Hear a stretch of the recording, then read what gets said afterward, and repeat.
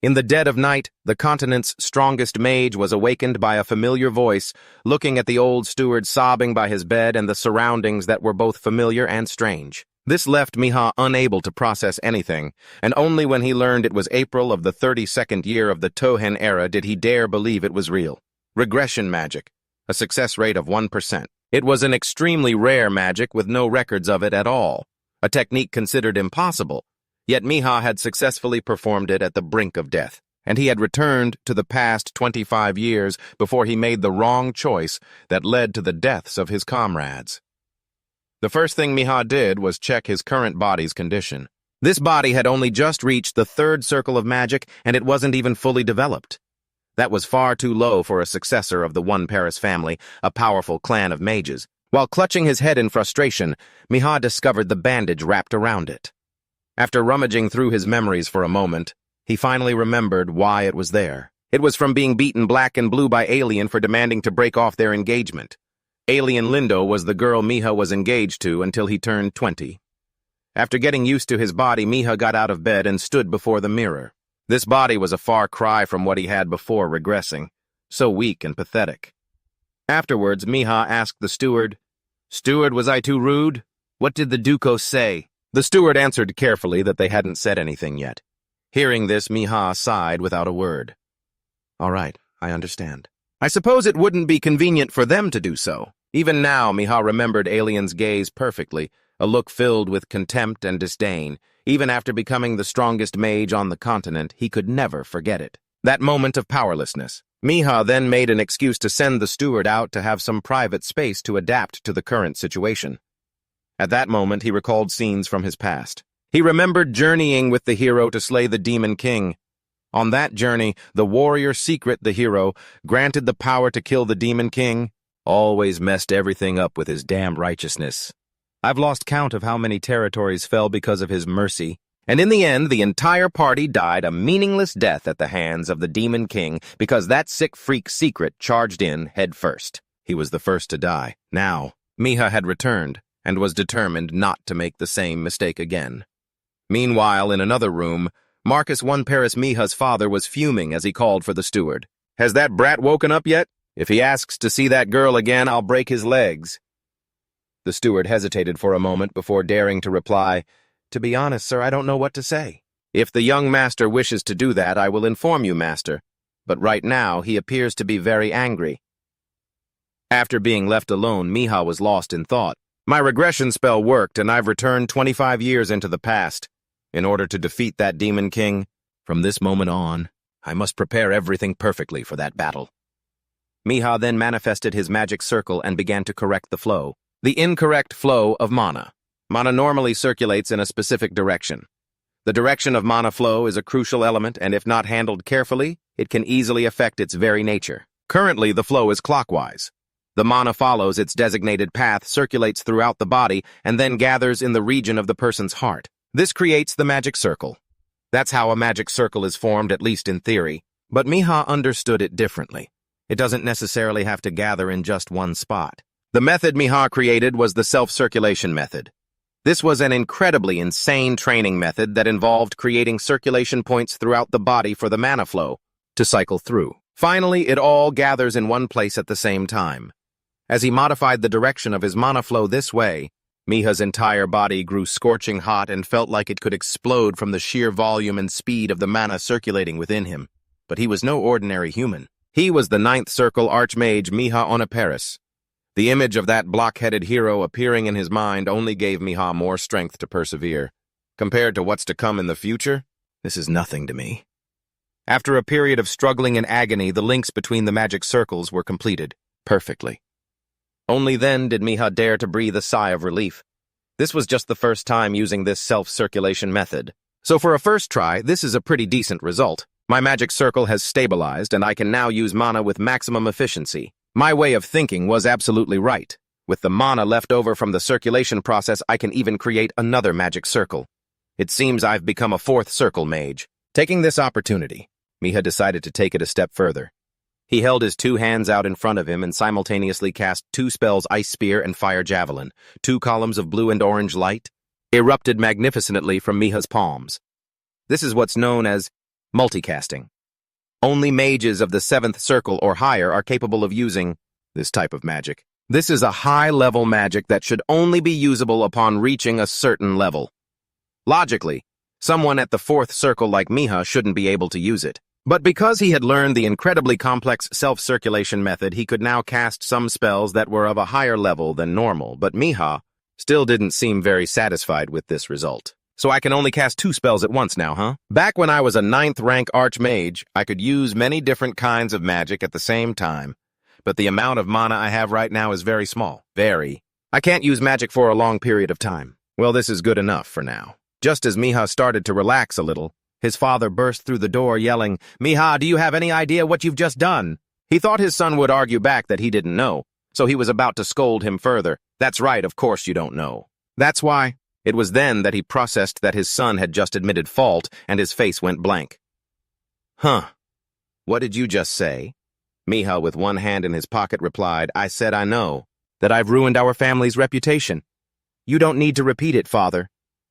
Seeing that his son seemed to be asking for a beating, the Marquise's eyes glinted menacingly. "Then you're well aware that I really want to break your legs right now. Aren't you, Miha?" At that moment, he was terrified. That I don't know about. Father, hear me out first. I only did this because I have my own plan. I don't think it would be good to let the Duchess request a one-sided annulment of the engagement like that. These words caught the Marquise's attention. Their reaction was indeed a bit arrogant. How interesting. Go on. From what you're saying, it sounds like you know something. Of course Miha knew. A great deal, in fact. He looked up at the sky and recalled his past. I, Miha von Paris, changed completely when I turned 23. Alien Lindell had to put up with my pathetic self in the years before I turned 23. Simply put, my current self is pathetic in many different ways. I'm indecisive, a weak and incompetent man with no opinions of my own. I'm pretty much the type of person Alien despises. It's only natural she'd see me that way. She's utterly disgusted by our engagement. Miha then sat down and spoke calmly to his father. First he asked, "What is the requirement for fulfilling the engagement with Duchess Lindell?" The Marquis, like a good student, answered immediately, "Not to learn any method of mana training, because to produce an heir, the two of you cannot mix 2 different types of mana. A successor is very important to a family, especially if the child is a knight or a mage. It's highly likely that it's inherited from the parents." Miha then smiled slyly. "Yes, that's it. That's what gave me this idea." What would happen if Alien didn't follow that requirement? That's true. At first I refused because I wanted to break the engagement with her, but I kept feeling like something was off about her. After hearing this, the Marquise's expression suddenly changed. "Are you saying they're deceiving us?" Miha immediately replied, "That's right. Even before we were engaged, she was already a knight. That means she has learned a mana training method." The Marquis, still a bit skeptical, looked his son straight in the eye and asked again. "Are you telling the truth?" Miha said, without hesitation, that it was the absolute truth. Though he didn't mention he might have fabricated a few things, the Marquis immediately frowned. That's strange. How could a rank 8 Archmage like myself not have noticed that? So how could someone like you know? I'm sure you know this as well. Just how serious this is, right? To make his father believe him, Miha continued to lie. Even though it was only for a brief moment before, I could still confirm that she has been training her body with mana, and her mana flow is not stable at all. Because this matter was extremely serious. The Marquis asked once more, "Are you sure? If a rank 8 Archmage like you couldn't detect it, and then there's only one trick they could have used." Don't tell me it's an ancient magic weapon. The Marquis, now realizing the problem, looked stunned. In contrast, Miha's face was full of confidence. After all, he knew everything from the past, so how the hell could he be wrong? Elsewhere, Alien was diligently practicing her swordsmanship. The training dummy was easily sliced apart by her in the blink of an eye. Just then her father, Duke Lindell, approached and asked, "After that day, has Miha von Paris done anything else?" Alien immediately replied, "No, father, that utter moron definitely hasn't found out about anything." The Duke clutched his head, looking troubled. "I think so too, but who knows what could happen." Seeing this, Alien reassured him, "He was here 2 days ago, and I didn't see him show any signs of suspicion. And you also think he could never become my husband?" Right. Of course the Duke thought so too. He was just worried that if Marquis von Paris found out what they were doing, things would certainly get very complicated. After being reassured by his daughter, the Duke's worries subsided somewhat. That's right. Even if they were the renowned One Paris mage family, there's no way they would have found out. The magical weapon I placed on that girl alien can now infuse aura into her body, and Duke feels that such a talented daughter would be a great waste to be used in a political marriage. But that was all just a load of crap. The real reason this father-daughter duo looked down on Miha was because they found a better catch in the Park Slope family. The replacement is Leon Park Slope, the sole heir of the Park Slope family, a heavenly sword known as the next sword saint. When she heard the Park Slope family was coming today, Alien couldn't hide her absolute delight. Leon Park Slope is definitely a much wiser choice compared to that moron. Just then, the knight Sir Matthew Inn approached and announced that the representative had arrived. Hearing this, he was quite surprised, not expecting the Park Slope family so soon. But the person who arrived was none other than Miha. Butler Moden, who accompanied Miha, held his head in worry. Oh, good grief, did we really have to come here? Young Master Miha, will doing this really be okay? Miha gave a confident smile and reassured him. Calm down, don't look so panicked. He was here because of a previous conversation with his father. When the Marquis asked if it was truly an ancient magical weapon, Miha had replied, "That's the one. That day. I was just making a scene to confirm it. I suspect they demanded to nullify the engagement because they knew I'd figured it out. After canceling the engagement, they can just make up all sorts of excuses." Hearing this, the Marquis held his head and sighed. If what you're saying right now isn't true, then things will get even more complicated. And our family will lose all face in front of everyone. But if I trust you and we stand up to the Duchess, it will become an entirely different problem. So are you prepared to take responsibility for this? Miha immediately felt an invisible pressure bearing down on his body. This was truly the authority of the head of the most powerful mage family in the Empire. Miha calmed himself and said that he wanted to handle this himself. The Marquis then stood up and left, but he didn't forget to warn him. If you truly insist that you are right, then I will trust you this one time. However, if what you've said is a lie, not only will you be stripped of your title as heir, but you will also have to renounce the One Paris name. Do you still wish to proceed? With the memories of a regressor, there was no way in hell Miha could be wrong, so he confidently accepted the terms. And that's why he was here today. Butler Moden, still unable to keep quiet, piped up again. I'm not at ease at all. You already have quite a bad reputation within the family. If things go sideways again, you'll have no way out. All of this just happened recently. And for you to come and see the Duchess like this. Miha couldn't take it anymore and cut him off. I need to be more proactive. Don't worry, Moden. Everything is going according to my plan. After being notified, Duke made an excuse about being busy and told the knight Sir Marcus in to inform Miha. Upon receiving the news, Miha acted incredibly sad and turned to leave. Just as Sir Marcus breathed a sigh of relief, Miha suddenly stopped and sat down by a nearby tree. When asked what he was doing, Miha casually replied, "What do you mean, what am I doing? Do you have any idea how long it took to get back? To our territory. It took us several days to get here, you know. Are you saying I can't even take a rest?" Sir Marcus Inn was now extremely worried because the Park Slope family was on their way. If they saw Miha sitting in front of the gate, it would cause huge trouble. Left with no other choice, Sir Marcus Inn approached and took Miha's hand. Lord Miha, I will escort you on your way back. Please leave this place. Miha's demeanor suddenly turned serious, completely different from before. Even if the engagement has been nullified, I was still once the fiancé of the young lady that you serve. I am the rightful heir of the One Paris family. Take your hand off me. A massive amount of mana and a terrifying killing intent erupted from Miha's body. It forced even a veteran knight like McQueen to step back. After brushing off his sleeve, Miha continued, Sir McQueen, let me ask you this. Are you someone of such great renown that you can lay your hands on a member of the One Paris family? McQueen immediately knelt and shouted, I am not, sir! He broke out in a cold sweat, unable to believe it. The kid who couldn't even breathe properly in front of him just a few days ago had changed so much. Miha then ordered with a piercing gaze, Bring Alien here and arrange a direct meeting. When the message was relayed, Juke was utterly astonished. He couldn't believe Miha. To think someone so meek could say something like that. While Zook was wondering how to handle the situation, Elian suddenly announced that she would go to the gate to meet Mika.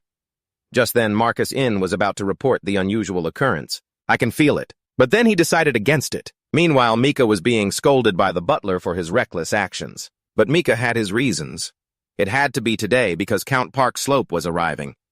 In Mika's memories, the prestigious Park Slope family would soon join the ranks of the Dukes. More specifically, it was the family of Leon Park Slope, the man who would be hailed as the next Sword Saint. He was one of the people connected to Mika before his regression, so it was best to meet him as soon as possible. Now that all the families Mika needed to deal with were gathered in one place, he had to move even faster. While Mika was lost in thought, the butler suddenly spoke up. "I was wondering, have you by any chance been training when the Marquis wasn't paying attention, even if it was just for a moment? But the power I saw in you, young master, it wasn't the power of a rank 3 mage. Though I am no mage myself, I am the Marquis's aide. I truly believe I'm quite knowledgeable and discerning when it comes to these matters." Mika immediately understood what the butler was implying. "So you're wondering if I performed a taboo to forcibly raise my rank? Is that it? Am I wrong?" After the butler nodded in confirmation, Mika unhesitatingly held out his hand to be inspected. After a moment of examination, it was discovered that Mika had 4 magic circles. Mika claimed he'd achieved it 2 days ago. Although it was suspicious, it wasn't impossible, so he managed to fool the butler, who found nothing else out of the ordinary. Seeing nothing wrong with Mika's body, the butler was finally relieved. The two then joked with each other about how being kicked might have awakened some hidden power within him. But in the midst of their cheerful banter, Mika suddenly turned serious. "Butler, what do you think would happen if House Lindell were to fall?" Although the butler was confused, he still answered. "Well, there would certainly be a great deal of chaos. I'm not sure just how severe it would be, but the Empire would not escape it unscathed." "Why do you suddenly ask such a thing?" Mika then replied that there was no particular reason. He just had no intention of letting the ducal house be destroyed. He then looked up at the clear blue sky, remembering the past. There was no doubt about it. The ducal house Lindell was a pillar of the Empire. The fall of House Lindell was the very thing that plunged the Empire into even greater chaos. Which is why, now that I've returned, I have no intention of just standing by and watching that happen again. That's right. Now that it has come to this, I have to change the very root of the problem. Just then, Elian arrived. "Now what is it? What do you want?" "Didn't I already say everything that needed to be said last time?" Seeing her, Mika stood up and put his hands on his hips. "That's right. It's all taken care of. But just because you're finished talking doesn't mean I am, does it?" Faced with his mockery, Elian grew even more serious. "This isn't the least bit funny. The agreement for our engagement was officially finalized after our families last met. There is no room to accommodate your wishes anymore. Please stop this pointless charade and go home." Mika's expression turned serious as well. "Let's take this opportunity to talk. Shall we? Why are you in such a rush? Are you perhaps expecting an important guest today?" His words hit a nerve, making Elian flinch. She couldn't bring herself to look him in the eye. At that moment, Mika gave a triumphant smile. Leon Park Slope isn't involved in his family's political games. He only cares about perfecting his swordsmanship. Naturally, there's no way he'd know what has been happening in the family he's visiting or their current circumstances. Not that he'd care. There is only one thing: he is very particular about his principles. If the woman he is to be engaged to had unilaterally tried to break off a prior engagement, a man that righteous would never stand for it. Seeing Elian rendered speechless, Mika pressed on. "You're right. This matter was officially decided through a mutual agreement. But wasn't that based on a certain premise, that there were no problems with the engagement?" Hearing this, Elian grew even more anxious. She immediately cut in. "There are no problems with the engagement." But Mika had no intention of letting up, leaning in even closer. "No problems? Do you really think so? Elian, in that case, may I take that as the official statement of House Lindell?" Unable to control himself any longer, Marcus Inn, who was standing beside her, lunged forward and slammed Mika against a tree. "You've gone too far. Even if you are the heir to the One Paris family, I will not tolerate such insolent behavior." Mika didn't get angry at all. Instead, he looked directly at Elian. "Elian, is this the best the Knights of Lindell can do? He's always been ill-mannered, but it seems he doesn't know when he should and should not interfere." Elian then ordered him to release Mika, but the knight actually dared to object. Unable to contain her anger, Elian shouted, "Sir McQueen, do not make me say it again. You have a duty to uphold the honor of the Lindell family." After dealing with Miha, he followed Elian inside. On the way, the butler wondered if it was a bit inappropriate for Miha to go alone without the Marquise. Hearing this, Mika turned back with a radiant smile and said, "What are you talking about? I came here with my butler, didn't I? You're the person I trust the most." Hearing those words, the butler was so moved he almost cried. After arriving at the drawing room, Mika requested to speak privately and not be disturbed by anyone. Alien didn't object and accepted his request. The moment she sat down, Alien got straight to the point. So what did you want to talk to me about? Mika didn't beat around the bush either and said it plainly, you lied. Alien immediately denied it, saying she didn't understand what he meant. Mika then continued, the promise between our families not to train your mana. Not while the engagement was still active. You remember, don't you? Alien was slightly startled, but quickly composed herself. I've told you before. We haven't broken any promises. If you have doubts, why don't you go and check for yourself? And another thing, because you told the entire world that I am your fiancé, I don't feel comfortable being called that. Miha was resting his chin on his hands at this point. He obediently listened to her blatant lies. So she thinks I'm trying to trick her and just making a big deal out of things? Well, it's true I did seem pretty carefree and naive back then. Mika then said that he would verify her words himself. Alien immediately stood up to let him check, but Mika stopped her. I don't need to check right this second. I'm not even sure if your family was playing fair from the very beginning with how things have turned out. So why don't we prove it in front of them? Alien heard this, but had no idea who they was referring to. By the time she understood, she was completely frozen. Miha then looked towards the window and said, that's right. The people who will judge more fairly than anyone else. Let's prove it in front of the Park Slope family. Right at that moment at the entrance gate, Leon Park Slope and his servant had arrived. He was eagerly looking forward to meeting the 5th-ranked knight of the Empire. One look and you could tell this idiot cared for nothing but fighting. His servant, understanding him well, reminded him, I'm just reminding you, but please don't start a fight with the Count's people. Leon, having been called out, felt a bit stung. I won't do anything. Who do you think I am? But the servant's face said it all. Yeah, right. Like I'd believe you. Left with no other choice, Leon could only promise not to cause trouble. Then he asked his servant why his father had summoned him to the capital in such a hurry. The servant explained, of course he had to be hasty, lest the Count throw a fit. They don't want to be stationed at the border like this. And that makes sense. A noble family like this one, being stuck right on the border isn't a good look. Only families that aid the Empire are allowed to be successors. Any family on the border that is ignored by the Empire will be eliminated and disappear. The Park Slope family must seize this opportunity. Leon suddenly remembered something and asked his servant, Oh yeah, that girl. Didn't she break off her engagement a few days ago? The servant gave a sarcastic smile. That's right. She broke off the engagement just because the man was the heir to the renowned One Paris family. Hearing this, Leon asked, Oh really? There's no other reason. Isn't it because there's something suspicious about her? This guy's intuition is pretty good, even though he doesn't look all that smart. The servant immediately refuted it. Ha ha! She's from the Lindell family, a house of many great knights, and Marquis One Paris is there as well.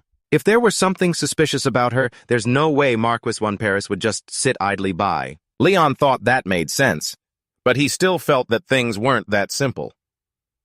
Back in the drawing room, Alien was completely shocked by what she had heard. What did you just say? Miha slowly approached her and repeated himself. Didn't you hear me? Prove it to everyone, because the Park Slope family is about to arrive. Don't you see this as a perfect opportunity to clear up any injustice? Why are you getting scared? Alien swallowed nervously and retorted, You have no right to do this. You don't even represent the One Paris family yet. But what Mika took out of his pocket shocked Alien, so much that she couldn't stay seated. It's the One Paris crest. When you have this in your hand, I'm now considered an official representative of the One Paris family. Once this medal is presented, the One Paris name will be on the negotiating table, meaning our family will be responsible for everything. If she lies, Alien will be seen as making an enemy of the One Paris family. With this new authority, Mika was brimming with confidence. Things are different now. If you're truly innocent, then you have no reason to hesitate like this, right, Alien? Upon hearing this, a panicked Alien screamed, Do you realize the weight of the words you've just said? If you cause trouble, the repercussions will depend on what the One Paris family can take responsibility for. Mika didn't seem to care. His eyes suddenly turned bloodthirsty. I suppose we'll just have to investigate and see. So what's your choice? Terrified Alien lowered her head to the ground, not daring to say another word. Just then, a voice rang out, Stop! Don't say anything more, Alien!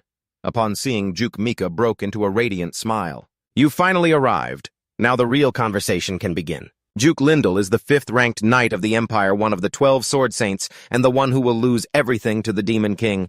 He is a key figure in avoiding future calamities." Looking at the young man before him, Duke couldn't quite believe his eyes.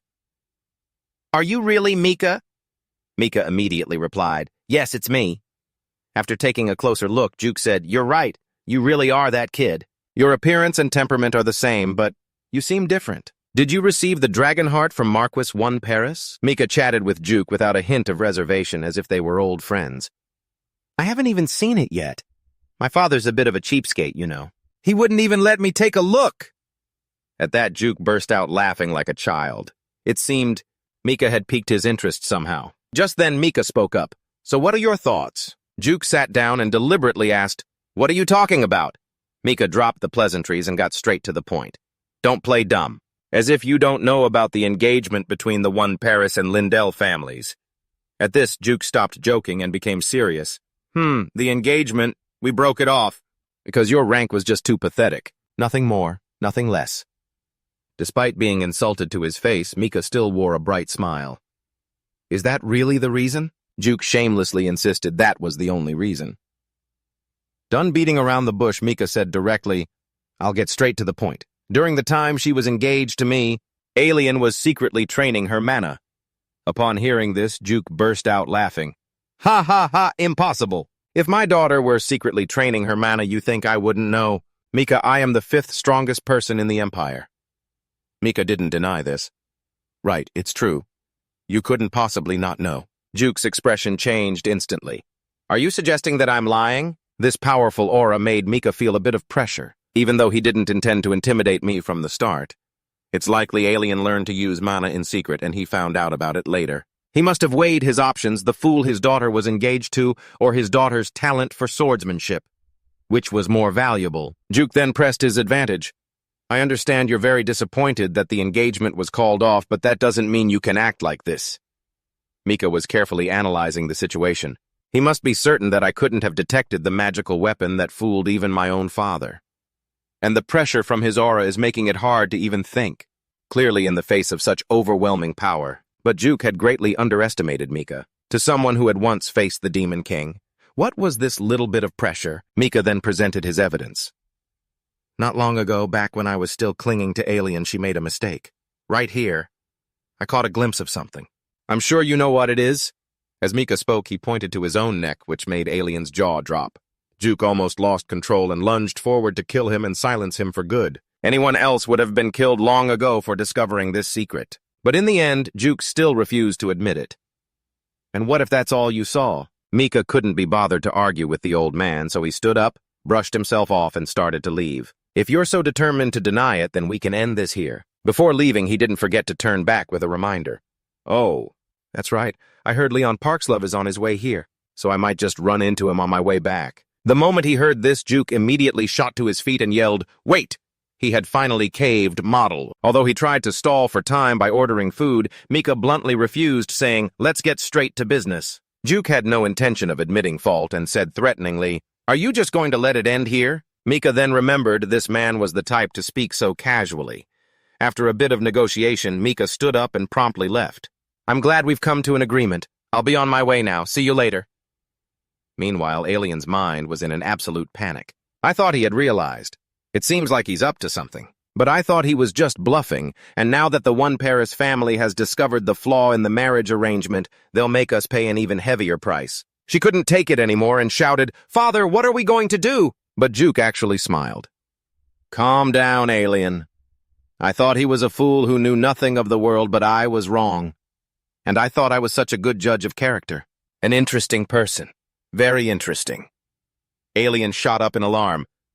"Father, I will take full responsibility if you need me to. This is all due to my own ignorance." The Duke immediately cut his daughter off. "Nothing will change even if you do that. Besides, I'm the one who let this happen. If I had noticed sooner that you had awakened your aura, this might never have happened. So you can't say I bear no responsibility as your father." Duke was the one who regretted this situation the most. He could never have predicted that Alien could awaken her ability to use mana on her own without any teaching, a sword prodigy. As a father, Juke wanted to properly protect his daughter's talent. But that very desire led to the current consequences. To keep his daughter from feeling guilty, Juke explained the terms of the agreement. The One Paris family will demand a fitting price. Because we have broken the knight's code. But it's all right. They won't ask for anything unreasonable, as it seems that boy doesn't want our family to fall. Hearing this, alien still didn't understand a damn thing. Seeing her confusion, Juke approached, patted his daughter's head, and said, "Are you effing stupid? I'm saying he's not as foolish as you think. If you don't understand, just watch. From now on, there are many things you need to learn." Elsewhere, Mika was already waiting and blocked Leon's path. Realizing the person before him was Mika Wanaparis, Leon spoke politely. "Could you please explain to me what is happening? If I remember correctly, I'm supposed to meet Duchess Lindell today. I'm just a bit confused. Is there something you wish to discuss?" But the two of them went back and forth for half a day, and Mika still had no intention of giving a straight answer. Feeling like he was being toyed with, Leon's blood boiled. He released a wave of pressure. "If you have something to say, spit it out, I'm busy." But if the pressure from the fifth-ranked knight of the Empire couldn't even affect Mika, what good was this childish display? Mika only needed to wave his hand to completely dispel Leon's pressure. Seeing his technique nullified so easily, Leon asked in a daze. "Wait, what did you just do?" Mika said gently that it was just a spontaneous act. "So just hear me out and then you can get angry." Leon couldn't believe his eyes and asked again, "You're not Mika Wanaparis, are you? I heard he's—" Before Leon could finish his sentence, Mika had already admitted to being a fool. "It's not entirely a lie. I don't need to deny it. What's important isn't the past, but the present. The Demon King's invasion is approaching. Besides that, Madman later became a mighty warrior. I will never forget when everyone fell while confronting the Demon King." Remembering the past caused Mika to unintentionally release a menacing aura, startling Leon. After they both calmed down, Leon decided to talk with Mika. This personality was exactly like the Leon that Mika knew. He looked hot-tempered, but was actually very good to his comrades. Mika then asked Leon, "You must be here to arrange your marriage with Alien, right?" Leon immediately shot back. "Ha, so you're the one who interfered to break off my marriage with her." Mika smiled and said, "Haha, no way. Alien is of no value to me anymore.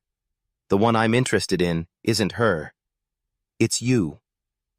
Leon suddenly feared for his backside and immediately backed away. Mika realized his slip of the tongue and quickly clarified, "Let me rephrase, I like women." Leon, not understanding why a straight guy would want him, asked again, "Me? For what purpose?" And then the wind rose, sending leaves fluttering and creating an incredibly romantic atmosphere. Mika extended his hand and said, "You will become my wife. My comrade. You're not a fool. You're a crazy bastard, just my type." In the war against the Demon King, Leon had defeated the commander of the 3rd Legion, Angel the Tyrant. Angel the Tyrant was one of the Demon King's fiercest generals, and countless soldiers had fallen because of him. Defeating him was an unimaginable feat. However, the price Leon had to pay was his own life. Even at the moment of his death, Leon's thirst for battle burned brightly. His greatest regret was that he could no longer continue as a warrior and fight alongside Mika. Returning to the present after their introduction, Mika and Leon went to a courtyard within the Lindell territory to talk. Talking to someone like Leon was never easy. Mika was already used to that, so he got straight to the point. "It's nothing special, just a rumor circulating within the Bureau of Theology. I think it might be passed on to the Park Slope family soon." After hearing that, Leon asked the theologian bro if that place was for scholars who specialize in prophecies, like the kind that forecast and prevent disasters. After Miha confirmed it was indeed that place, Leon waved his hand dismissively. "Ha! It's not the first time they've tried to spout such dangerous-sounding things. Why worry so much over a baseless prophecy?" When Miha said that it should be taken seriously, Leon burst out laughing. "Seriously, haha, sure, but that needs to be proven. A Demon King in this day and age, an educated nobleman like you thinks there is. How can you believe such nonsense? This world has yet to feel the threat of the Demon King, but a prophecy has appeared before the very first signs have begun to occur. The prophecy of Cassandra. It was unlike any prophecy before it. This time the prophecy spread far and wide across the world, yet no one believed it. For the time being, nothing out of the ordinary would happen, until it already had. Only then did people begin to change their views on the prophecy. That is, everyone except Miha. He was someone who had experienced the despair and helplessness of facing the fangs of the Demon King, so he understood it best even though Leon seemed to be scoffing. But Miha remained calm. It doesn't matter whether I believe it or not. The main thing is that I want you to cooperate with me. But Leon still paid him no mind. Stop talking nonsense. I have no intention of listening to you just because of some prophecy. I've heard too much of that stuff. I'm sick of it. As Leon stood up to leave, Miha suddenly spoke up. Mulier's mana cultivation method. Upon hearing this, Leon froze on the spot. This was understandable. No genius sword saint can be born without learning from their predecessors. This was the period when the unique style of Leon's swordsmanship was beginning to form, and Miha was certain that Leon hadn't come up with it on his own. Seeing Leon's astonished reaction, Miha continued, Bekdo Mulier, one of the founders of mana cultivation, a genius among the 5 strongest swordmasters in history. Leon was now starting to lose his composure. So, what's your point? Waiting for just that? Miha smiled and said, If you accept my invitation, I will teach you the complete mana cultivation method that Mulier left behind. Leon immediately shot up, slammed the table, and shouted, Nonsense! Mulier only left behind a single book and nothing more, and even that one book. At that moment, Miha interrupted, Is incomplete. I know. Miha was now even more confident in his actions. So it's true. Leon Parkslope has been training his swordsmanship based on the incomplete method Mulier left behind, and I, Miha One Paris, am the one who clearly remembers the missing part. Miha then laid out his condition for the exchange. I'm not asking for anything big, nor do I care if you're engaged to Alien or not. I just need to know one thing if Cassandra's prophecy is true. And what choice will you make? Leon was now extremely confused. The prophecy? I can't understand why he's risking his neck for something like that. Could it be real? But Mulier's mana cultivation method. I can't give that up. According to the rumors, he's such a liar that the Lindell family proactively requested to call off the engagement. Just who is this guy? The person in front of Leon now is completely different from the rumors. He's not a good-for-nothing at all. After thinking for a long while, Leon confirmed again. You said you don't care if I'm engaged to the daughter of the Lindell house or not, right? Miha answered without hesitation. That's right. I don't care. She isn't important to me anymore. Leon continued. Even if you don't care, your family will. Miha let out a smirk and replied with a swagger, Do I look like I care what the higher-ups in my family have to say? This attitude made Leon a little more interested and calmer. My initial impression of you was awful, but thinking back on it, you're not the kind of fool the rumors make you out to be. Anyway, about Mulier's mana cultivation method. How will you prove you possess it? Miha knew this was going to happen. After all, who would believe mere words? Without hesitating, Miha decided to prove it with his actions. The two of them then went to the Lindell family's training grounds. Miha was currently as weak as a snail. Even holding a sword was a struggle. Only after using a level 4 strength enhancement spell did things get easier for him. Seeing a mage brandishing a sword in front of him made Leon a bit confused. What are you doing? Miha looked towards Leon and smiled. You asked for proof that I know the other half of that book. Watch me! I'm about to show you something insane! Hearing this, Leon felt as if he was being toyed with. You're going to prove it. You're going to explain Mulier's mana cultivation method, a mage like you. The principles of Mulier's mana cultivation method are not that different from others. The difference is that Mulier's method carves a one-of-a-kind seal onto your body. Compared to other methods with a mana limit of around 40, Mulier's method pushes the limit up to 70. Then Miha told Leon to demonstrate what he had learned for verification. Although Leon was still suspicious, he still obediently complied. He closed his eyes and began to circulate his mana. A powerful blue light enveloped his body. Seals began to appear on the back of Leon's hand and on his forehead. Although they weren't very prominent, Miha could be certain that it was Mulier's characteristic seal. To think that with only half the book, Leon could train to this level. But that was the very reason for his anger. Leon was thrilled when his father found Miller's book, but only after he had finished his training did he realize it. It was only half complete. Fate really is on your side. But the Leon of the past had already perfected Miller's mana cultivation method and passed it down to Mika. And now it was time for Mika to return it to its rightful owner. Mika then told Leon to watch closely because he could only do this once. Mika gripped the sword in his hand and began to channel his mana. His entire body was enveloped in a blue light exactly like Leon's, but much stronger and more stable. just from a single glance. Leon fell backward in astonishment. He couldn't believe that the very thing he'd been pursuing for so long was in the hands of a mage. At that moment, Mika was drenched in sweat, having to grit his teeth and use all his strength just to maintain this technique for 30 seconds. After all, mages and warriors use mana in completely different ways. After witnessing this, Leon was completely dumbfounded. He couldn't believe that Mika wasn't a warrior. After the demonstration, Mika looked at Leon, who was sitting on the ground, and asked, "Is this enough to prove I know the method?" Leon finally snapped out of it, running his hands through his hair in frustration. "Ah, damn it! This is giving me a headache. Just teach me." "I'll accept whatever you say, please." Leon thought he would have to beg and plead and accept some difficult conditions to be taught, but he was stunned when Mika agreed, immediately leaving him speechless. Nothing that had happened so far made any sense, which made Leon ask again, "What did you just say?" Mika then flashed a bright smile, turned, and started to walk away. "I'll teach you. Obviously not here. You'll have to come to the Oniverus family estate yourself. I'll teach you everything there." Leon felt a little uneasy, so he kept telling Mika to keep his word. Mika waved goodbye as he walked straight out of the Lindell family's training ground, but after just a few steps he was stopped by Juke. Seeing him, Mika greeted him politely. "I was just about to come and say my farewells before leaving, sir." "I didn't expect to see you here." With an ice-cold expression, Juke replied, "You were already leaving. I assume you finished all your business." From his words, it was clear Juke had seen everything that just happened.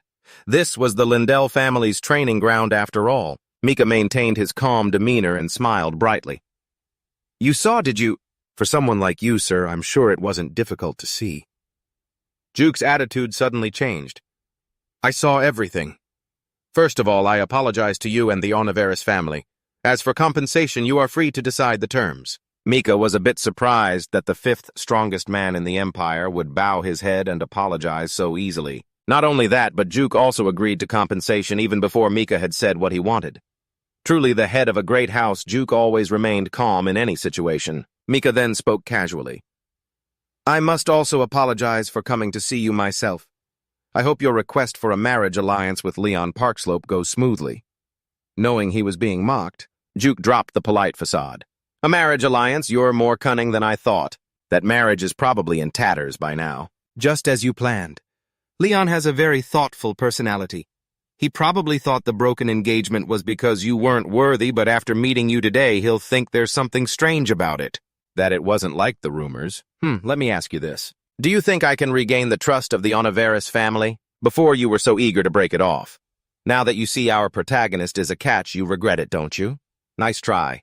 People as clever as you are a dime a dozen back home." Mika then laughed and said, "Of course you can.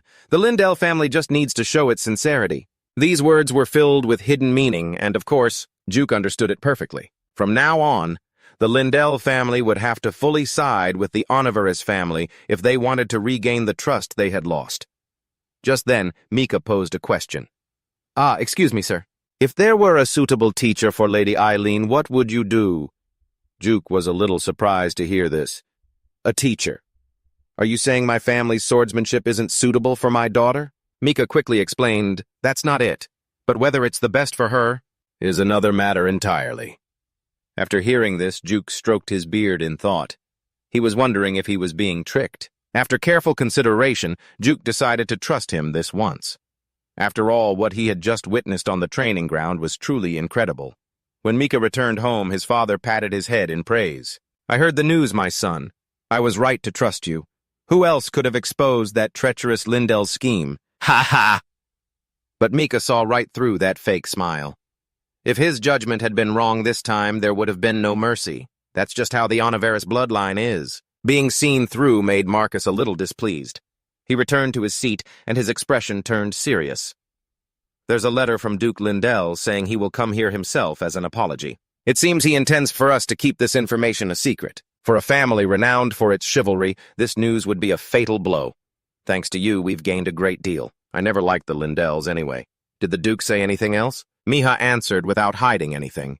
"Nothing much. He asked if it was possible to regain the Van Paris family's trust. Of course I said yes. They just need to be sincere." Marcus was very satisfied with his son's answer.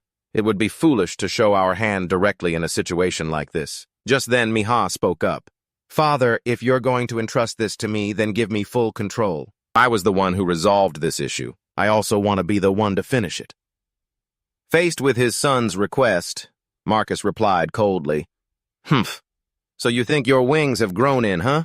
It's true that you handled it. But since this is a matter between noble families, there's still much more that needs to be done." Instead of backing down, Manhwa stated his position even more clearly. "That's true.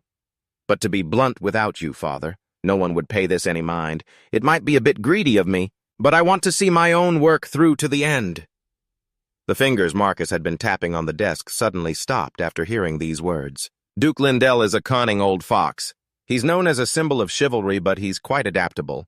Doing this means you'll have to face him yourself. Manhwa met his father's gaze with a resolute look and replied, "I know. I've lived long enough to have experience in these matters, so there's no need to worry." Faced with his son's determination, Marcus finally relented. "Fine. You'll have to do this kind of work eventually anyway, so go on, do it." Manhwa then promised not to disappoint his father and turned to leave. Just then, Marcus spoke. "All right, Manhwa. You did well today." Manhwa could feel that these were his father's true feelings. He had finally received recognition from him. It was such a happy feeling. Manhwa then bowed and quietly left the room. At that moment, Marcus couldn't help but wonder what had caused his son to change so much. The image of a young Manhwa with his beloved wife was still vivid in his mind. Although he had entrusted this matter to Manhwa, Marcus would still make his own preparations. "I suppose I should also prepare to negotiate with the Duke. Just because I handed it to him doesn't mean I have to take a back seat. Now what should I do? To make everyone think I'm going to give him a real shock." Meanwhile, on the way back to his room, Manhwa was lost in thought. Before my regression, the title of the strongest magic family led to our downfall. There was only one reason that could cause such a powerful family to collapse: internal strife. Members of the family fought amongst themselves for the position of family head. In the power struggle among the elders, I was used and contributed to the family's fall. But this time will be different. After carefully considering what needed to be done, Manhwa spoke to the butler. "Butler Viscount Nostra came to see me a few days ago, didn't he?" "Yes, 3 days before the engagement was called off." The butler answered immediately without question. "Your memory is correct, sir. It's not surprising, since you are the sole heir to the family. Viscount Nostra, a 7th Circle mage, and an important vassal of the family. He was the one who assisted Marcus in his youth. He is very talented, but he has one fatal flaw. He craves power too much. Instead of being an important vassal, he wants to be at the center of the family. Though for now, he hasn't had a chance to do anything yet. But Manhwa decided he would eliminate this threat from the very root." Upon hearing this, the butler looked puzzled. Now that you mention it, young master, I do find it strange, because you were the one who relied on the Viscount the most," Manhwa said as he pushed the door open and entered, revealing the reason. "Didn't I tell you? He was the one who taught me how to form the third magic circle all wrong." The butler jumped in shock. To sabotage the family's heir is an unforgivable crime. Right after his regression, Manhwa discovered that his third magic circle was unstable. It and the one who made it so was the Viscount. At the time, Manhwa was just overjoyed that it worked at all. Looking back on it now, it's truly humiliating.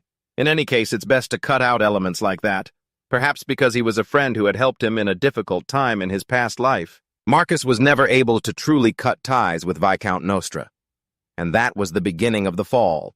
Of course, Manhwa didn't want that to happen again, so he decided to strike first. He gave an order to the butler. "Butler, could you bring the Viscount to my room?" The butler expressed his concern that this seemed a bit sudden and that it would be difficult to summon the man, but Manhwa just gave a confident smile. "Don't worry. By now, he's probably wondering why we haven't called for him yet and is already waiting." Just as Manhwa had predicted, Nostra arrived immediately after being summoned. The moment he entered the room, he was grinning from ear to ear. "Young master, I heard you summoned me. I rushed over when I heard you had made a decision. Have you decided to choose me as your instructor?" Manhwa immediately pointed at Nostra and said, About that. I have a proposal. Let's you and I have a duel, without using magic circles." Even now, Manhwa clearly remembered the moment his entire family was slaughtered. Back then, Viscount Nostra, who was in power, had brought about the family's demise. Half of the family members had perished. They struggled to survive, barely breathing. The Demon King's subordinates had appeared. Marcus, the family's strongest mage, had long been bedridden. The other high-ranking mages had also abandoned the Mika clan by this time. There was no way to fight the Demon King's subordinate. Viscount Nostra was the family's last hope, the only remaining level 8 mage. While everyone was holding their breath watching him, Mika also watched him with a sliver of hope. He didn't know what kind of magic he would use, or how he would defeat the subordinate. The Demon King's subordinate was arrogant, but Nostra's response plunged Mika into despair. Nostra surrendered to the Demon King without even putting up a fight. A mockery of faith shattered in an instant. The entire family had completely fallen apart. That's why Mika has now decided to defeat that damn bastard. After receiving the challenge, Nostra was a bit confused. Seeing this, Mika spoke up. I don't mind learning magic from a Viscount, but I'm not sure if it would be worth my while. Unless you experience it for yourself, you'll never understand. So I'm also not sure if the Viscount here has the skills required to teach me. Nostra immediately questioned him about that day. Are you saying the level 3 magic circle I created for you wasn't enough? Mika didn't hesitate and answered bluntly, it wasn't enough, making Nostra tremble with anger. He lost his composure and yelled, I have taught you everything I know, and now you dare say you don't trust me. Mika then explained calmly, Calm down, Viscount.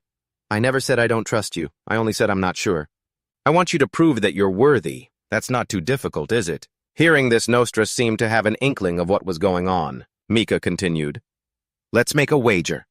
No magic circles, just a duel of pure magic against each other. If I lose, I will honor you as my master. I swear it on the name of House 1 Paris. Nostra hesitated for a moment, then asked, A wager? And what if you win? Mika didn't ask for anything grand, only for his opponent to become his student. And so Nostra accepted the wager. After returning to his room, Nostra couldn't contain his joy. What kind of free gift is this? Fighting without magic circles might sound very disadvantageous, but if Mika knew the vast difference in power between levels, he would never have made such an offer. The limits of an amateur. Even if he is from the 1 Paris bloodline, Mika is still just a child who knows nothing of the world. Clearly, the kid is just trapped in a fantasy, where he thinks he's special. Climbing to the head of the family is impossible, but seizing a position that even the family head can't touch. That is my goal. And an opportunity to climb to that position has just arrived. Yes, this is a huge opportunity. A chance to be written into the history of the mage family. 1 Paris Mika. Even if he's forced into it, will yearn for my teachings to reach level 3. Yes, I will become your master and become the center of the 1 Paris family. Ha ha ha ha ha! And so Nostra laughed like a madman for the rest of the day. But he had no idea he was about to face the experience of a level 9 mage, the strongest on the continent. Even though Mika was only a level 4 mage now without using magic circles, he wouldn't lose to anyone. The next day after hearing the news, the butler ran like a madman to find Mika to dissuade him. Young master, I've heard what is all this. You've challenged Viscount Nostra to a duel. Mika admitted it without a hint of worry. Right now he just couldn't wait for the duel to begin. The butler still couldn't understand what had gotten into his young master to make such a decision. You can't a duel, and with the Viscount of all people... He was so panicked he was stuttering, unable to form a complete sentence. Seeing this, Mika said, There's no need to make such a big deal out of it. But this calmness only made the butler more worried. You think I want to make a big deal of it? You agreed to call that man your master if you lose. Letting him teach you means handing all your power over to him. Mika admitted that this was true, leaving the butler gobsmacked. His young master was acting like a fool, forcing the butler to warn him repeatedly, Nostra is a treacherous man. He's not someone you should call master. Of course, Mika knew that. Even now, he clearly remembered the sight of him bowing his head and submitting to the demons in front of everyone. Mika told the butler that Nostra wasn't even worthy of being called his master. This made the butler even more confused. Then why would you do such a thing? Mika then explained, because if I don't go this far, he won't fall into the trap. Butler, do you know why that Viscount can still remain in our family despite everything he's done? Of course the butler knew. He had served the family head for a very long time after all. It's because he has been very close with the Marquis since they were young. After hearing this, Mika continued, Yes, that's exactly why. He was my father's comrade and confidant in their youth. Father would never kick him out. Because he still holds a great deal of affection for him, so it's my turn to take care of that man. With this wager, I will make it impossible for him to do anything shady ever again. A wager between mages is eternal. Magic is perfected through language, and a wager is a promise woven from those very words. But if anyone dares to break it, they will be punished by magic itself. That means if you win, you'll gain the upper hand in the power struggle. That real power is what you're after. After having it spelled out for him, the butler understood. Indeed, this was a good plan, but that also means, of course you'll have to defeat the Viscount. Can you really do it, my lord? Miha flashed a confident smile and winked. Can I do it, you ask? Butler, I assure you, Viscount Nostra will never be able to defeat me. The butler wondered why Miha was so confident, when the power gap between them was enormous. Miha then explained, I've set a condition: the Viscount can only use magic circles that I am also able to create. Upon hearing this, the butler was stunned speechless. What? Because a 7th circle mage is limited to using just 4 circles. Is that possible? Are you being serious? The moment Miha said he was serious, the butler pulled an envelope from his pocket. It was the letter of resignation he had prepared in advance. The butler no longer wanted to follow a young master who seemed to be a complete idiot, always pulling crazy stunts like this. But life isn't a dream. Miha used fire magic to burn the letter to a crisp, instantly, as if a capitalist would ever let an employee go that easily. You're meant to be exploited until your very last breath, just like my boss. Sob. Watching his chance at a peaceful retirement turn to dust before his very eyes left the butler speechless, even as Miha kept repeating, trust me. But the butler was still sane, so there was no way in hell he could believe something so ridiculous. It's impossible. How could you, my lord, someone who's only recently managed to create 4 magic circles, possibly defeat Viscount Nostra, a 7th circle mage? I may be old, but I'm not an idiot. Ignoring the complaints, Miha remained very confident about his upcoming victory. But whatever. Don't worry. I wouldn't start a fight if I wasn't sure I could win. Even though he said that, the butler still couldn't understand how victory was possible. Miha then explained the reason for his confidence. It's simple. The Viscount's 7 circles are unrestrained and forced. Their eyes met, gleaming with absolute trust. Yeah, only in your dreams. How the hell could anyone believe him in this situation? The butler then took out his 2nd letter of resignation. Seeing this, Miha immediately stopped him. Hey, butler, put that away. I'm not approving that resignation. Now listen, to master high-level circles, you first have to frequently practice using low-level ones, but Viscount Nostra skipped that obvious step. He thinks he has succeeded, but that's not the truth. Forcing a magic circle comes at a steep price. That's why the Viscount is not like a normal 7th circle mage. He can simulate them and can still use 7 circles. But it's only for show. What about in a real battle? Not just for a performance, but when magic has to manifest in a flash in just a few seconds. If his opponent has a deeper knowledge of magic than him, then what, he will never be able to win. After finally being convinced, and with the butler now placing his trust in him, Miha went and informed his father. And as usual, Marcus had no idea what the hell his son was spouting now. As you have heard, father, I will fight the Viscount with magic, and I came here to invite you to witness the battle. Upon hearing this, Marcus's eyes widened, and he slammed the table in fury. You just said you would take over the family business less than a day ago, but what the hell is happening now, my son? Do you need me to break one of your legs to bring you to your senses? Wasn't it enough that I taught you magic? Why are you doing this? Marcus buried his face in his hands, disappointed, his voice gradually softening. It seemed he was still convinced his son wanted to become Nostra's student because of the bet. Miha realized this and clarified, I'm just laying out the terms. I don't intend to lose. Who would bet on themselves to lose? I have to win. I will win, and I'll make Viscount Nostra my student. Seeing his son was completely delusional, Marcus went to grab a giant club. A mad dog needs to be beaten. Marcus had realized that arguing was useless against his son, so only a physical approach could knock some sense into him. That was that. And so he prepared to beat his precious son like a dog. To protect himself, Miha quickly clarified, I am perfectly sane, father. Yeah, right. What crazy person ever admits they're crazy? After spouting such nonsense, who would possibly believe him? Seeing his father still didn't believe him. Miha continued, Viscount Nostra is a vassal of our family. What's wrong with the family heir putting a leash on a vassal? Seeing his son was deep in his delusions, Marcus tapped the club in his hand, preparing to strike. Leash him. Someone who just recently acquired 4 circles is confident he can win. Miha was confident that he wouldn't have done this if he couldn't win. When asked what would happen if he lost, he casually said he would become Nostra's student.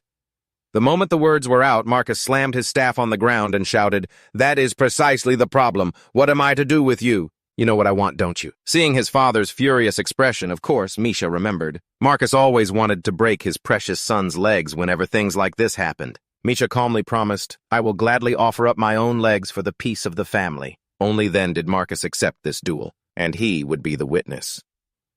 After leaving the room, Misha finally dared to breathe a sigh of relief. As planned, the duel was set now that he had his father's permission, so all that was left was to win. Viscount Nosha was certain he would win, but victory would surely be mine. He must be thinking about how to make me submit in the most obedient way possible, and how to use me as a tool to devour this family. But that would never happen. In fact, persuading the butler and his father had given Misha more of a headache than winning the battle. Now on the boy's face was the smile of a victor. He was greatly looking forward to the duel. Misha then went straight to the Onparis family's magic training room. The place was exactly as he remembered it. This room could even withstand his sixth circle magic.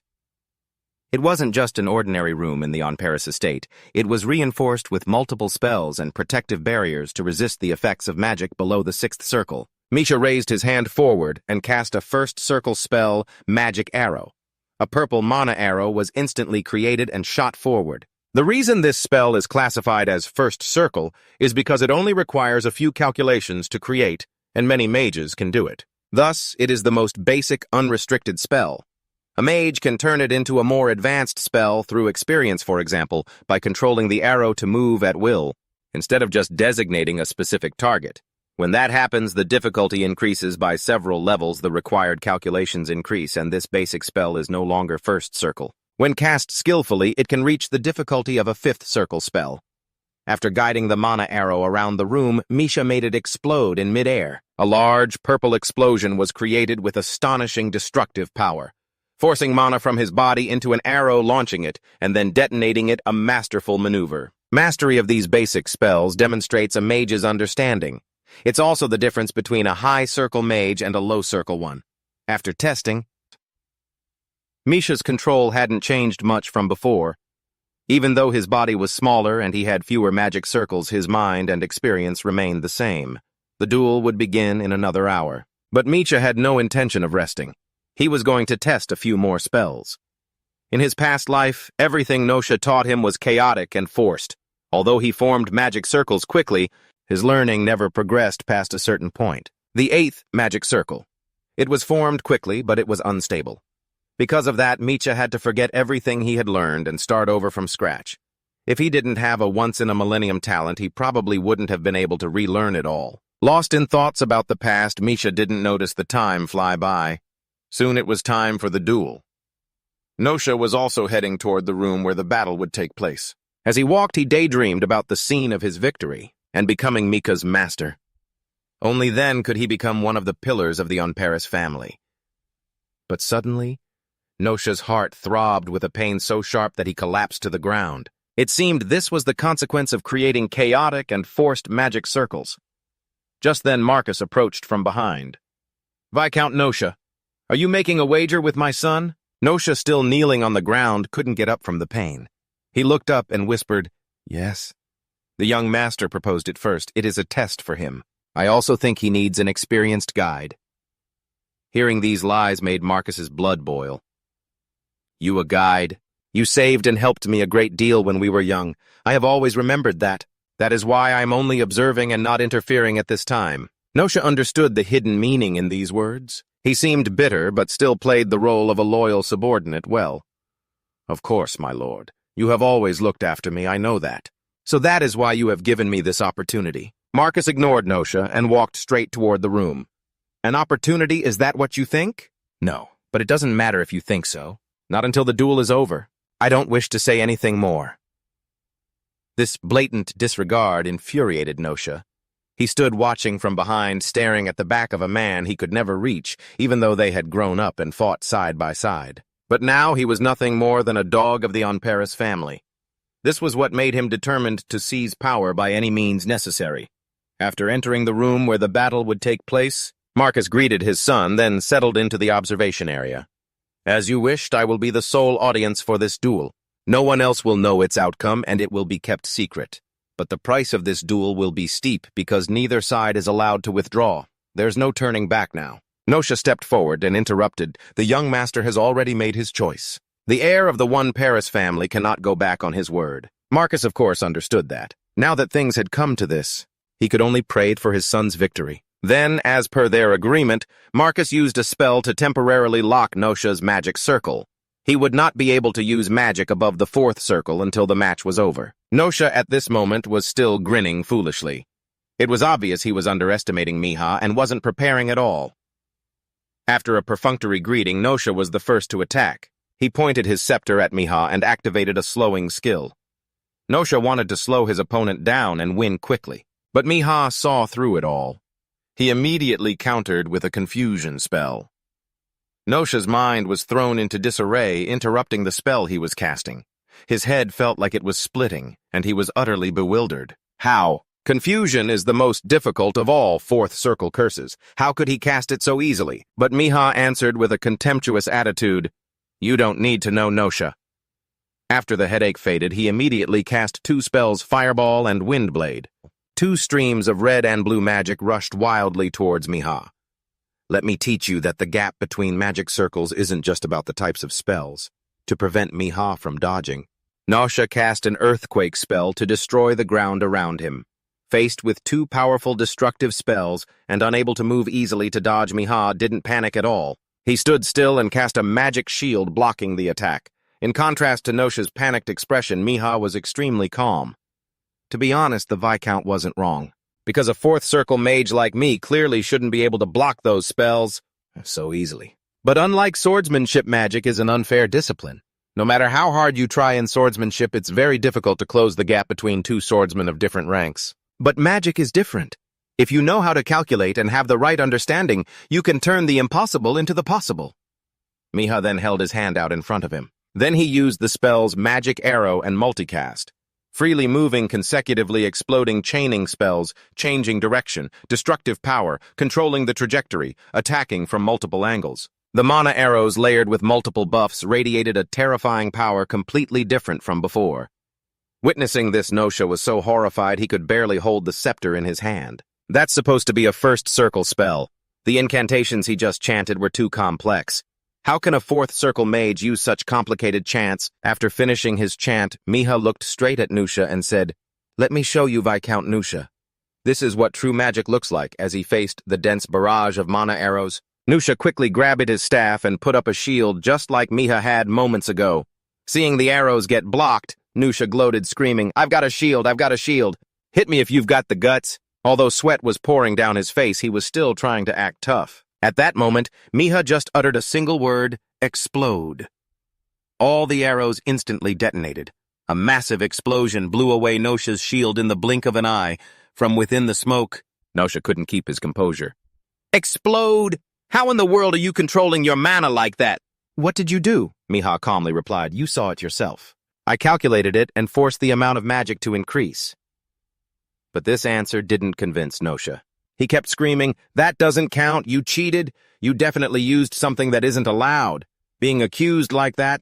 Miha immediately punched the wall beside him. "You've crossed the line, Viscount.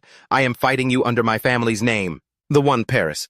I wonder if you're certain about accusing me of using a magic tool. Surely the Viscount wouldn't dare to cross that line, right?" Though Nosha was trembling on his knees, he still refused to give up.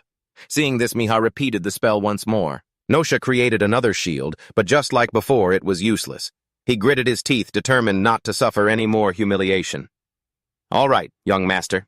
You have surpassed my expectations. In that case, I will no longer hold back. I will show you what a 7th circle mage is like." Learning from the previous 2 times, Nosha erected 2 separate layers of shields.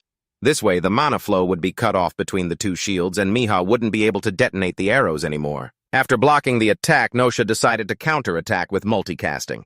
Seeing this, Marcus shot up from his seat. Normally, a 7th circle mage can multicast up to 7 magic circles. But what the hell? Nosha could only cast 3 4th circle spells at the same time. How utterly disappointing. But even so, this wasn't something a newly minted 4th circle mage like Miha could withstand. Marcus held his head in despair, preparing himself for his son's defeat. After chanting the spells, Nosha laughed loudly.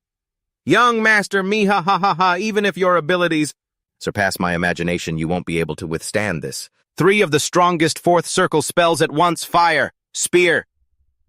As he spoke, he unconsciously clutched his chest. It was clear this was putting immense pressure on the magic circle in his heart. What a pathetic excuse for a mage. The spear of fire then shot swiftly toward Miha, causing a massive explosion that kicked up a cloud of smoke and dust. At this, Marcus hung his head in sorrow, while Nostra cackled with glee. But there's no way it would be that easy. As the smoke and dust cleared, Miha's figure slowly came into view. Not only was he unharmed, but he was also holding Nostra's fire spear in his hand. Witnessing this scene, Marcus and Nostra's jaws both dropped in astonishment. Miha gave his hand a light squeeze, and the fire spear immediately disintegrated. Nusha still couldn't believe his eyes. A mage who just advanced to the 4th rank, destroying my multicast magic. How is that possible? Miha then said confidently. Are you that surprised? Magic is most affected by one's natural-born talent. That's just how unfair life is, especially in the world of magic. The gap in power. No matter how hard you work, you can never defeat a genius. Nosha couldn't accept this reality. His hands trembled as he gripped his staff. Then he looked straight at Miha and asked, So are you saying my magical talent is inferior to yours? Miha smiled brightly and provoked him. Then prove me wrong. Hearing this, Nosha was completely enraged.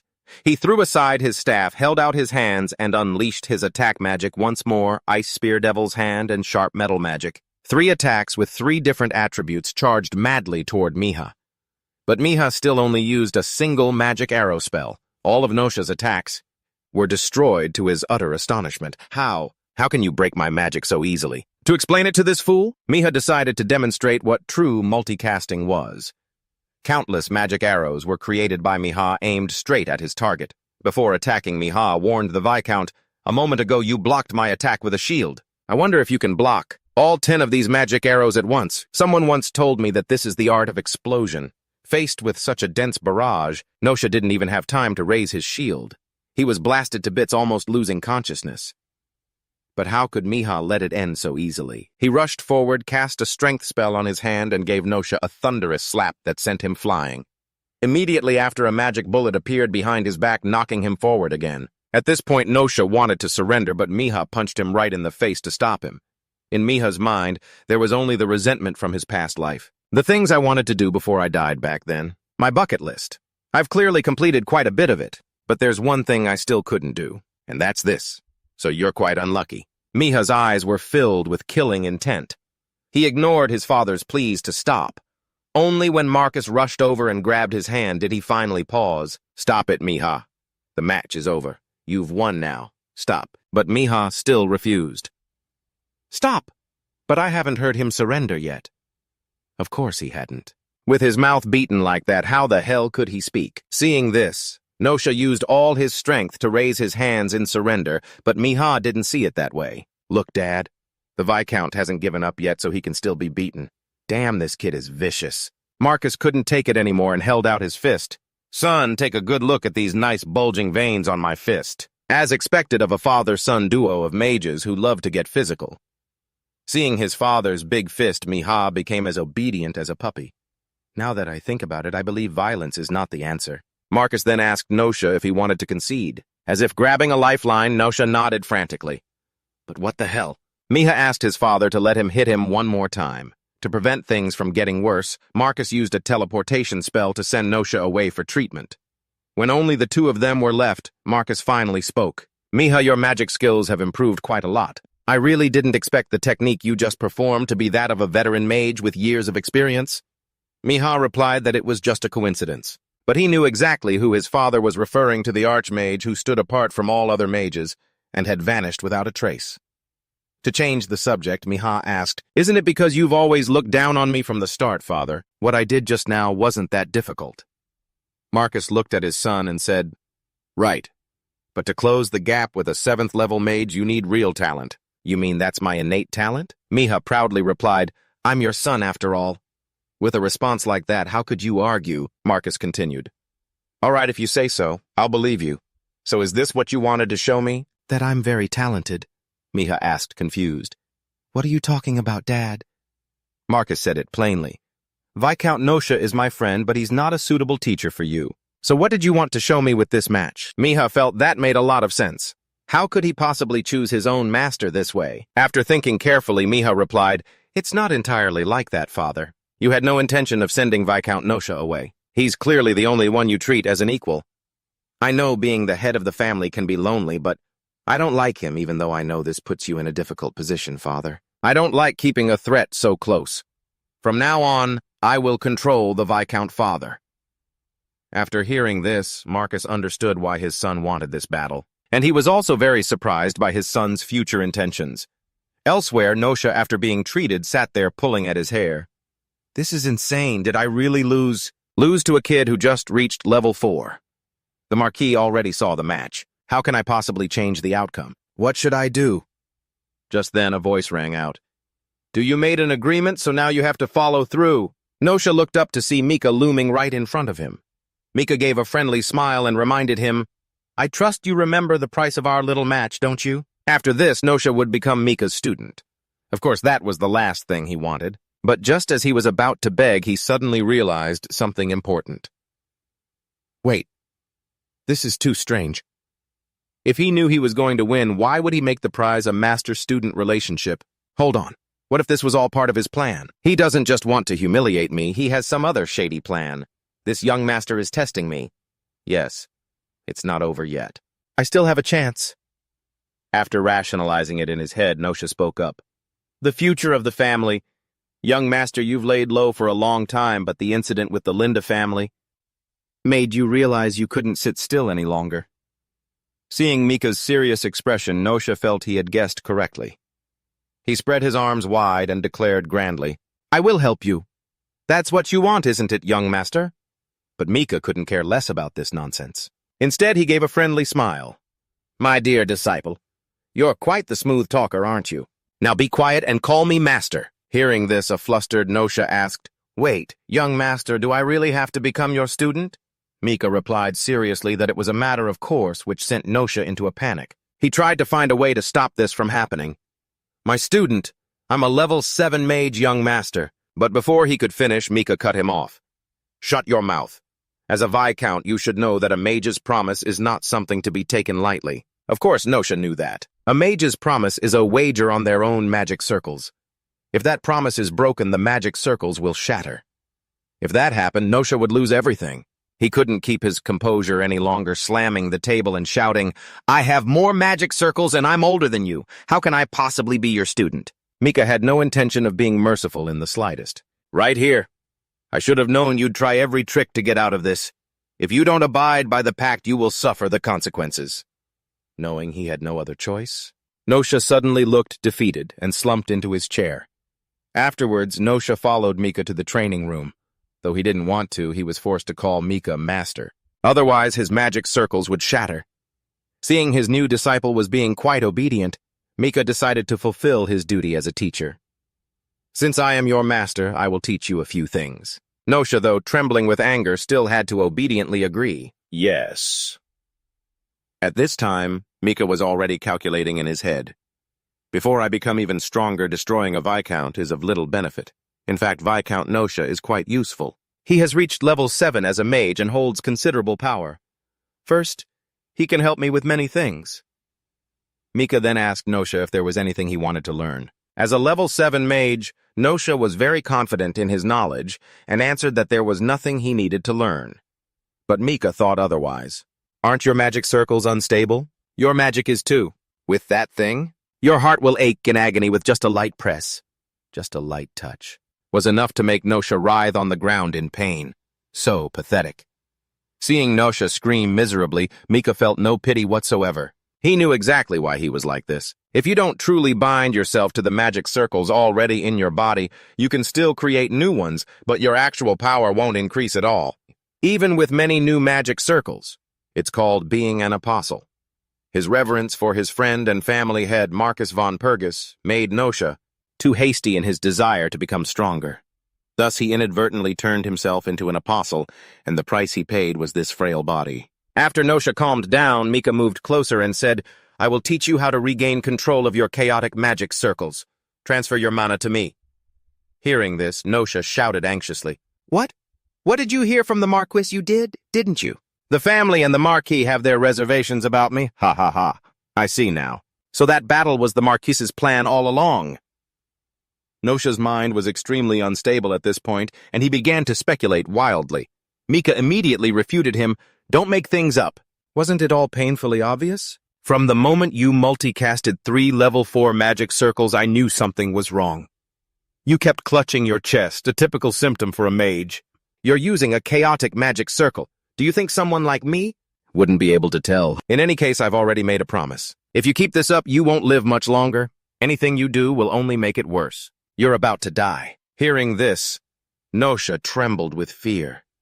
He didn't want his life as a mage to end like this.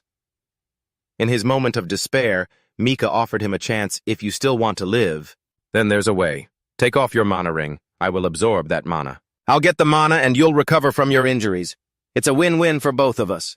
What do you say? You'll lose 5 magic circles, but don't worry. With a master like me, you'll be just fine. Nosha panicked and shouted, No, lose 5 circles! Do you have any idea how hard I worked for them? Miha, indifferent to Nosha's feelings, stated bluntly, Hard work? No, those aren't magic circles. They're just malignant tumors. What good are 7 magic circles if you can't use them all? A child isn't an adult just because they can walk. You're just obsessed with power and authority. Those magic circles are meaningless. They're nothing but decoration. Do you think Father doesn't know about your true power? Hearing this, Nosha asked, You mean the Marcus knows everything? Everything Nosha did was just to prove himself to Marcus. And in reality, Marcus had known everything for a long time, but he pretended not to know. It wasn't the right choice. Nosha then recalled Marcus's words from their youth. My friend, I have overcome so many hardships to reach this position. I nearly lost my life several times, but in the end I made it. And it was all thanks to you. Everyone thinks I'm so great and all, but I know just how extraordinary you are. You possess a desire stronger than anyone else, which is why you never stood still and kept moving forward. Remember, no matter what anyone else says, the only person I can trust and watch my back is you, my friend. Nosha froze for a moment, thinking about everything that had passed. Finally, he made his decision. Master Miha, I accept your offer. Please take my mana. And so thanks to Nosha's mana, Miha successfully created his 5th magic circle. But his joy was short-lived as he fell into deep thought about the future. Life from now on. I've stopped one threat, but it was just a minor one. Compared to the disaster that's coming in the future, this is nothing. 7 years from now, exactly 7 years, according to Cassandra's prophecy, the Demon King will be resurrected. The consequences of ignoring that prophecy are catastrophic. The world isn't ready to face the Demon King, and their power is immeasurable. They are flawed creatures, yet no one can stand against them, even when they haven't reached their full strength. The Empire only realized it was too late when the level 7 knight, Keobayan Thep, was defeated by the Demon King. They were too slow in gathering the heroes, and half of the Empire was completely destroyed by the Demon King. They could no longer just wait for the temple to summon soldiers. The heroes formed a Demon King subjugation squad. Thinking back on it, Cassandra was the most important member. The poor prophet that no one believed. She's 2 years younger than me, so she must be 18 years old now. The power of prophecy. Her predictions were all accurate. She tried to warn everyone, even to the point of coughing up blood, but no one listened. And that was before I regressed. No one heeded Cassandra's prophecy to begin selecting warriors because no one believed her. A prophet who isn't trusted is meaningless. I don't know what happened to her after that, but she probably didn't meet a good end. Unless she also regressed, but that's impossible. Later, Miha put down his pen and wrote out his plan for the future. I'll register for the warrior selection. If I can get Leon to join too, I can lead the selection. So the next problem, what to do about Cassandra. As I recall, she's no longer at the temple. After her warnings were ignored, she left. I have no idea where she is now. I need to find a way to contact Cassandra as soon as possible. But how? What should I do? This really is a tough problem. Mika was racking his brain, unable to come up with a solution. Just then, the butler walked in and was a bit surprised to see Mika's disheveled state. The butler then announced that a guest had arrived, saying it seemed he had business with him. Mika didn't even have to think to know it was Leon Parkslope, which surprised the butler. After all, it was about time for their appointment. Who else could it be but Leon? The moment Leon saw Mika, he grinned from ear to ear. There you are. The training method. Mika calmly sat down and spoke. You're earlier than I expected. I thought you'd be busy preparing for your engagement ceremony. At this, Leon couldn't hide his excitement. Engagement. The training method is way more important than that. The engagement has never been my #1 priority, so hurry up and tell me the method. But things aren't that simple. All right about that. I have one more condition. Hearing these words from Mika, Leon's mood did a 180-degree turn. He angrily slammed the table and shouted, "What? What kind of ridiculous joke is this? Didn't I come here just as you asked?" Mika calmly continued, "Yes, it's just one more little thing. It won't affect you at all. Your family's assets. You're in trouble, aren't you, right? The dungeon." The moment Leon heard that, he suddenly turned away, sweating bullets. "Dungeon! I don't know anything!" No matter how much Leon denied it, Mika could tell from his flustered expression. "You're a terrible liar. A year ago you discovered that dungeon. A mana mine was found, and its owner, Count Parkslope, determined it to be a large deposit mana mine." Leon froze on the spot. How do you know that? This guy really is naive. No wonder he was almost tricked into an engagement. Mika didn't just know about the dungeon.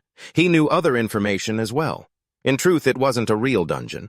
People only called it that because they didn't know what it was. Most of the expedition teams went missing.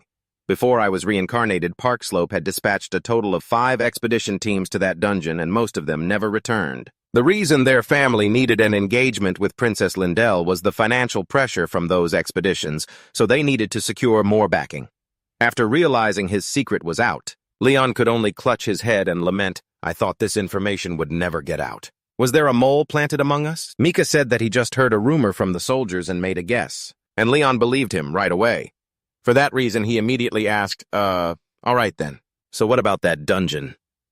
Mika gave a friendly smile. "It was once considered the greatest problem or the greatest shame of the Parkslope family, but now that dungeon will become their hope." Seeing Mika say he found it interesting, Leon looked bewildered. What almost every expedition team that went in never came back. It's called a dungeon, but you might as well call it hell. There's nothing you can do. Mika knew that very well. In the end, the Parkslope family remained determined to deal with that dungeon. So were they ultimately successful? Not a complete failure. But someone else did manage to explore that dungeon before them and took all the treasures inside. After some thought, Mika said he would help Leon and join the expedition team. Hearing this, Leon sneered. "Ha! You mean you can explore that dungeon, something that even mercenaries couldn't do?" Mika spread his arms and replied with a cocky tone, "Of course. It's perfectly normal for a mage to explore a dungeon." Leon couldn't understand what was wrong with this guy. "Are all mages as reckless as you? Where do you get this confidence?" Mika immediately said, "Your family has nothing to lose by me doing this. If I explore the dungeon, it's a win-win for both of us. If not, then it's as if nothing ever happened." After having it spelled out for him, Leon saw that it made sense. After thinking for a moment, he asked about the training method again. After getting Mika's assurance, Leon no longer saw any problem. He would go convince his father. But whether he'd succeed or not was up to chance. Afterwards, Mika also went to inform his father. After listening to his troublemaking son, Marcus buried his face in his hands, exasperated. "I thought you were going to handle the Lindell family matter properly. And now what is this? I've heard rumors that the Parkslope family is the Lindell's next target for an engagement. Are you sure you're not going to mess everything up?" Mika calmly replied, "Of course not, father. I would never do that. I already told you earlier. I have a promise with Leon Parkslope, as you well know. A mage's promise is something that can never be taken back."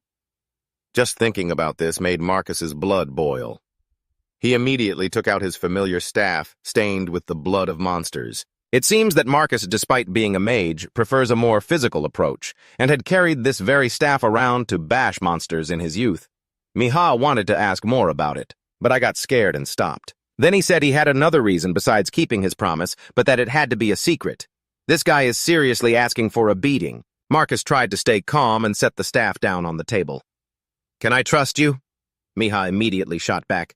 "Haven't you always trusted me, father?" Seeing his father's sorrowful expression reminded Miha of the past. Even at his worst, his father had never stopped believing in him. The thought brought a sharp pain.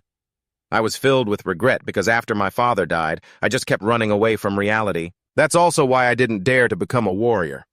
Marcus, after giving it some thought, stood up and looked his son straight in the eyes. This little brat. "What about the matter with the Lindell family? You can still handle it yourself, right?" Mika answered firmly. "I've already told you, father. Everything is connected. I can't tell you the details." Unable to persuade him, Marcus could only relent. Fine, do whatever you want. Mika bowed to his father and prepared to leave. Just then, he sensed a presence somewhere in the empty space of the room. Father, do you have a visitor? Marcus immediately denied it. No, did you see something? Miha glanced around for a moment, then said he must have imagined it. And with that, he left. Once he was alone, Marcus sighed. I wonder who that kid takes after. Suddenly, a voice rang out. He takes after you, of course, head of the house. He's just like you were, though you've changed a great deal since then. Marcus wasn't surprised at all and asked back, but what do you think? It seems the boy was aware of your presence. Suddenly, a mysterious figure emerged from a black mist. That's to be expected. My magic circle is rather unusual. It makes complete concealment difficult. Marcus then turned around. And that magic circle of yours never does seem to fade, does it?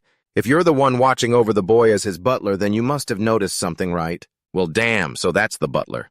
I never would have guessed he was a mage. The butler replied, The young master truly has changed a great deal recently. He's become more resolute, and his magic has grown considerably stronger. Marcus acknowledged this, and the butler continued, Indeed, one cannot become that strong through magic alone. It must be the young master's inherent talent, perhaps only now. Is he beginning to realize his own potential? Well, that's not too surprising for someone of our bloodline. After all, it was our ancestor who created the family. It's not strange for an one Paris of this day and age to only be realizing that talent now. The talent of an heir. After discussing a few more matters, the butler rushed to Miha's side to join him on his journey. The head of the house has ordered me to accompany you. He doesn't know what kind of dangerous trouble you might find yourself in, so he ordered me to follow and protect you, young master. That was a pretty convincing performance. But Miha had known the butler's true colors for a long time. He was just playing along. After greeting Leon, the three of them began their journey to the Parkslope family's domain.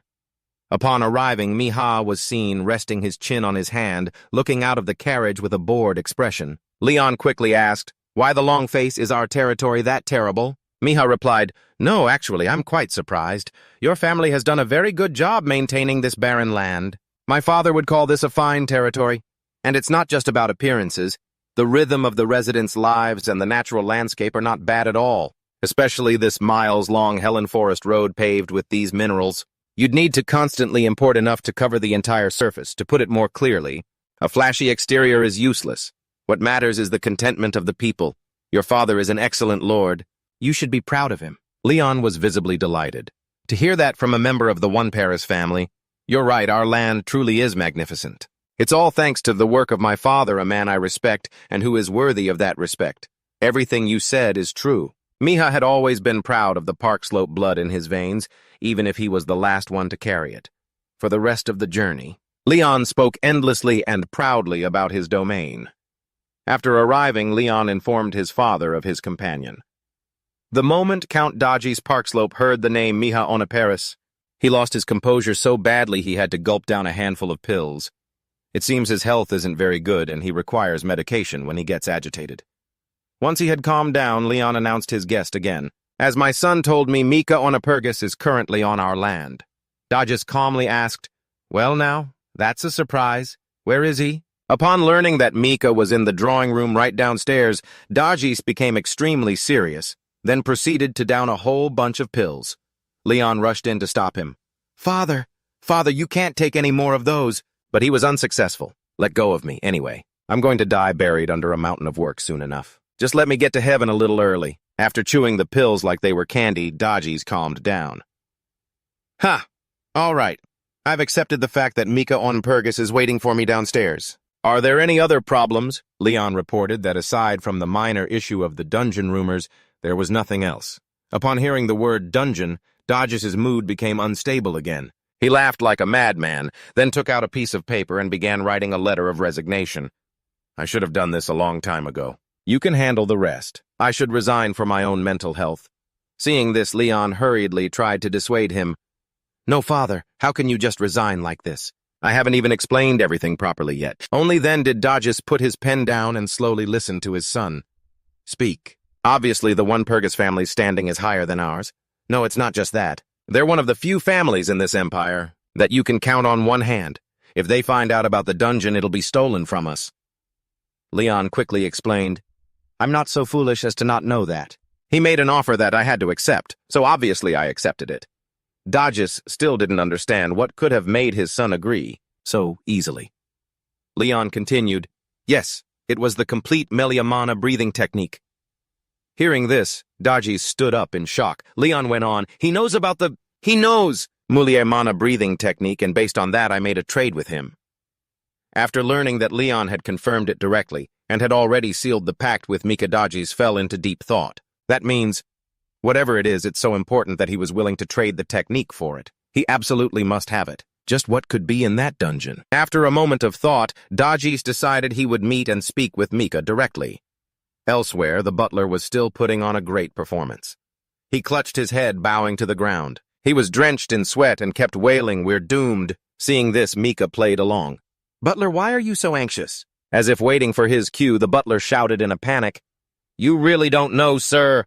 The Parkslope family is not one to be trifled with, especially when it comes to the dungeon. Just thinking about how the family head must feel gives me a headache." After listening, Mika calmly asked, "You seem to know a lot about it. Are you a lord as well, butler?" Without a shred of hesitation, the butler replied, "No." Then he looked away. It seems he struck a nerve. In his mind, Mika had already calculated everything. The old man isn't wrong, but he's missing one key thing. I know everything. For example, how dependent the Parkslope family is on the Meliamana breathing technique, and the fact that the Count sees the dungeon as a thorn in his side because of their continuous failed attacks. This deal was already in the palm of my hand. Mika then reassured the butler. "It's all right. Once I speak with Count Parkslope, everything will become clear." But the butler was still unconvinced. "You think he will agree?" "Even if you are the young master of the Walpurgis family," Mika declared confidently, "I assure you he will be down here within 1 minute." At this point, the butler thought Mika was just spouting nonsense. But suddenly the door opened and Dodges entered with an extremely serious expression. Skipping the pleasantries, Dodges got straight to the point. "I hear you're interested in the dungeon." A complete contrast to his panicked state from before, he appeared extremely confident and in control of the negotiation. Mika didn't show any weakness either. The desire to explore is a mage's instinct. A dungeon is a fitting choice. Dodges rested his chin on his hand and said, "Exploring a dungeon, you say? Nothing satisfies a mage's curiosity better. But I think you already know what's inside that dungeon, and that it's worth more than the Meliamana breathing technique. My son may be crazy for the Melia technique, but I am not." Facing Dodges, Mika felt a bit of pressure. It was as if the man could see right through his purpose for coming here. But that was only because Mika was letting him think that. He was still controlling this negotiation as he pleased, like moving pieces on a chessboard. Mika looked directly at Dodges and said seriously, I don't know exactly what is inside the dungeon. I am simply interested and wish to explore it. But let me ask you a question. Do you think the Parkslope family as it is now has enough power and influence to actually conquer that dungeon? Dodges answered without any concealment. No, I won't lie. We still haven't found a suitable partner. However, we will not be partnering with someone from the Walpurgis family. Mika wasn't surprised by this answer at all. He immediately made another offer. Then how about you partner with me? After hearing this, Darius asked him, You mean just you, not a one Paris? Mika confirmed it again, adding that he didn't need a full party. Darius was starting to be swayed at this point. He asked Mika how long he wanted to explore for. Mika smirked and held up a finger. Just 1 day. Darius was a bit stunned by this confidence. He further inquired about the conditions if the expedition were to fail. Mika calmly said, Melia's mana technique. I'll give it to you no conditions, but if I succeed, I'll take half of the dungeon's resources. And with that, the discussion was over. The result was exactly what Mika had hoped for. The next day, a party of 3 Mika, Leon, and the butler Moden arrived at the dungeon. Leon shouted, Are you insane? Just the 3 of us. Moden off to the side nodded his head frantically. You'd have to say he was a pretty good actor. Mika let out a sigh. He knew this would happen. If you're scared, you can just go home. Unable to take the provocation, Leon charged forward. Who's scared? I just think we're short-handed, The Parkslope family never backs down from a challenge. Just as Leon was about to enter the dungeon, Mika used magic to stop him. Don't act on your own. There's a trap at the entrance. If you go in without proper preparation, you'll die. Moden chimed in from the side. Oh ho. So from the very first step, we can't just walk in normally. a simple but effective form of protection. Leon listened to the two of them, completely confused, his face just blank. Mika continued, "To put it simply, this is a living dungeon, one of the rare few. This dungeon needs to consume energy to sustain itself just like a living creature. If we just walk in like this, we'll become its food just like those mercenaries. But it's a different story if you feed it enough mana." Mika then cast a fireball towards the dungeon. The fireball flew into the deep, bottomless darkness of the dungeon and gradually disappeared. The space then suddenly fractured like a sheet of glass. Mika told the group, "Stay calm. That's just a sign that the door is open." Suddenly, the entire space seemed to shatter, and an intense white light burst out from the dungeon. Mika wasn't surprised by this scene at all, because he already knew the first tomb of Acer. The dungeon famed for being impregnable, a relic of the past that contains a holy artifact. The first holy artifact of the relic in his previous life. Mika and his party had cleared this dungeon, and found the Fongdong relic. With this, the party could resist some of the Demon King's attack spells. But Fongdong was a relic that grew with its owner, so it needed time to reach its full potential and couldn't be used recklessly. But unfortunately, the owner of this holy artifact was that moron of a warrior. To be precise, 1 week after obtaining the artifact, that idiot secret, the one who was so sure he would use Fongdong properly, ended up accidentally destroying it. Damn it. What a useless burden. For some reason back then, Mika felt he wasn't worthy of being a hero compared to that idiot. But things were different now. Mika wouldn't let that happen again. He was determined to become the master of Fongdong. Afterward, the three of them held torches and cautiously entered the dungeon. Looking around, Leon wondered aloud, "This place is so strange. It's completely different from what the expedition team described, plus it feels really bizarre." Mika explained that it was because time had been frozen the moment the dungeon was formed. Leon was completely stunned to learn this. Wait a minute, time is stopped. Isn't time stopping a saint-level ability? Mika didn't deny it. That's right, and to create a dungeon this massive is something only a true saint could do. It was beyond Leon's comprehension. He had no idea what the hell was happening in his own territory anymore. Just then, Mika signaled for them to stop. As soon as Leon looked up, he saw an army of goblins waiting up ahead. Leon suggested they should act and eliminate them before they could sound an alarm, but Mika stopped him. "Hold on, don't be so hasty. Don't be. You should remember this is only the first entrance." Leon, with his battle-crazed brain, couldn't calm down. "So what, we just let them sound the alarm? What if they call for reinforcements then?" Mika calmly explained, "This isn't a dungeon, it's a tomb. A very well-fortified tomb. Moreover, it wasn't created to be cleared by just one person." Mika then approached the wall and used a knife to scrape some crystal dust off the lettering. He explained, "If the goblins smell this, they'll go crazy. More importantly, this stuff has a hallucinogenic effect, just like pleasure water. If you envelop this with magic and throw it anywhere, the goblins, out of greed, will kill each other to get what they want. In short, it's an explosive with a hallucinogenic effect." Mika then proceeded to demonstrate. He used a piece of cloth and threw the bombs he had just made into the room where the goblins were. The bombs exploded immediately, scattering the crystal dust. Everywhere, the goblins, after inhaling the stuff, were completely high and started hacking each other to pieces. Leon and Moden's eyes went wide with shock at the sight. Only Mika remained perfectly calm. To think there would be materials like this in a tomb. Could this be a coincidence? No, impossible. Knowledge over strength. The knowledge to cleverly use magic to defeat a goblin combined with these two things. We can easily pass the first stage. It's very difficult to discover these tricks in the tomb if you haven't experienced it before. After a while, all the goblins were dead, either from the high or from killing each other. Mika calmly stepped over the pile of corpses and headed for the next stage. Just then, he detected a reaction from a magic item on one of the goblins. Mika went closer to check. He discovered a space pouch. Not only that, it was the highest grade, too. In his past life, he never found out this thing existed. Of course I didn't. That bastard Duncan Fritz used his ultimate skill and blew everything to dust. Thinking back on it made Mika's blood boil. He clutched his head, looked up at the sky, and screamed, "Oh God, oh God, oh God." I warned them so many times. That damn Six Fritz, standing nearby Leon, asked Moden, "What's going on?" Moden calmly replied, "He has these episodes every now and then." "It's nothing." Mika then slumped helplessly onto a goblin corpse, looking dejected. Leon held the space pouch and wondered if there were any other items, but Mika had already searched everywhere, and he hadn't found anything. Suddenly he realized there was a problem. For a reward to appear in the middle of the path like this before even clearing the first stage was highly unusual. There had to be a reason.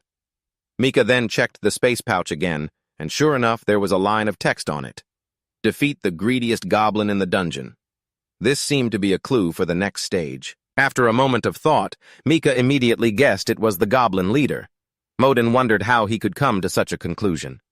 Mika explained as he walked over to the leader's corpse. The one who is the greediest can only be that goblin. He's also the biggest and most powerful one, isn't he? We have to take the stone from his body and put it in this pouch. Just then, Leon demanded to be the one to cut the stone out. He claimed he was more skillful and better with a blade than Mika, but Mika was having none of it. So the two of them decided to have a contest. There were two leaders. Whoever extracted the better stone would get the space pouch. And so they both climbed onto the two goblin leader corpses, and they began. Leon drew his sword and unleashed a series of flashy slashes. In no time, he had perfectly extracted the stone. But just as he was about to show off, he saw Mika already holding a stone in his hand. Looking at the pure light emanating from the stone in Mika's hand, Leon knew for certain that he had lost. Leon fell to his knees and whimpered like a puppy. Mika then dropped the stone into the space pouch. A key of light flew out of the pouch and transformed into a glowing door. This definitely wasn't the path Mika took in his previous life.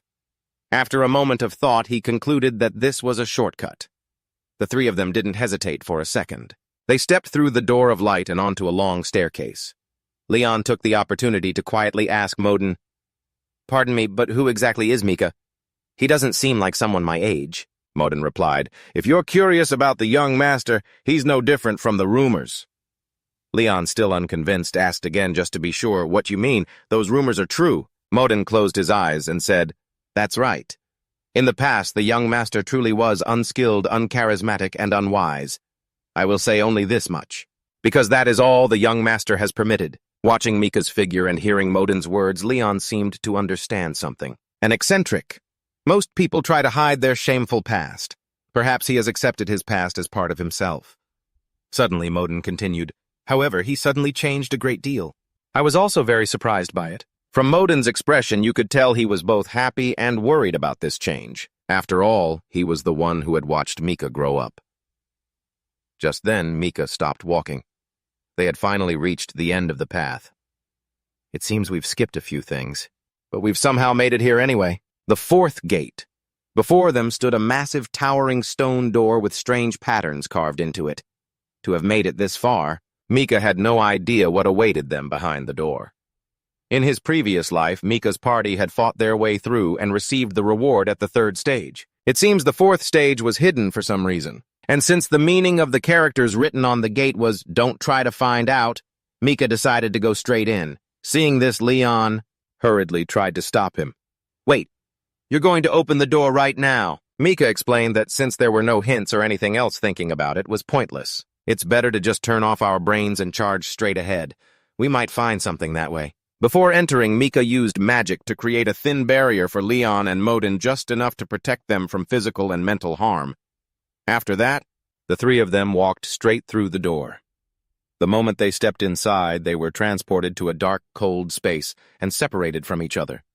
Mika immediately used a light spell, but it didn't have much of an effect. "It's huge in here. The light spell only illuminates a small area, so we still can't tell how big this place is.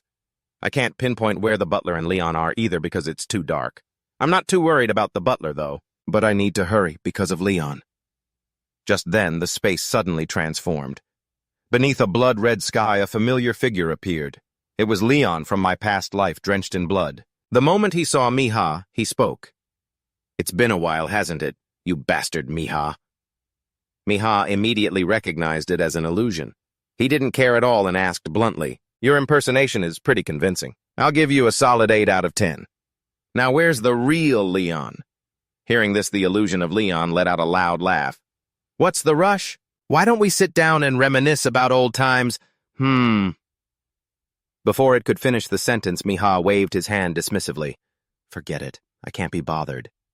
Hearing this, the illusion's eyes widened in shock. "Can't be bothered, you say, so you can just ignore all of this. You ran away from this place, and you still have the audacity to say that..." Do you really think you're capable of doing such a thing? You're just a coward who only knows how to run away on his own. As it spoke, it moved closer and shook Miha. This was an illusion created from Miha's own memories. This place was the battlefield where his comrades had fallen. The person standing before him was his closest friend. But none of it could shake Miha's resolve. Now you're down to 7 points. I'm docking you points. The Leon I know would never say things like this. You're tainting my friend's name. Get lost. With just a single shout, the illusion completely vanished. The darkness faded away, revealing the true scenery of this place. It turned out to be a beautiful forest with countless mana crystals all around.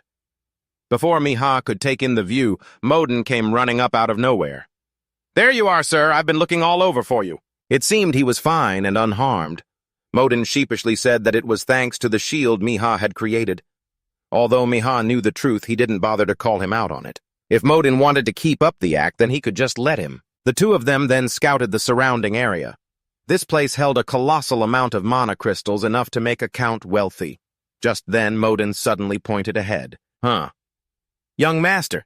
Isn't that Young Master Leon? He doesn't look well at all. Right now, Leon was on the ground, clutching his head, his whole body trembling violently. He was being tormented by his inner demons. You are our hope, Young Master. You are the most anticipated successor of the sword. Saint, we believe in you. Young Master, you can bring glory to our family, drowning in those familiar voices. Leon gradually sank deeper, losing his sanity. I grew up with the expectations of my father and the servants. I know they care about me deeply, so I always pushed myself harder than everyone else, without ever resting. That was my everything. No, it had to be my everything. Why did I even come here? I don't know anything anymore. Just then Miha's appearance made Leon fall completely into darkness.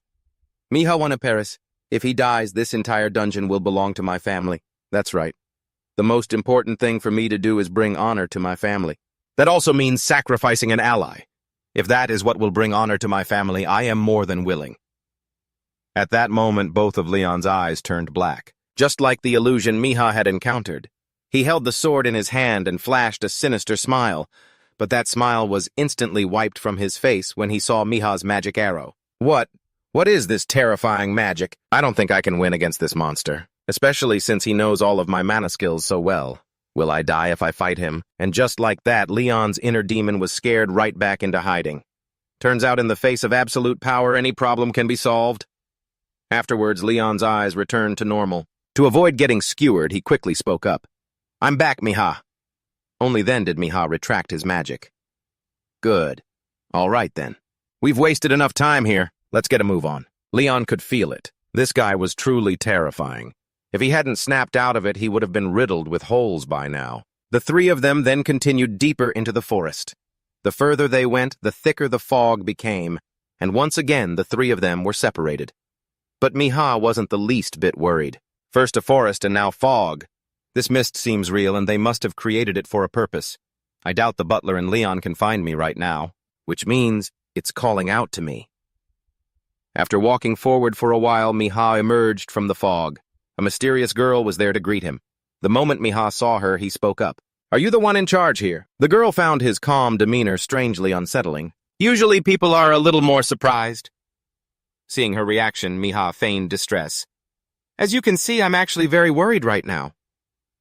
After Miha stepped closer, the girl continued. Tsk. Well, I suppose it doesn't really matter. Anyway, that's not important. I suppose I should introduce myself first, shouldn't I? I am... But before she could finish her sentence, he cut her off. I already know who you are. Seth, guardian of the holy relic, the first apostle of the god Asa. Hearing this, Seth was completely stunned. Just as she was about to ask, Miha cut her off. You don't need to explain anything unnecessary. I've already proven I'm worthy, haven't I? Besides, I believe I'm qualified enough to receive the reward you've prepared. Don't worry, I'll definitely fulfill your wish. That's why I came here. But the book never mentioned anything about a wish, so Miha quickly corrected himself. I just had a feeling you would wish for something. Although it was very confusing, Seth eventually made a decision. All right then. My duty is to hand over the holy relic to someone with the right qualities. She just held her hand out in front of her, and suddenly a magic circle appeared over the table from which a pendant flew out. This is the reward you mentioned. It's also the holy relic that contains my power. As long as you carry it with you, it will transform into a shield or a spear to protect you whenever you need it. I've never given it a name before, but I think we can call it Seth's Tempest, holding the reward in his hand. Miha looked utterly astonished. This is strange. This is definitely different from the item before my regression. Seeing this, Seth spoke up. There's no need to doubt it. I assure you, this item will not disappoint you. How could I possibly give a fake item to the person who passed through the fourth gate? After hearing this, Miha gripped the necklace tightly. It seems this is the real item. Does that mean the item that caused hundreds of people to sacrifice their lives was just a fake all along? He immediately asked Seth to confirm. If one only reached the third floor, is there any way to receive the real item? Seth answered without a moment's hesitation. No, there isn't. However, if you think carefully, there is a way at the third gate. But if you can't figure it out, then you are not worthy. It would be a waste for the holy relic to fall into the hands of someone unworthy. Looking at Seth's determined eyes, Miha finally understood the situation. The item his party received in his past life was just a secondary reward. After Miha put on the necklace, the pendant suddenly glowed and transformed into a stream of blue light that surrounded him. According to Seth, this wasn't an ordinary necklace. It was a complex barrier that could protect both the body and the soul. It will protect its owner from any attack, once per day. It might change depending on Miha's level, but for now the limit is only once. This thing is basically a cheat completely different from the one-time use item from my past life. With this, Miha could escape death once every day.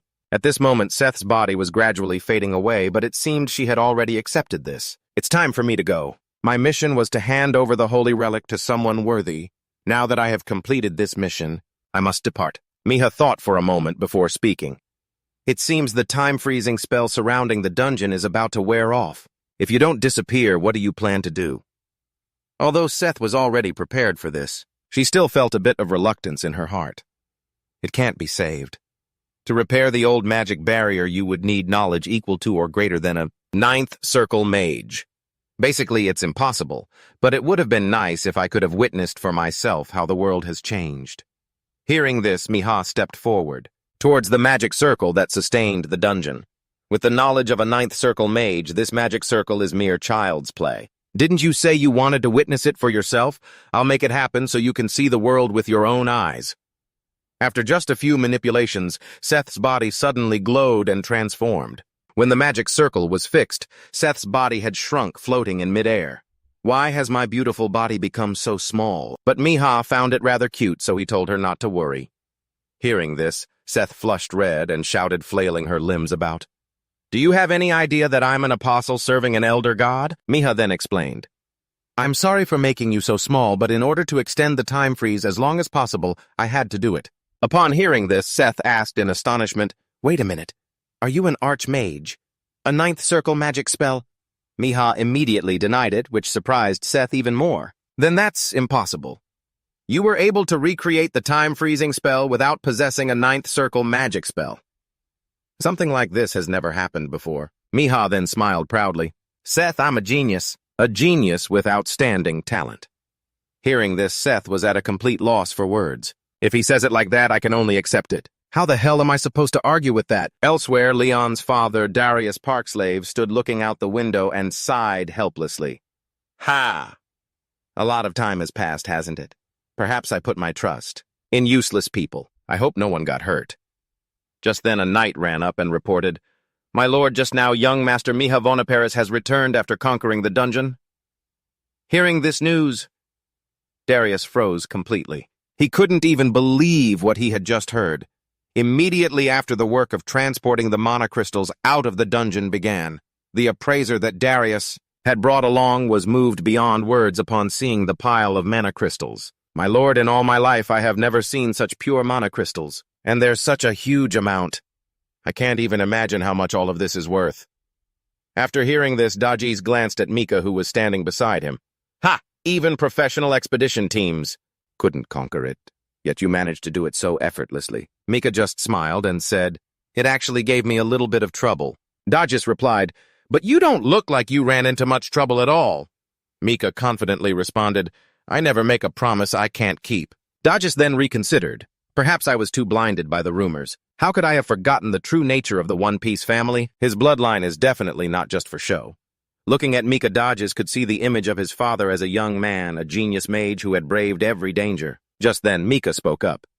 Well then, as promised, I'll be taking half of the spoils from clearing the dungeon. Hearing this, Dodges looked regretful. I know. If only I'd known this would happen, I would have haggled for a bit more. Mika gave a knowing smile. The Count may act like this, but it's doubtful he truly considers this a loss. The pressure to conquer the dungeon was mounting, and he had spent a great deal of money for that purpose. To conquer the dungeon, yet he had yet to see any return on his investment. He must have been very worried about it, and I was able to help him through that difficult time. Then Dodges brought up what Mika had promised. As you know, that Mulier Mana technique, it's best to learn it as early as possible. So I want you to fulfill your promise as soon as you can. The sooner the better. He really is a good father, always wanting the best for his son. And of course, Mika had no reason to delay. Well, I guess we don't have to wait any longer. Why don't we start today? 4 days later, rumors about Leon being taught swordsmanship by a mage had spread throughout the domain. Everyone was astonished to hear the news. A mage teaching swordsmanship or vice versa was considered nothing but a joke on this continent. In reality, Leon was running for his dear life from Mika's barrage of magic missiles. As he ran, he whined, "You said you were going to teach me the Mulier Mana technique," while Mika controlling the magic missiles spoke. I am doing that right now. And here I thought I was being quite gentle. Sepp, who was sitting on Mika's shoulder, saw this and spoke up. Did the definition of gentle change overnight or something? Well, I admit your training method is quite interesting. This isn't a bad idea. You're creating a natural flow of mana and making him aware of it. After all, knights don't need to use mana with precision, so I don't think this is a bad way to train him. Although Leon tried his best to escape and fight back, the sheer number of magic missiles meant he still got hit occasionally. There were even times he collapsed in pain. What the hell is this? What kind of training is this? Seeing this, Mika calmly replied, I learned this mana technique from a qualified person, so you don't need to worry about that. Leon lay sprawled on the ground, panting. He cursed, what kind of crazy bastard created this technique? But he would never guess that the bastard was Mika himself. Mika had once been trained like a demon. Now he was just paying it all forward. That's right, you bastard. That's your future right there. After tormenting Leon to hell and back, Mika told him to try circulating his mana the way he usually did. Although Leon didn't understand, he obediently did as he was told. Even though he only circulated a little bit, Leon already felt his body become much less tense. Mika then explained, the way you circulated mana to defend against my spells was actually part of the training to familiarize yourself with the way you're circulating it now. Your mana, that is, that's the most important step. If you keep practicing without forgetting this feeling, you will naturally perfect your technique. After hearing this, Leon's eyes became incredibly determined. His resolve was stronger than ever. Mika also felt extremely satisfied with this attitude. He'll get it soon enough. Things will happen even faster because I've shown him a shortcut. I can't wait for it to happen. The final destination of the Mulier Mana technique. After the day's training session ended, Mika went to a private space. Set felt this was unnecessary because besides Mika, no one else could see her. But Mika had already informed the Count that this would be his inviolable, private time. Mika's purpose was to test the power of the item he had just received, Set's Tempest. After channeling a small amount of mana into the pendant, a large blue tornado was created. Set said teasingly, well, aren't you a show-off? Are you trying to test out the storm? You can definitely use it for purposes other than self-defense. If you need a guide, I can help. I've been in charge of it for quite some time, so I know a fair bit about it, Miha. His claim that he could do something even she didn't know about annoyed Setch. What? How dare you talk about using Tempest in front of me? Miha then explained, you may think I'm too young to understand how a sacred artifact works, but a vortex is the natural state of mana. And for something like a sacred artifact, there are infinite ways to use it. Miha then closed his eyes, sensing the flow of mana moving around him. Tempest doesn't belong to me, but as a magician, I'm truly interested in it, so I've been analyzing it frequently. And I've come up with a hypothesis about it. Perhaps I can use that thing with my circulation method. My free circulation.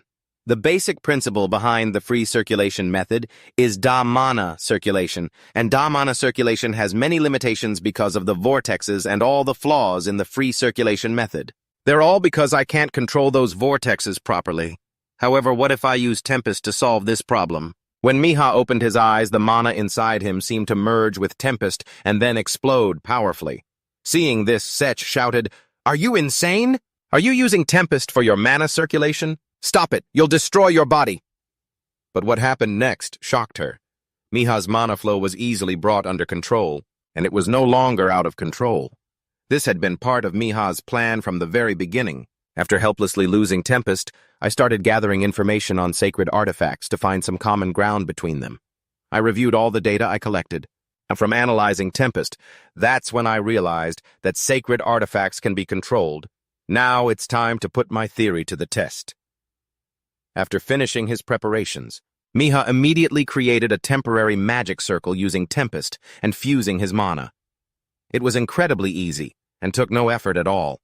Miha then wrote out an incantation for a 6th-tier magic spell, Firefield.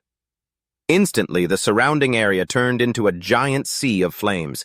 Seeing this, Sech's jaw dropped in amazement. 6th tier. How can you use a 6th-tier spell at your age? Are you going for 7th tier now? Stop it! Even if you try to use a spell of a higher tier than your own, it's impossible. But before she could finish her sentence, Miha had completed the 7th-tier spell, Gravity.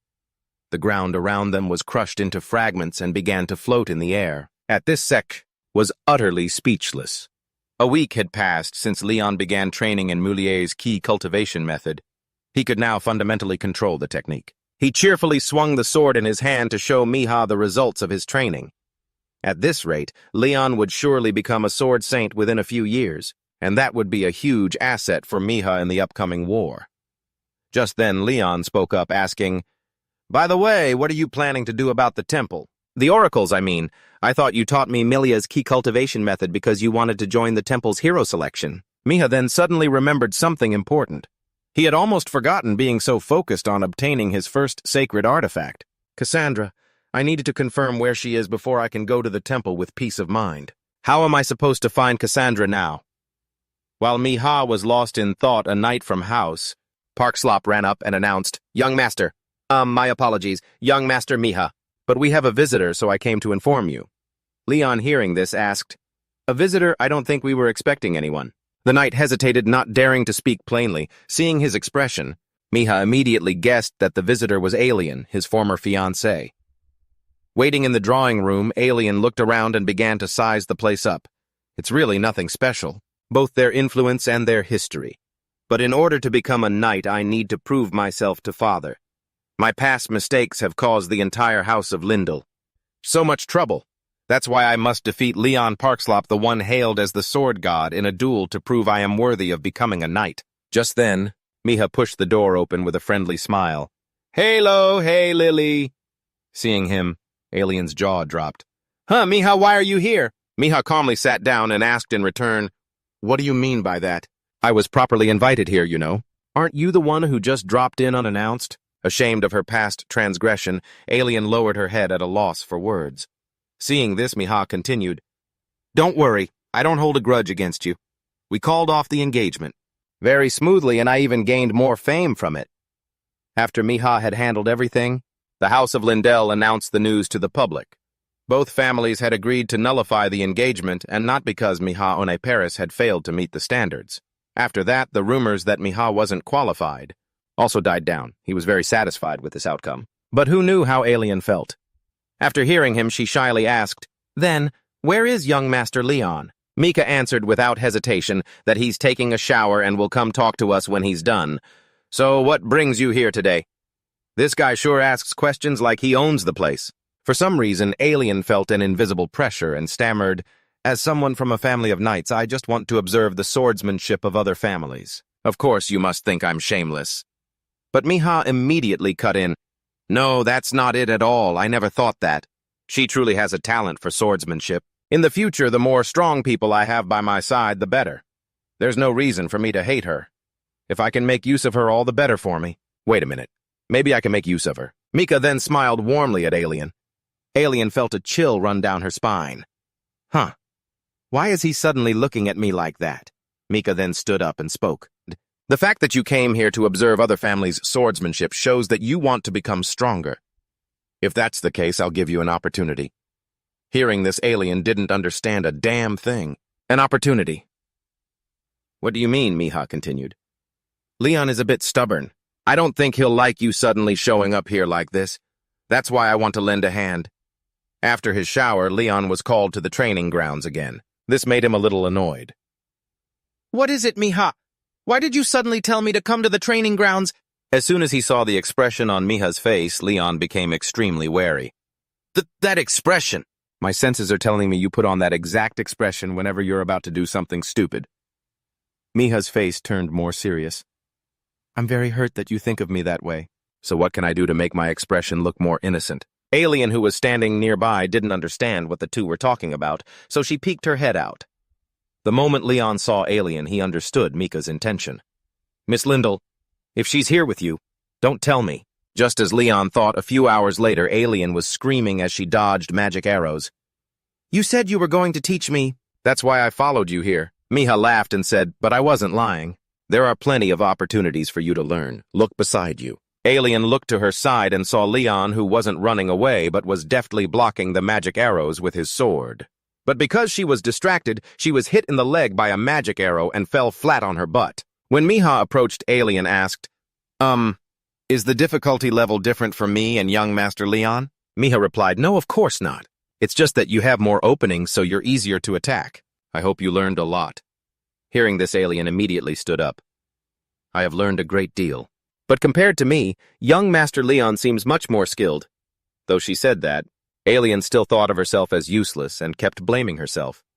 But Mika didn't see it that way. It's not that she doesn't have weaknesses, but she's definitely a natural talent. I'm sure of it. She could have become much stronger and helped. Me know all of us, but in the end she couldn't. That's why I'm going to make it so she can become stronger. Mika then held out his hand and said to Alien, Now I'll tell you what I really wanted to tell you. Let me introduce you to my instructor.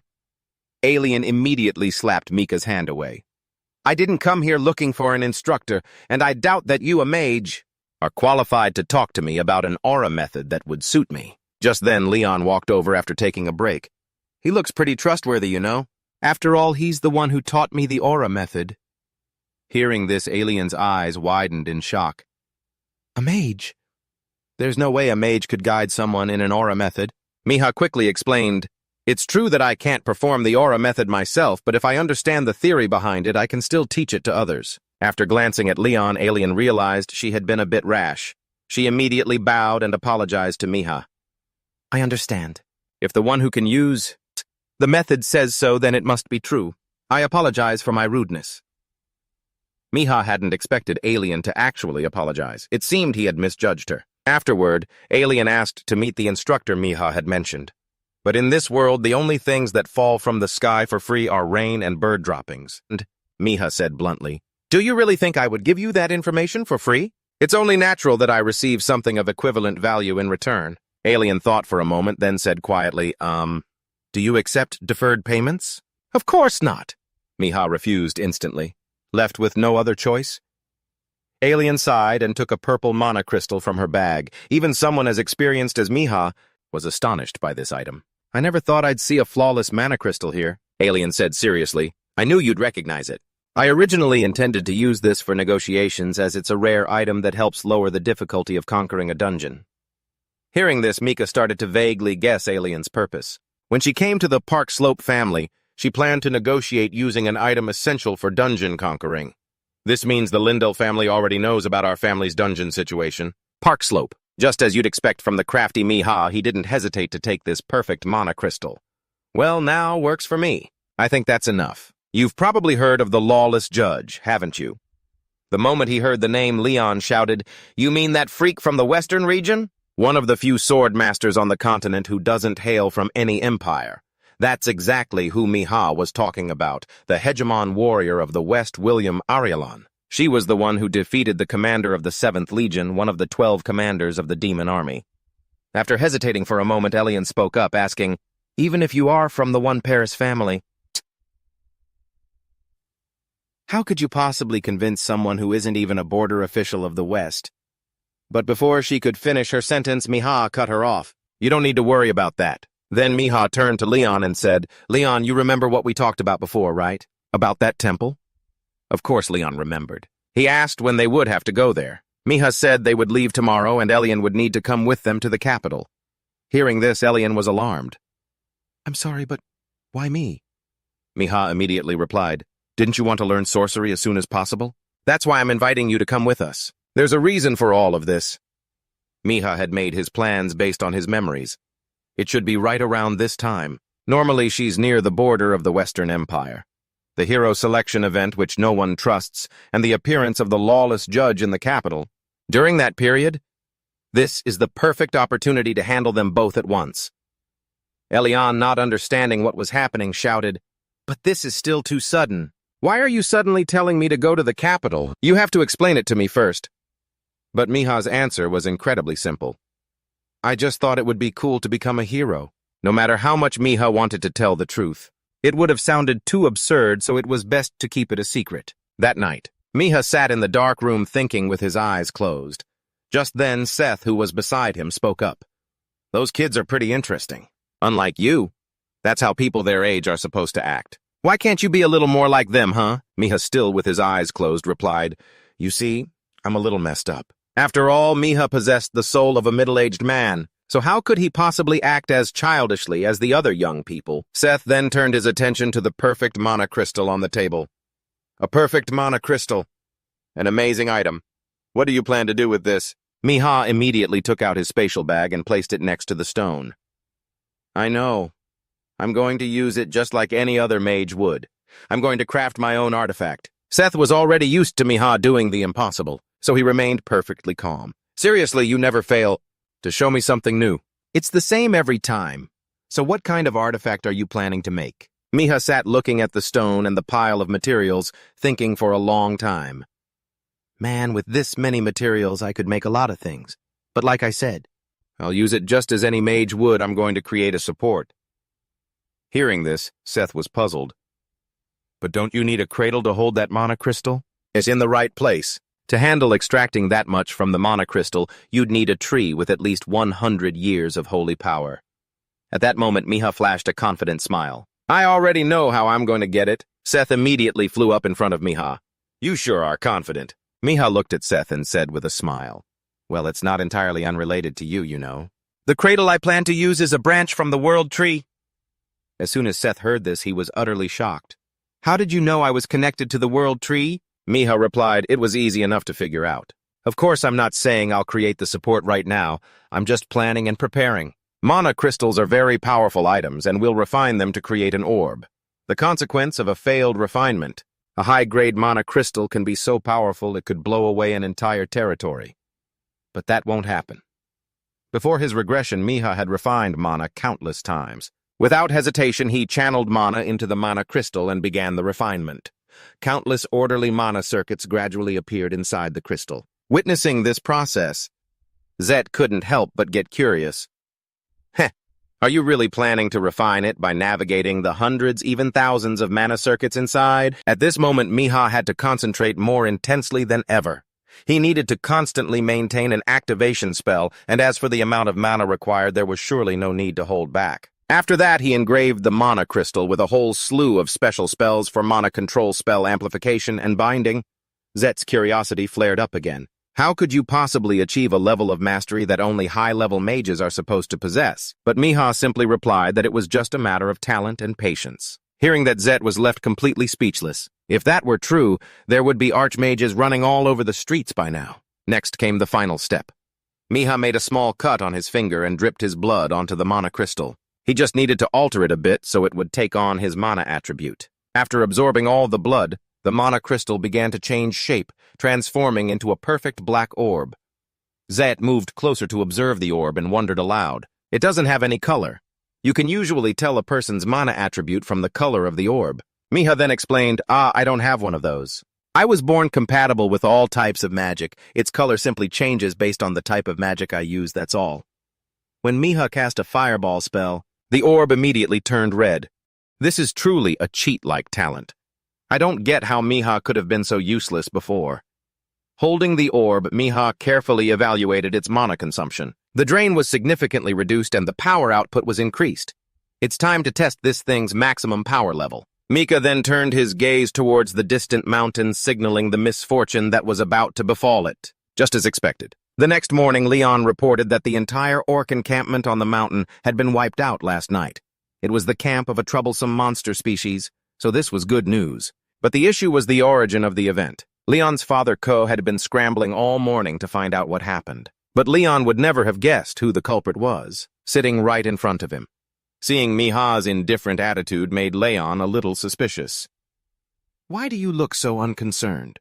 Or, did you already know about this? Wait a minute, was it you?" Even with his collar grabbed, Miha tried to act cool.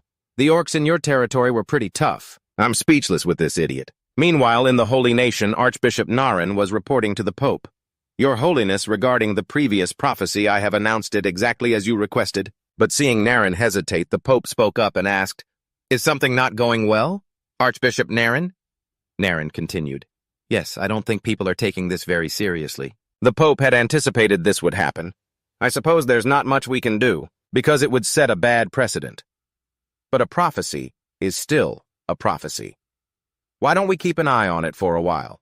By the way, have you found that child, Cassandra?" Without hesitation, Naren reported, "We still haven't found her. Perhaps it would be better if we don't find her." The Pope then spoke in a cryptic tone, "A prophet whom no one believes is nothing but an ordinary person. And in the worst-case scenario, it could be disadvantageous for all of us. But I wonder if leaving her be because of those potential consequences is truly the right course of action. I'm not so sure. I don't think we should simply ignore that child's prophecy. Why don't we wait a little longer? Perhaps we can find at least one person willing to work with us. Let us hope the Lord will answer our prayers." Back with Mika and Elian, after learning the reason they were heading to the Holy Nation's capital, she was a bit displeased. "I thought prophecies weren't considered reliable anymore. And even if they are true, they're difficult to interpret correctly." It was understandable why Elian thought that way. It was just an uncertain prophecy, even after it's been interpreted. There aren't even any clues to suggest it will come true. And at this point in time, there's no significant benefit to being a hero. Heroes are only useful when an evil force needs to be defeated. To placate Elian Miha had to find a reasonable excuse, but it's still useful. We can establish relationships with people in the Holy Nation. Elian seemed somewhat convinced. She then asked about the lawless judge. Miha replied, "There's a way to contact them so you don't need to worry too much about it. Once we get to the capital, we can take care of all of that." Now Miha's biggest worry was finding Cassandra's whereabouts. He turned to ask Modin about the information he'd investigated earlier. As expected of a butler from House 1 Paris, Modin had found the information Miha requested about the prophetess Cassandra. "It seems the Holy Nation has dispatched people to search for her location." After hearing this, Mika asked, "So even the Holy Nation hasn't found her yet?" Modin replied, "As of right now, that is correct. However, there are rumors that she was seen with a certain knight near the border of the Holy Nation. Furthermore, it seems she left a small message before she disappeared. She said, 'I'll be waiting.'" Could these words have been meant for Miha? Could Cassandra know about Miha's identity as a regressor? After carefully preparing the carriage and horses, the group used a teleportation spell to travel to the capital. I'm seriously at a loss for words, suffering from teleportation sickness. Leon was constantly retching. He ran over to Miha and whined. The horses and carriage were all ready. So why did we have to teleport? Because it's faster, obviously. Thanks to that, the group arrived at the capital in no time. It was Leon's first time in such a luxurious place, and he was a bit overwhelmed. Wow, the capital looks amazing. It's a world of difference from other cities. But for wealthy nobles like Miha and Elian, this place wasn't particularly special. Is that so? I admit it's flashy. But I don't think it's much more than that. You have a point there. All Leon could do was bemoan his fate. Disgusting bourgeoisie. The bleak appearance of the capital brought back many memories for Miha. A lot of memories. As he was about to head to the main sanctuary, Seth suddenly spoke up. "Miha, look over there." In the direction Seth was pointing, a big tall guy was grabbing a little girl in a hooded cloak, by the collar. It seemed she had told him he would get what he deserves, and he was taking his anger out on her. Seeing this girl gave Miha a strange feeling. He immediately cast a shield spell in the direction of the two strangers. But the person Miha protected was surprisingly the man. If it hadn't been for him, the man would have been cut down by a knight in iron armor. Miha then ran over and questioned the knight. "Are you out of your mind? How dare you draw your sword in the middle of the capital? If you don't want this to escalate, put that sword away now. Miha's face was dead serious. He would use magic to subdue him instantly. If his opponent showed any intention of resisting just then, the little girl from before stepped forward to stop them. Stop, Sir Alai. Then the girl turned towards Miha to greet him. It's a pleasure to meet you. Miha immediately asked back, We've never met before, have we? The little girl answered cryptically, I suppose we haven't, until now. Those words made Miha pause. Until now? Don't tell me, she's already seen it. Just then Leon arrived and cut off his train of thought. Miha, why don't we get out of here first? Look around, everyone's staring. Mika was about to leave as well. But there was one thing he needed to do first. In the crowd, the man from earlier had been paralyzed by Miha's magic. Finding himself being frisked, the man repeatedly threatened, What are you doing? How dare you search me without my permission? But Miha paid him no mind and pulled out a pouch. What do you mean, why? I'm just returning stolen property to its owner, that's all. Hearing this, the man panicked, repeatedly claiming it was his. Miha then took out a cross necklace from the pouch and held it in front of his face. You're not even a cleric, and you don't have the mark of loyalty to the holy nation. After hearing that, the man fell completely silent, unable to say another word. Miha then placed a hand on his shoulder and whispered friendly, Sir Pickpocket, tell that sewer rat that a nightmare is hunting him so he understands my meaning clearly. The pickpocket was about to shout out Miha's identity, but Miha covered his mouth. Miha then returned the pouch to the little girl. After thinking for a moment, the little girl asked, Should I introduce myself to you now? The knight, seeing this, tried to advise against it, but the little girl stopped him. It's all right. I have foreseen this. Witnessing this scene, Leon and Alien had no idea what was going on, but Modin suddenly popped his head out and said, The little girl must be a prophet. At that moment, the girl removed her hood and introduced herself. That's right. My name is Cassandra. Isn't this the person Miha had been desperately searching for? Was this a coincidence? Or was it foretold elsewhere in the city's sewers? The pickpocket, after escaping, immediately reported to a mysterious man. Upon hearing the news, the man became furious. What did you say? A nightmare is hunting me. I thought he was just some useless mage brat. The pickpocket, terrified, tried to explain. I'm sorry I tried to get that money pouch, but that brat got in my way. Hearing this, the mysterious man sneered unpleasantly. You dare return after failing, and what's this? If it weren't for that brat, you would have succeeded. Useless fool. He waved a hand and the shadows seemed to come to life. It lunged forward and dealt with the pickpocket. Only then did the pickpocket remember Cassandra's warning, but it was too late. All that was left was nothing but a dry skeleton. Just then, a woman wearing a steel mask approached. What happened? The man laughed loudly. Ha ha ha! I completely forgot I had a great master swordsman by my side. The woman immediately pointed her sword at the man's neck and said, Stop this nonsense and answer me. If you don't, I'll kill you. The man wasn't scared in the slightest. If you kill me, you'll never find her. Calm down. If you do something for me, I'll give you the information you so desperately want. The woman had no choice but to accept his request. And this matter involved Miha. It seemed danger was heading his way. Back with Miha after introducing herself, Cassandra stated her wish. I have been waiting for this day, Miha. I have something to discuss with you, Lord Miha. Then she turned to Miha's 3 companions. Please excuse us, but this is a matter only for Lord Miha's ears. The 3 of them immediately understood and found an excuse to leave. Just then, Miha stopped Alien and whispered, If you run into a dangerous situation, remember this Kariyaman. It seemed he already knew something terrible was about to happen. After everyone had left, Miha's friendly attitude immediately changed. So what is it you wanted to talk about?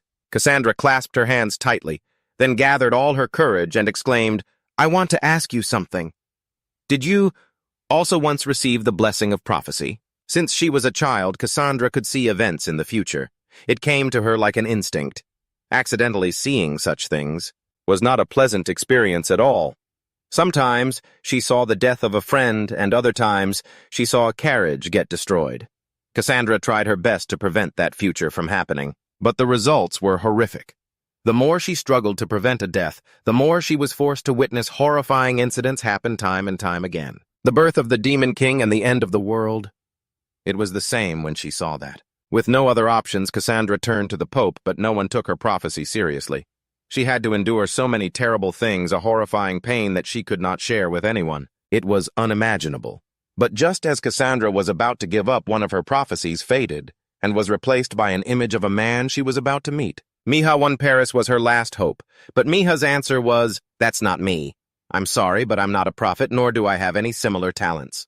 Cassandra was devastated upon hearing this. Her last hope was cruelly extinguished just like that.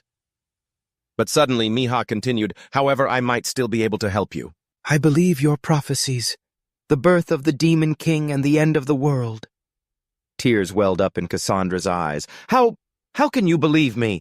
Miha spread his arms wide and said with a laugh, "Maybe I'm just trying to trick you. I'm a mage and I'm interested in all things. I also want to see whether or not you can change destiny, and whether your prophecy refers to a future that will happen no matter what. I'm curious about everything related to this matter, and you are the perfect person to help me prove it." Cassandra was utterly astonished. In the worst-case scenario, I thought I'd be turned into a laughingstock because no one would believe my prophecies. So I never imagined he would say something like that. Even so, I can say one thing for sure. He truly believes in me. Cassandra's tears now were tears of happiness. Never in her life had she smiled so brightly. "Ah, you truly are a peculiar one. Very well. If you are willing to trust me, then from now on, I will trust you too." Elsewhere at the temple, Leon was submitting an application to become a hero to one of the staff members. His face was beet red with embarrassment. "That's right. I'm here to register as a hero, so hurry up and get to it." The staff member looked at the registration form and asked, I see. "And the person you're with is—" Leon shouted his name. The staff member's face showed he couldn't be bothered to speak. Coming here with a famously useless bum to apply to be a hero. "What is this, some kind of joke? If you've come here to mess around, just leave. We're looking for real heroes." Leon was so ashamed he wanted the ground to swallow him whole. He just wished Miha would get there as quickly as possible. But the person who approached was a woman in a steel mask. She immediately drew her sword and pointed it at Leon's group. "I know a child came here. I'm asking you, where is that child now?" Her question was accompanied by a suffocatingly powerful aura. Leon and Alien immediately drew their swords and took a fighting stance. Neither of them knew who this woman before them was. They only knew that she was a master swordswoman. The woman repeated her question. "I'll ask again. Where is the prophet child?" Leon knew instantly she meant Cassandra, but there was no way he would rat her out, so he spoke defiantly. "Ha! I don't see any reason to tell you."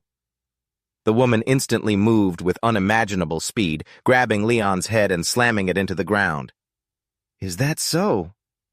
Then I guess I'll have to give you a reason." Alien, who was standing beside him, was knocked away by the shockwave. Fully aware of the difference in their power, Alien could only resort to a threat. "This is a temple. You won't get away with this in the kingdom's temple." But the woman had no intention of stopping. "I don't care. They'll never find out who I am anyway. And if they want to do something to me, they'll have to pay a hefty price. Do you really think the current emperor would do that? For your worthless lives." In this perilous situation, Alien had a sudden flash of insight. "Wait a minute. Cassandra, the prophet we met in the capital, and her guide Miha. He promised he would find me. Could this really be just a coincidence?" With no other choice, Alien could only scream the name Miha had told him, Kariaman. Hearing this name, the woman seemed to lose her mind. She changed targets, lunged forward, and grabbed Alien by the throat, lifting him into the air. "How do you know that name? Speak!" Alien was completely helpless, unable to resist at all. He could only pray for Miha to arrive quickly. Just then, Miha appeared. "That's enough, Lady Millennium. I'm the one with information about the child." Millennium immediately turned to him and asked, "Who are you?" Miha calmly replied, "I am from the One Paris family. Why don't you speak with me instead of taking your anger out on uninvolved people?" Millennium burst out laughing. "Ha, how naive."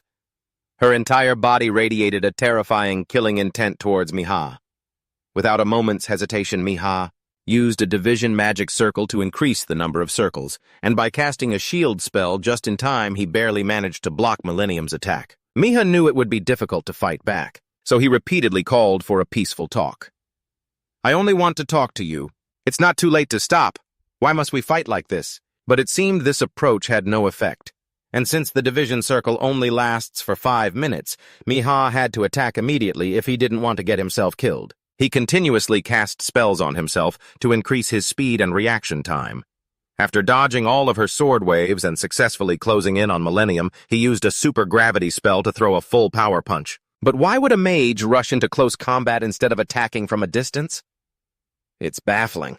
Miha's fist collided with Millennium's sword, and he was immediately knocked far away. From start to finish, Millennium hadn't even moved a single step. Leon, struggling to lift his head, yelled, "Be careful! He's not even acting like a knight anymore. You have to fall back and wait for reinforcements from the Holy Temple." Millennium stood his ground, raising his sword straight to the sky. A colossal aura enveloped the blade as he brought it down in an earth-shattering strike. "You are the one who stepped forward to challenge me. So show me what you are made of." Faced with this attack, Miha knew he couldn't possibly dodge it. He chose to stand his ground, but he had no intention of dying. Just before the attack hit him, he activated Storm of Lightning. A mana vortex erupted and enveloped Miha. Although he blocked the fatal blow, the sudden massive release of mana caused him internal injuries and he coughed up blood. But this was no time to worry about that. Seeing that Miha was still alive, Millennium was utterly astonished. "How could you possibly nullify that attack?" Miha stood tall and replied, "A secret. Everyone's entitled to a few secrets, aren't they?" Seeing Miha's posture, Millennium was instantly reminded of that old snake Marcus. "Well, of course. A son. Has to be like his father, doesn't he? Otherwise, people would say he's the neighbor's kid, and that would be a tragedy." After a moment, Millennium finally calmed down and sheathed his sword. "Fine, I acknowledge your talent. I don't want to waste any more time. Let's get to the point. How do you know that name?" Miha replied it was just a coincidence. He was a devastated young boy, and he seemed to be heading somewhere. He asked me for some water, so I gave him some and asked where he was going and what he was doing. Millennium couldn't control his emotions and rushed closer. Where did the boy say he was going?" But there was no way Miha would tell him that easily. "I'm not giving you any information without something in return. Besides, I don't think he wants you to know where he's going." Millennium stepped forward and placed a hand on Miha's shoulder. He pleaded earnestly, "Even so, I absolutely must find that child." Miha continued, "I understand it's very important, but there's something else you should know before you go looking for him. Have you considered how that child must feel when he seems to be trying to run away from you?" Millennium's eyes widened in shock at those words. Elsewhere, the man called Rat looked over the kidnapped children. He assessed them. "Why do they look like this? How are we supposed to sell them for a high price looking like this?" His subordinate immediately tried to explain, "But perhaps the clients who want obedient slaves will be pleased with them." But before he could finish, he was punched in the stomach and fell to the ground. "You idiot! You can find that type in any back alley. Do you really think those freaks want them to look like this? They're rich people who want to force the defiant ones into submission. If I were in a bad mood, I would have fed you to the shadows already." The subordinate, lucky to be alive, bowed his head repeatedly, thanking him. The rat broke into a vile smile. "That's right. I'm in a very good mood right now, because I've managed to get the great swordswoman on my side. I told her I'd give her information, but I never specified what kind. She didn't even realize her own child was once behind these very bars. Kuriyaman, I thought that child would be connected to the lawless judge." Just then a subordinate ran in out of breath to report. The rat saw him and immediately asked, "Information on the prophetess." The subordinate stammered out his report. "About the prophetess." "Boss, I think she's in the sanctuary." As soon as he heard this, the smile vanished from the rat's face. At the sanctuary, Archbishop Ackley, after hearing Miha's story, asked in alarm, "The capital's underworld is targeting the prophetess." Miha was extremely serious. "That's right. They intend to take all of her prophecies for their own purposes." But it seemed Ackley still didn't believe it. "Even if they are uneducated rabble, I don't think they would do something like that to defy the Empire." Miha pressed on. "What if I told you they aren't just some ordinary criminal gang?" Ackley was startled. "Are you implying they are involved with heretics? Do you have any proof? If you accuse someone of being a heretic without proof..." Just then, Millennium stepped forward. "I will explain." Ackley did not look pleased. "Sir Millennium, you tried to kidnap the Empire's prophetess." Millennium had no intention of defending himself. "If Lord Miha hadn't stopped me, I would have succeeded. And that is why I will help you fight against this underworld organization. That's right. I will help you eliminate the leader of the underworld, the rat." Hearing this from a sword saint, Ackley was finally convinced of Miha's words. "What have you found out?" Millennium revealed, "The rat's power is the ability to control darkness." Upon hearing this, Ackley asked in shock, "Wait, Did you just say darkness? Milliam replied gravely. Since you're one of the few archbishops in the Empire, I'm sure you understand the significance of this, don't you? Aclay then grit his teeth and uttered a name. The abhorrent monarch. Miha immediately replied, That's right, one of the 12 monsters who follow the current demon king. The abhorrent monarch is hiding in the capital. Hearing this, a stunned Aclay fell to the ground. Are you certain? If a subordinate of the demon king truly exists, then this is a grave problem. Miha sat down, looked the archbishop straight in the eye, and asked, Let me ask you something. The prophet foretold the advent of the demon king. Don't you think that as an archbishop you should have known that? Aclay was rendered speechless. This reaction was exactly what Miha had anticipated. He probably had nothing left to say. If he were to oppose him, he would be opposing the entire empire. A subordinate of the demon king, someone long thought to have vanished, had been hiding in the capital all this time in a region under his direct responsibility, and he had failed to notice. This would easily tarnish his reputation. Miha then said, Allow me to handle this matter for you. I will defeat the abhorrent monarch. For you, Mulung.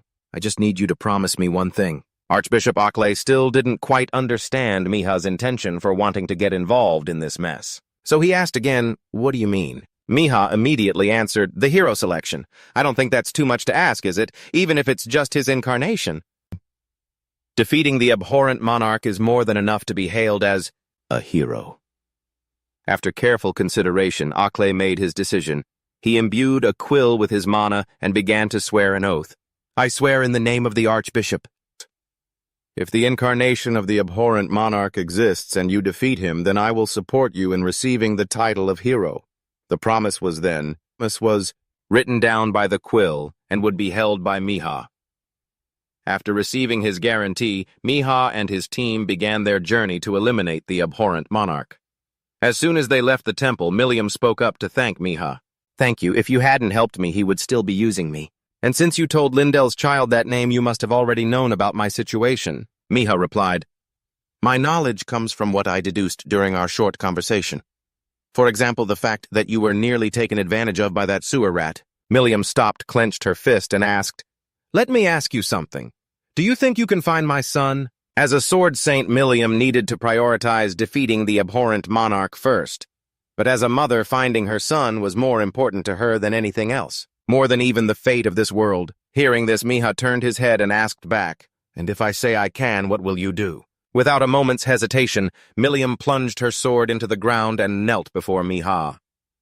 I have no desire for useless mind games, especially when it concerns my son. So allow me to be direct. If you find my son, and I can restore my precious relationship with him, then I will gladly offer my sword and my honor to you. This was an oath of honor from a widow who had lost her husband in the lawless region. The culprits behind the murders were a group called the Roju. Although she succeeded in her revenge, her heart was still filled with hatred, and she wanted to find the true reason for her husband's death. And what she realized was lawlessness. She thought that because there were no laws enforced in this land, monsters could roam freely, and that was why there were so many victims. And since there was no one to stop her, she became the punisher of the lawless. That is the past of the lawless judge, and now she will do anything to prevent that tragedy from repeating itself with her son. Meanwhile, the sewer rat, upon hearing the news, angrily punched a dent into the wall. Damn it, I can't believe that punk one, Paris, caused me this much trouble. Everything's going off track. I should get the hell out of here first. Just then, his shadow transformed into a monster and spoke. You must not. Stay here. This was likely the abhorrent monarch who had lent the sewer rat the power to control shadows. But the sewer rat had no intention of listening and staying here to die. Now is not the time for that. I have to wait for another chance. The shadow then grabbed the sewer rat's leg tightly. You are violating our agreement. The sewer rat struggled to break free. So what if I am? Agreement or not, my own life comes first. At that moment, a subordinate reported that the place was under attack and the sword saint was about to arrive. Hearing this, the sewer rat grew extremely anxious. If he stayed here, he'd never escape. But he had greatly underestimated the power of a demon. If he violated the agreement, his soul would be devoured. The shadow immediately lunged forward, seized the sewer rat, and merged with him as one. The abhorrent monarch had decided to join the battle himself. At the same time, the sewer rat's henchmen were being mercilessly slaughtered. Not a single one of them could withstand a single slash from the lawless judge. Witnessing these sword skills, Alien knew that this was the path he would pursue. Miha, witnessing Miriam's power, wasn't particularly surprised. He knew full well that she wasn't using her full strength yet. After all, this was the capital. But that didn't mean Miha let his guard down. He was aware that the source of all this trouble was the sewer rat, or rather the incarnation of the abhorrent monarch.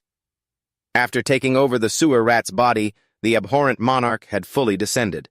The first thing he did was assess the vessel. This body isn't much of a prize. In that case, I guess I'll have to eat a little something more. I thought eating the prophet would be enough, but a subordinate of Asa. I can't believe I'm sensing the presence of that detestable Asa in a place like this, model. I'll just keep eating more and more and recover my memories. It seems the person he mentioned is Seth, who is next to Miha. The more he eats, the stronger he'll become. At that moment, he flashed a disgusting smile, then looked towards the prison cells behind him. I just had an idea. Humans tend to feel very responsible for their young. I should exploit that emotion. Meanwhile, Alien had also joined the fight. While fighting, she continuously tried to copy the Sword Saint Miriam's fighting style. This isn't working. I have to become more unpredictable.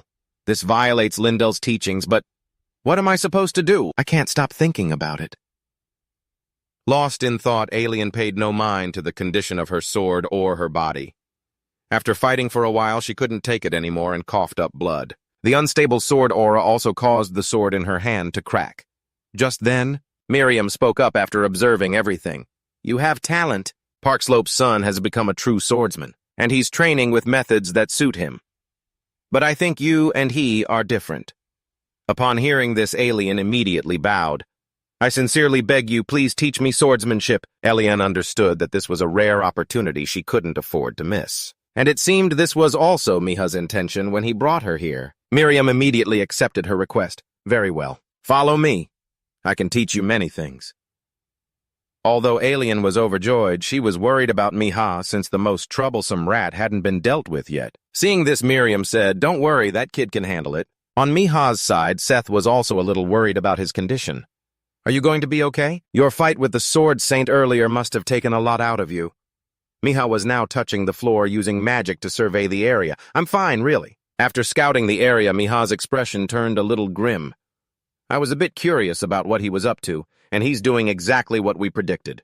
The abhorrent monarch is currently in the children's hiding place, and he probably won't gain any benefits from eating children. That's right. He's keeping them as hostages.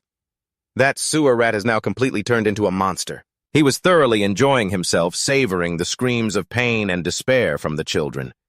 He sat smugly in a chair, waiting for his opponent to challenge him. The moment he saw Miha, he said contemptuously, Took you long enough to get here. Miha calmly replied, Sorry, did I keep you waiting long? The abhorrent monarch gave a vile laugh. No, it's fine. Watching these kids struggle in pain is quite entertaining. I'm quite lucky to have witnessed this. That's right. All the Demon King's commanders are this disgusting. Miha was all too used to this, so he wouldn't be provoked by it. Seeing that his taunt had no effect, the abhorrent monarch continued, I thought I'd only get to eat that little prophet girl. I never expected she'd bring along a teammate. Thanks to you, I'll be able to grow stronger much faster. After hearing this, Miha crossed his arms with a look of contempt. And the abhorrent monarch was shocked. How can he be so confident in himself? Asa's divine artifact. No, he already used that. After observing for a moment, he concluded that Miha was just bluffing. He then raised his hand and used his dark power. Now that my meal is here, I suppose I don't need these other things anymore. Following the direction of his hand, Miha realized that was where the children were being held. He immediately used a shield spell, blocking the countless arms of darkness heading that way. Seeing this, the abhorrent monarch smirked. I quite like this. You'll be a useful pawn for me. Miha then asked Seth to go protect the children and not to worry about him. Although Seth was worried, he decided to follow Miha's orders. Seeing Miha lose Seth's protection, the abhorrent monarch immediately unleashed his dark power. Oh ho, so you've given up the protection of your comrade. How foolish. Countless tentacles of darkness lunged toward Miha, but he quickly teleported into mid-air to dodge the attack. At that moment, he calmly analyzed his opponent's power. His darkness can transform freely. However, it's definitely weaker than it was before my regression. Although the abhorrent monarch missed, he immediately launched his next attack. Let's see how long you can scurry around like a rat. Seeing this, Mika took action. He immediately used multicasting to launch a counterattack. First, he used Wind Slash to sever all the tentacles, stunning his opponent. You blocked all of them. I can't use the children as hostages. The battle is tense and you can't afford to lose focus. But I wonder how long can you last without your comrades to protect you. Darkness. At that moment, the darkness expanded, transforming into monstrous mouths, aiming to devour Mika. Mika instantly used Teleport and Accelerate to flash beside his opponent. But the abominable monarch wasn't surprised at all and burst out laughing. How foolish! Do you think closing the distance gives you an advantage? He immediately commanded a tentacle to pierce through Mika's shoulder, but it was all part of Mika's plan. He grabbed the demon's head and began to recite the hymn aloud. Virtue be kind and be giving. Remember the sincere hearts, the silhouettes of the departed? The steps they left were brief, yet their traces are long and eternal. The demon felt as if all its power was being stripped away. He screamed in agony, unable to believe that a mere mortal knew of this. The hymn of virtue. Its words had been long forgotten, even if only for a moment. But the Demon King had always kept his eye on this world, and every time he did, heroes would appear. Heroes who wrote a hymn to seal their fiendish enemies, a hymn that had to be carved into their very souls. Before his regression, Mika never had a chance to use the hymn. The demons were always on high alert, but now things were different. After finishing the hymn, Mika made a declaration, "This will be your end, O monarch, abominable Beelzebub." His true name being revealed left the demon utterly shocked. He knew that the people of this era had almost forgotten the Demon King and his subordinates, but he would never know why. Mika just clenched his fist and the demon disintegrated into a cloud of black dust. Witnessing this, Seth was extremely horrified. He's gone. She couldn't believe that one of the Demon King's 12 most powerful subordinates had been defeated so easily. But all Mika cared about was the children's safety. Seth, still in shock, replied, "The kids are all fine, but that's not what you should be asking. More importantly, you just obliterated him without much effort at all. When a demon general is destroyed, they unleash a terrible disaster." Just as Seth said, the demon's corpse had transformed into a giant, grotesque heart with eyes and a mouth. This thing was continuously emitting a disgusting aura. The eyes stared intently at Mika and the mouth spoke. "How foolish. Did you think killing me would be the end of it? You have single-handedly brought a catastrophe upon this world, with your arrogance and foolishness." But Mika just smiled brightly without a hint of worry. "Do you really think I'm stupid enough to kill you?" And without any preparation, Mika then used chalk to draw a complex magic circle around the demon. Seeing this, the demon scoffed. "A spell, haha, it's useless. Unless you're an 8th level mage or higher, nothing you do can stop my curse." But Mika was completely confident in himself. "That's only true if I don't fully understand the curse." Seeing this, Seth tried to stop him. "A demon general's curse is completely different from a normal one, even if you have—" But Mika cut her off. "The symbol of the Demon King's one and only enemy. I still have this." Mika knelt on the ground, placing both hands on the magic circle he had just drawn. The mark on his neck also began to glow. An immense amount of mana was instantly released, lighting up the circle. Witnessing this, Seth gaped in astonishment. "Are you planning to use that?" "Don't tell me you've mastered the holy relic in such a short amount of time." What Mika was doing was analyzing the curse. In essence, a curse is also a type of spell, and the origin of all spells is their form and formula. Just like in mathematics, one can solve a problem to reach a conclusion. So what if you reverse the process? What would happen? The spell would return to its primordial state. As time passed, the demon grew smaller and smaller.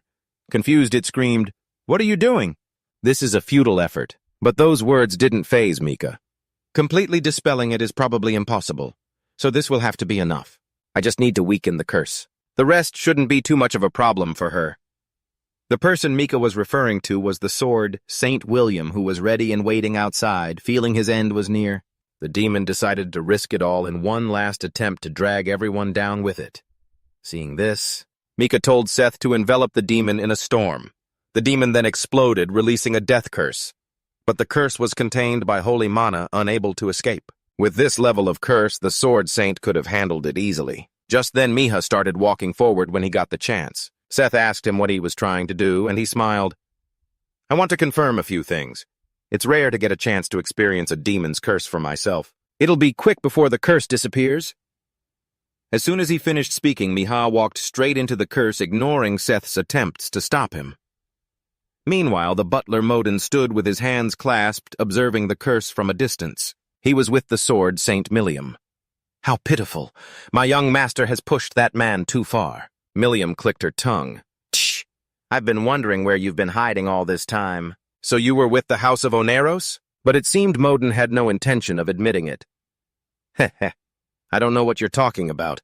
How could I possibly have a connection with such a venerable person? Milliam said she'd been told that Modin knew how to deal with what was coming next, but Modin just said he only knew because he'd heard the young master mention it. Milliam then wondered if Miha knew about him. Even Modin himself wondered about that. But there are more pressing matters right now. Why don't we deal with this first?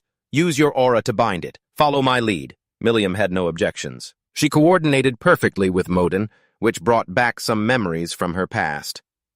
With their combined efforts, a blinding light enveloped the curse and crushed it. Instantly, the abominable monarch's traces completely vanished. The next day, Archbishop Ackley grabbed Miha's hands, beaming with a wide smile. "Ha, well done. Honestly, I didn't expect things to go this smoothly." After all was said and done, Bil-Zebop, the 7th general of the Demon King's army, had been eliminated. It all happened silently under the peaceful watch of the capital. But this was enough to give the army a warning about the potential danger of demons. While Ackley was profusely thanking him, Miha brought up their prior promise. Ackley immediately returned to a serious demeanor. You mean the hero selection? Of course. I will publicly support you in becoming the hero. However, before that, did you know the Empire already has its eyes on someone? Regardless, I will certainly support you, but I think you should also be cautious in every situation. Hearing this, Miha looked annoyed. I know that all too well. How could I ever forget him? 6 feet seagulls. Right, it's that idiot. After settling everything, Miha left the temple. Just as he stepped outside, he immediately ran into Elian, who was waiting for him.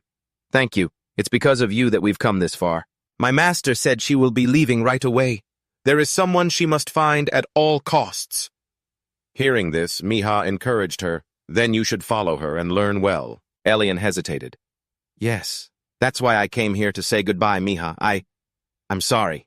Even though the engagement was something neither of us wanted, we could have at least tried to accept it. But I didn't do that. If you can accept my apology, I hope that our relationship can improve from now on. Seeing Miha smile, Elian blushed beet red. What are you smiling at? Is it strange? Miha chuckled and said, No, it's not that. As I've said before, I no longer have any feelings for you. So just be yourself, okay? Those words helped Elian lift a great weight from her heart. She was now able to smile brightly back at Miha. Well then, perhaps this is where our rivalry begins, huh? Just you wait. I'll catch up to you soon enough. After saying goodbye to Elian, Milliam also came to see Miha. Are you done talking with my student? Miha was already prepared for this conversation. Yes. I heard you'll be leaving right away, so I came to fulfill my promise. I'll tell you where your son is. At the Holy Papal State, the pontiff held his head in shock after hearing the news. That abominable monarch was found in the capital. That's impossible. What in the world happened? I thought the appearance of that archdemon would surely bring about devastating losses. Another archbishop spoke up. Well, that much is obvious. But he was eliminated. The pontiff was completely baffled upon hearing this. He didn't think anyone was capable of such a feat. Before a disaster could occur. The archbishop continued. It seems he died less than a day after he appeared. According to Archbishop Ackley, this was done by one person. This is a letter from Archbishop Ackley, Your Holiness. After receiving the letter, the Pope read it carefully. The gist of it was the young master is missing. One Paris single-handedly took down the demon that appeared in the capital. This was witnessed by Archbishop Ackley, and not only him, but little Cassandra as well. Oh ho, this is incredible. Doesn't that make him a hero? Back in the capital, Miha was still talking with Miriam. Kariaman doesn't like the way you handle things. That's why he chose his own path instead of joining the Vigilante Corps. He wants to become a holy emperor. How could that brat possibly have escaped the sewer rats? The answer is simple. He joined some other power, a power that not even the sewer rats can touch. That would be the Kondo Mercenary Corps. Just hearing this name, Miriam was utterly astonished. The Protectors of Freedom. He joined them. Kondo is a large mercenary corps founded on the idea of freedom. It's not easy for a mercenary group to be recognized for its honor, yet they are very different. They are a legitimate mercenary corps respected by both the Empire and neighboring kingdoms. Miha stepped closer and continued, "You know of them as well, don't you? Once you become a part of Kondo, you must give up your old name and take on a new one. You must find the Kondo Mercenary Corps. Your son is with them, with Amaramamantin." Although she was overjoyed to hear news of her son, Miriam hesitated for a long time. "But is going to find the boy really the right thing to do?" Miha immediately asked, "What do you mean? You've been looking for him for so long." Miriam continued, sounding a little sad. "If the boy truly needed my help, I wouldn't have to think twice about it.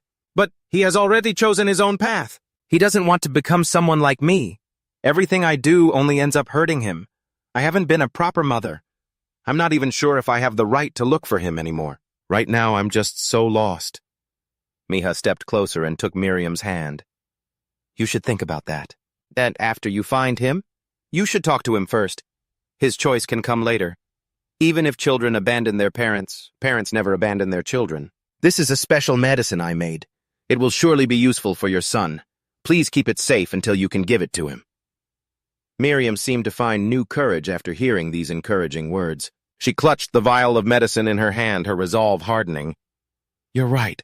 I can't just give up like this. Thank you, young Master One Paris. One day I will repay this favor." After saying that, Miriam left under the beautiful twilight sky of the capital. Alien also went with her to practice his swordsmanship. And now, Miha had to console the remaining member of the group.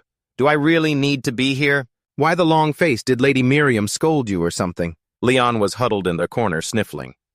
"It's the opposite, actually. I was completely useless in front of her. I couldn't do anything during that whole incident. And yet, she didn't scold me at all. I'm not even worthy of her disappointment." Miha didn't think that was entirely true, but he couldn't let something like this bring Leon's spirits down. Miha tossed a necklace to Leon and said, "This is a symbol of your efforts to help everyone in the last battle. We've passed the first trial, now it's on to the parish." Hearing this, Leon was confused. The parish? Wait a minute.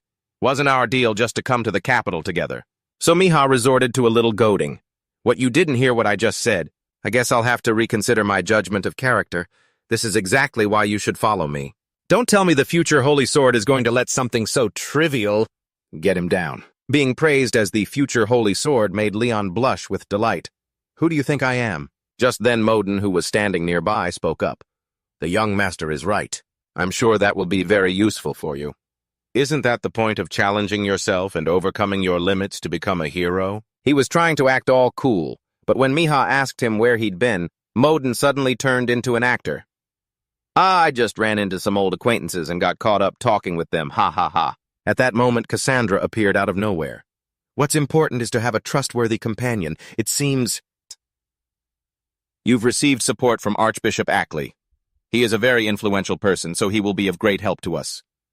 So now I'm thinking of offering my help to you. For the road ahead, perhaps it's time for me to return after my period of rest. What do you think about receiving help from the prophetess of the parish? Will this be of use to you on your journey?" And so a prophetess slot was added to the party.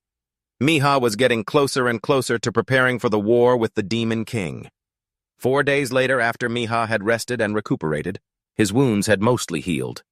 In the battle against the demon general, he had recklessly used himself as bait, and if the wound had been off by just a little... "So you went to see the naked girls, did you?" Miha understood that he needed to reach 6th Circle magic as soon as possible. The remaining commanders of the first demon squad wouldn't be as weak as that loathsome demon lord. Just then Seth suddenly spoke up. "There's something I've been wanting to ask you for a long time." "What are you?" "I want to know where your knowledge and skills come from. If you really trust me, shouldn't I know these things?" After hearing this, Miha thought to himself, she has a point. Trust is built on how well you understand the other person, but I don't think telling her I've traveled back in time is a good idea, even if Seth doesn't tell anyone else about this. I still have to be extremely careful. That's right, I'll say this. After a moment of thought, Miha answered the question. "You're not the only one guarding Ace's tomb." Seth was a bit skeptical and asked back, "Really? But wasn't I the first person you met?" Miha confidently continued, "There's one exception, the records of Toast." Hearing this name, Seth was completely astonished. "Wait, you mean that ancient record still exists today?" Without hesitation, Miha replied, "That's right. Basically, Miha wasn't entirely bluffing, as he had truly absorbed the records of Toast before he traveled back in time. Toast's tomb was one that his group had conquered before. As for Toast, a strange record of his had been spread throughout the world. It was called the Records of Toast. Although this sounded plausible, Miha's experiences were truly unbelievable. Seth then asked Miha about the next tomb, but Miha's current goal was to become a hero first.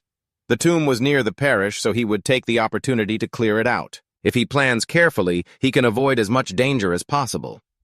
After clearing up her suspicions, Miha asked Seth, "Now that you mention it, there's something I don't understand about the records. What is the true nature of the entities we call gods? Currently, the god of the continent is Hekao, the god of wisdom. In my previous life, before Asa's tomb was discovered, Hekao was the only known god." Seeing Seth standing there frozen, Miha asked again, "Are there really only two gods in this world if Asa was so great? Why haven't we learned more about them?" At this point, Seth only said a few vague words. "The amount of information I can tell you right now is very limited. Just call it an unfortunate tragedy." From this, it seemed Seth also knew what had happened to Hekao. Miha asked another question. "So I'm guessing you won't tell me what it will happen if I collect all the holy relics, will you?" Seth didn't deny it. For now, that's the case. That's also why Toast didn't provide any more information than what was absolutely necessary. But that was all Miha needed to know. For now, that is. After changing his clothes, Miha went out and spoke to Leon about staying here for a while. The reason being that news of him destroying a demon had surely spread throughout the kingdom, and his father had most certainly heard this news. When he came here, Miha hadn't informed his father, and soon his father would come here and spank him. Hearing this, Leon became agitated, grabbed Miha by the collar and yelled, "Wait, are you saying he already knows? The most powerful Archmage in the kingdom. Your father has already figured it out." "Are you crazy? What about me? I'm here with you too. This is bad. I hope we can still get out of here in time." But it was already too late. The moment Miha saw dark clouds gathering in the sky, he immediately cast Mana Shield.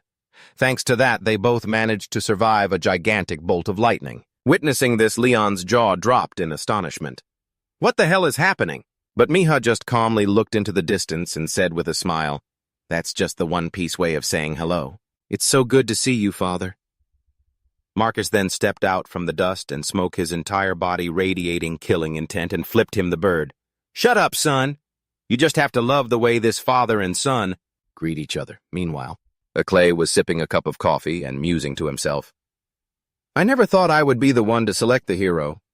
But now that a demon general has appeared, I can't just sit by and do nothing. Mika One Piece. I can't think of anyone more worthy of the title of hero." Just then, Chissy, an earth-shattering tremor occurred. Clay, thinking the demons were attacking, was terrified. At that moment, a subordinate also ran in, panicked, to report Archbishop Marquis. One Piece is using magic to attack his own son. Back with Miha, he was running for his life to avoid being beaten to death by his father. The attacks were mostly lightning magic, perfect for spells with a fast cooldown and low energy cost. He probably doesn't want me to get hurt. Just as I'd expect from my father. He has studied magic in great detail. And taking full advantage of his specialty, Miha dodged while saying, "I have great respect for you, father." This sentence made Marcus even more furious. "What did you just say?" "You and that damn mouth of yours should just stand still and take your punishment." Immediately after, a dense barrage of lightning surrounded Miha, but he remained unfazed, using teleportation to dodge every attack.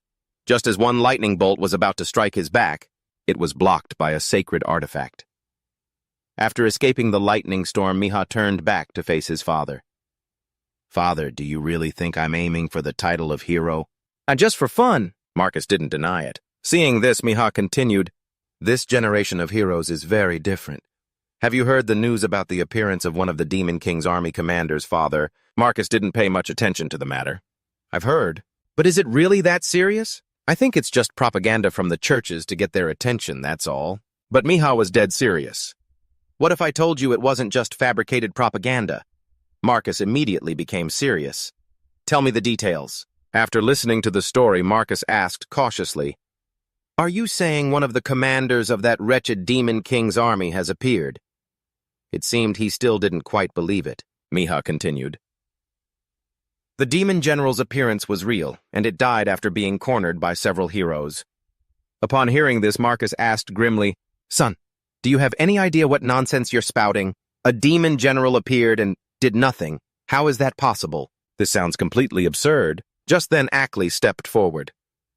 "It is the truth, my lord. Do you remember me?" "I believe we met about a year ago." Even so, Marcus was still skeptical. "What do you mean, it's the truth? Has the bard already found this so-called new hero?" Ackley smiled brightly, turning towards Miha, who was standing beside him.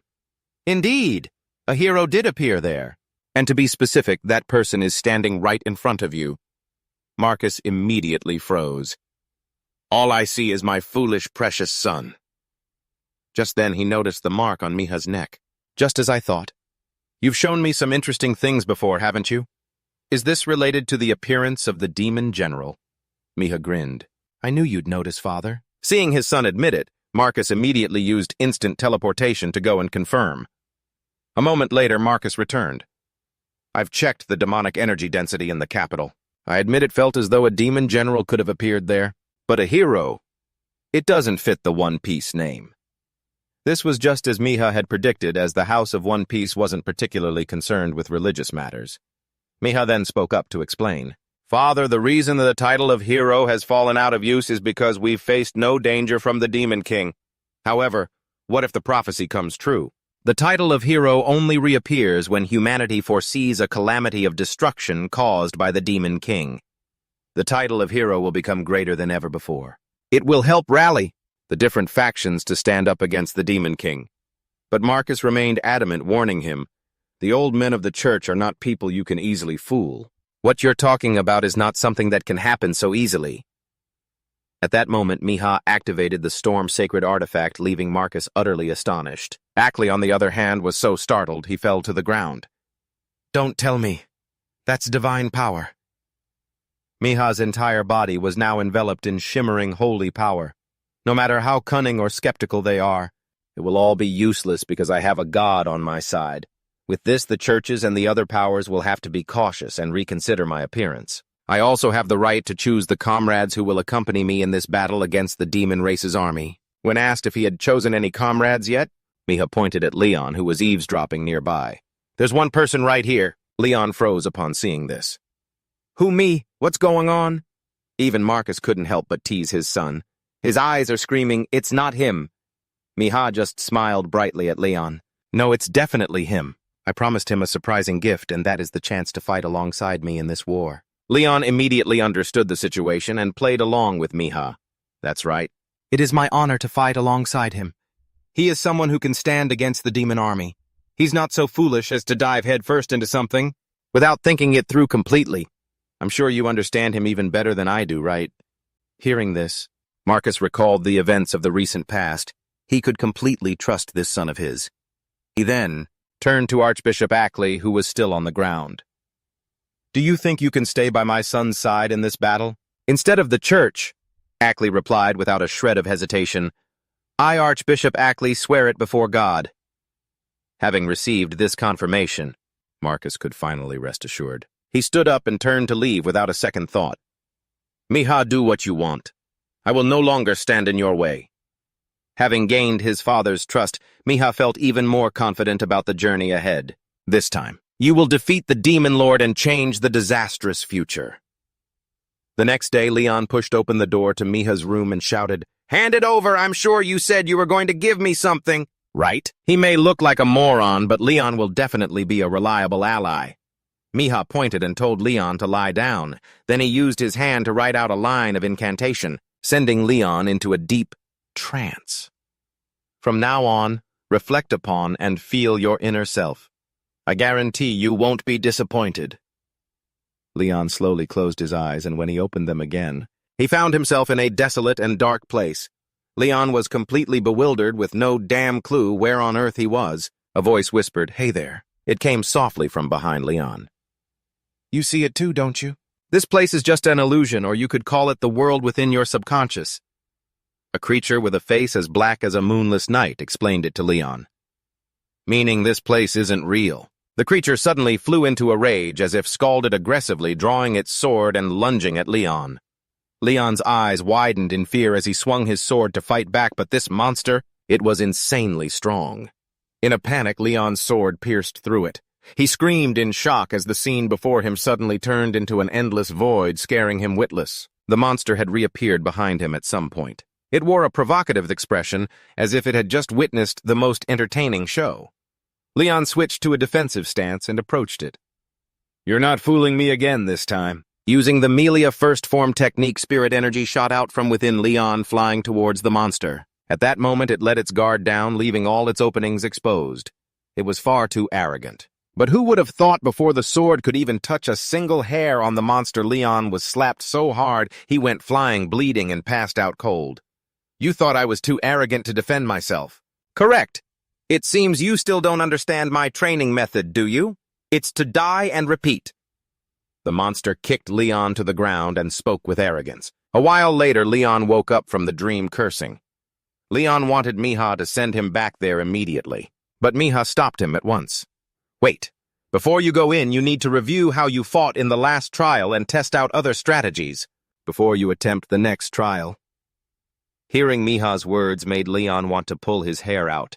He didn't even know what the hell that monster he just faced was. "That was you from the future," Miha thought to himself. Saying no more, Miha told Leon to rest up for their departure to Paris tomorrow. "I'm thinking we'll visit a few other places." "On the way to Paris, we'll make a trip to the Elvenwood," Miha suggested.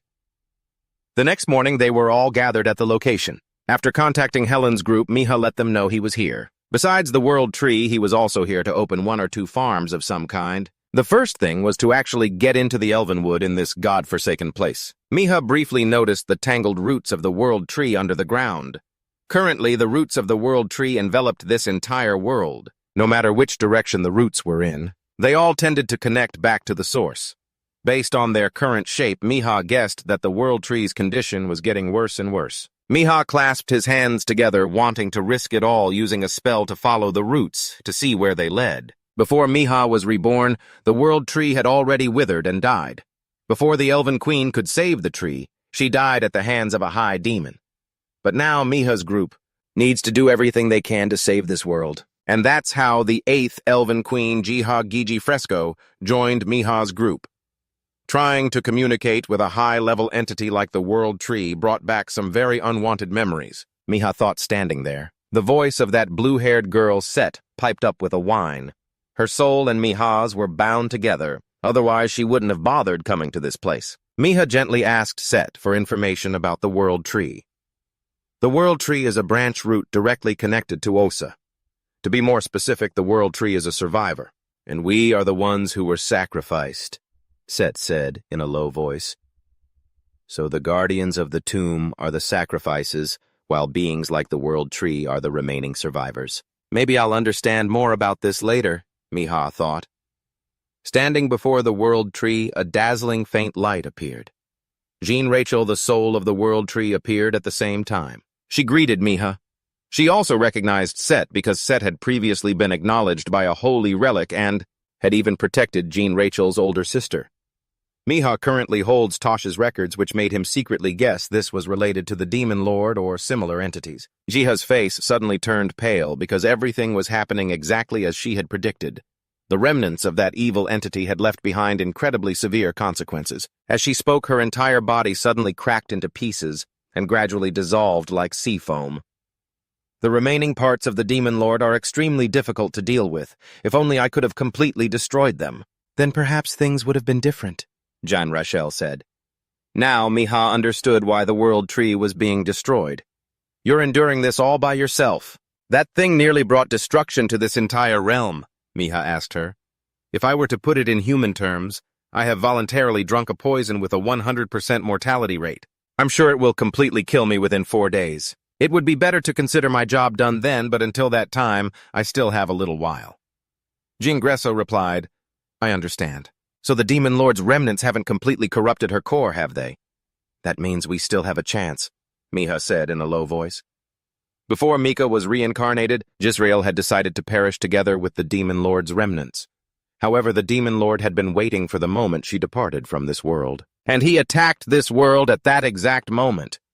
This means that in the end, her choice led to her own meaningless death. However, things are different now. We need to eliminate them before they can reach her roots. In the 4 days we have left, I will definitely restore you completely, Miha asserted to Gresso with conviction. His boss also advised Gresso to trust Miha. Gresso, who was still sniffling, didn't even have a chance to feel moved before Miha gave him a shock by saying he wanted to be paid up front. I don't need this for my own benefit, but to resolve this entire matter. Miha thought, then pointed a finger to the sky, indicating that of all the branches of the world tree, Miha wanted Gresso's oldest and finest.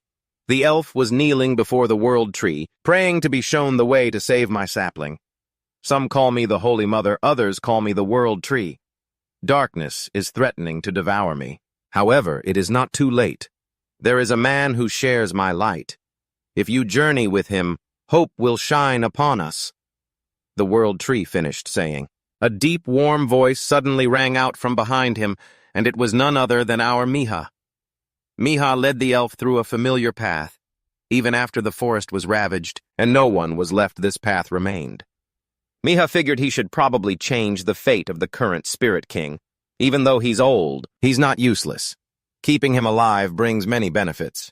Normally, he would die at the hands of the Demon Lord's unsealed remnants. But Miha was determined not to let him die like that. By the way, did you come here alone, sir? It's not that I don't trust you, but this forest isn't that easy to get in and out of, the elf said. Those outsiders don't follow the usual rules. Miha chuckled in response, waiting as the courtier rushed over from a distance to report an intruder. Miha smirked. It's about time they showed up. In the sky at this moment, there were 4 unidentified flying objects being chased away by the villagers. And who would have thought it was Leon and his gang of troublemakers? Miha was about to give them a piece of his mind when they cut him off, claiming that Miha was the one who abandoned them first, which shut him up. The old coughing butler had a grim face. He demanded that Miha take responsibility for all of his subordinates' wrongdoings. Okay, you asked for it. Miha immediately had his men tie the butler up right then and there to stop the headache. Regarding the World Tree branch, Miha said he had already received his payment in advance. But he still needed their help. A moment later, the elf led the whole group to the spirit palace where his father resided. Elves and spirits had coexisted since the dawn of time, and the one who holds the title of Spirit King is chosen by both races to lead them. In other words, he is an elf acknowledged by all spirits. And this is where the Spirit King and the elves live. To the elves, this is the most sacred place. A few spirits flew out from the bushes, affectionately rubbing their cheeks against Miha's face. They usually aren't this friendly with outsiders. You truly are the World Tree's representative. Aren't you? The elf said. Arriving at the main hall's entrance, the elf opened the door. Appearing before them was the Spirit King with a magnificent and majestic aura who greeted them. Miha bowed his head respectfully. Please do not be alarmed, father. The World Tree appeared before us for a moment, the elf said. The Spirit King was stunned for a few seconds upon hearing this. He wanted his son to prove it was true. Just as the elf was wondering what to do, Miha patted his shoulder with a confident smile on his lips.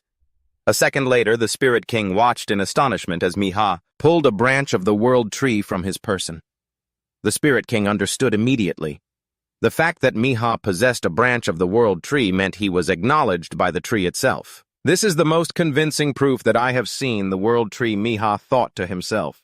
I, Jiren Hadass, the current Spirit King, bow before the emissary. I implore you grant a salvation to my people, he said earnestly, suddenly kneeling at Miha's feet. Miha stated that he had a matter to resolve. I intend to forge an artifact with this branch that can neutralize the poison slowly corroding the World Tree. Therefore, I plan to borrow your forge. I am referring to Lake Eeyore. Hearing Miha's words, the Spirit King was a little surprised that Miha knew about Lake Eeyore. Lake Eeyore is the forge used by Eeyore. The Spirit Blacksmith forged equipment for the Spirit Kings there. Then, without delay, I shall lead you there. The Spirit King said, No, I intend to ask another favor of you, your majesty, the Spirit King. The thing that is corroding the World Tree is a remnant of the Demon Lord. That's right. The enemy of all living things. It's exactly what you're thinking, Miha replied. But I do not sense any evil energy, the Spirit King said timidly. That is because the World Tree currently has the upper hand in terms of power. This is the best she can do. She is asking for everyone's help, but her call is too weak for anyone to notice. They are both trying to do what's best for each other, but they cannot communicate. We have to solve that problem. But the issue is, when I begin forging the artifact, that remnant will detect it and interfere. A disaster will befall the spirit forest. We cannot waste any more time. We must resolve this issue quickly. Miha's words left everyone stunned in shock. The Spirit King clutched his head for a moment, then quietly called for his son. Quickly take Miha to the lake. Miha silently resolved to risk everything to protect everyone. After asking the group for their support, Miha, filled with fiery determination, set off. The elf led Miha to Lake Eeyore as requested. How did Eeyore use this lake to create magical tools? No one knows. There are no clues to tell us how it's done. You wouldn't happen to know, would you? He asked. Of course Miha knew, because Miha had created countless items here. Earth used this lake in a special way. Perhaps he wanted to keep it all to himself. However, he's not actually a blacksmith, Miha realized. Just as he threw that branch into the water with all his might, the surface suddenly began to bubble furiously, as if boiling at 100 degrees Celsius. To be more precise, Earth is a mage, Miha thought to himself. The legendary elven master blacksmith is actually a mage. Though he's a very talented mage, his abilities clearly have some limitations. That's why he made a decision that if he couldn't succeed in becoming a mage, he would succeed in another way. And in the end, Earth became a master of magical items. I think the fountain in the name is a metaphor. It's not a real fountain. While it is just a fountain with ordinary water, when mana is mixed into it, it becomes something else entirely, like a liquefied form of mana. Miha immediately extended his hand and cast a structural analysis spell. A ray of magic surged from his staff, transforming the churning water's surface into strands of world tree mistletoe. It's a special component containing the life force of the world tree. The problem is, refining this type of item to 100% perfection is nearly impossible. However, what if I use a more thorough magical method? Miha smirked. Then he gently reached out, preparing to control the mixed water to refine the mistletoe. This process will take about 4 days. I've finally made it to the fountain. This place must still hold many other gifts from Earth. The items of the former kings must be around here somewhere. Go and find them yourselves. I need to focus on this first, Miha told El. Understanding, he nodded cheerfully. Their 4-day countdown began. 3 days later, things were progressing better than expected. With the help of Leon and his group, the female mage still felt a little anxious. As they stood around talking, she could only hope Miha could make her wish come true. Suddenly, the ground beneath their feet began to tremble and crack apart with a deafening roar. The very thing they feared most had appeared, a massive serpent with glistening black scales. It was roaring, spitting venom, and spewing webs with terrifying ferocity. Faced with such a fierce beast, they were all scared, stiff, trembling so hard they couldn't move. An immense fear washed over them. It came with an incredible power that I could feel. I don't think I can win against this thing. Damn it, why am I so weak? If only I could be as strong as the person I saw in my dream. Miha, when is he going to show up? Leon gritted his teeth. His brow furrowed as he thought of Miha. The jet-black serpent, brimming with killing intent, prepared to face the Elf King's group, and Leon head-on. A whole army stood in formation. On command, they drew their bows and unleashed a volley of arrows like rain upon the serpent. It shrieked in pain as the arrows found their mark. It roared furiously and charged at them, but was blocked by the elves' magical barrier. The monster's attacks grew more and more savage, and the barrier couldn't withstand the force. It began to crack and splinter. Meanwhile, Miha and Set had just successfully set up the orb system after 3 arduous days. Everything went more smoothly than I thought. A complete success. Miha thought, now all I have to do is embed the orb into the scepter. Holding his breath, he fitted it into place. A blinding light suddenly erupted, filling the sky. Meanwhile, with the serpent fiend, its violent frenzy had caused a few to cough up blood and collapse. They had reached their limit, and the barrier, unable to hold any longer, was about to shatter at any moment. The monster's overwhelming force shattered the barrier. Suddenly, a flash of light appeared, scorching the serpent and burning it to a charcoal-black crisp. Mika had arrived just in time. Everyone couldn't help but be overjoyed. If Mika hadn't ended things quickly, this place would have been reduced to rubble. Normally, using a single level 5 spell like Holy Light wouldn't have been so effective. However, with this scepter, a scepter made from the precious materials of the World Tree, things are different. However, the fragments have been on the World Tree for more than just 1 to 2 years. There's no way it wasn't affected during all that time. Thinking it over, this must be a fragment of the Demon Lord. If I can take it down in a single blow with this scepter, The world tree won't have to suffer anymore. However, this isn't the only thing I've prepared. As Mika flew closer to the monster, he thought anxiously. The serpent fiend shrieked, bearing a maw full of sharp fangs, and snarled at Mika. Just as it was about to lunge and snap him up, an arrow brimming with magic power shot from afar, striking the monster head-on. As dust and smoke billowed, it was clear this was an arrow forged by Aeon, a famous treasure known for containing immense divine power. It was the elf who had provided timely support for Mika, with an arrow the right person at the right time. In the thick black dust, the serpent's skin seared by the heat had nearly peeled off, revealing a stark white skeleton.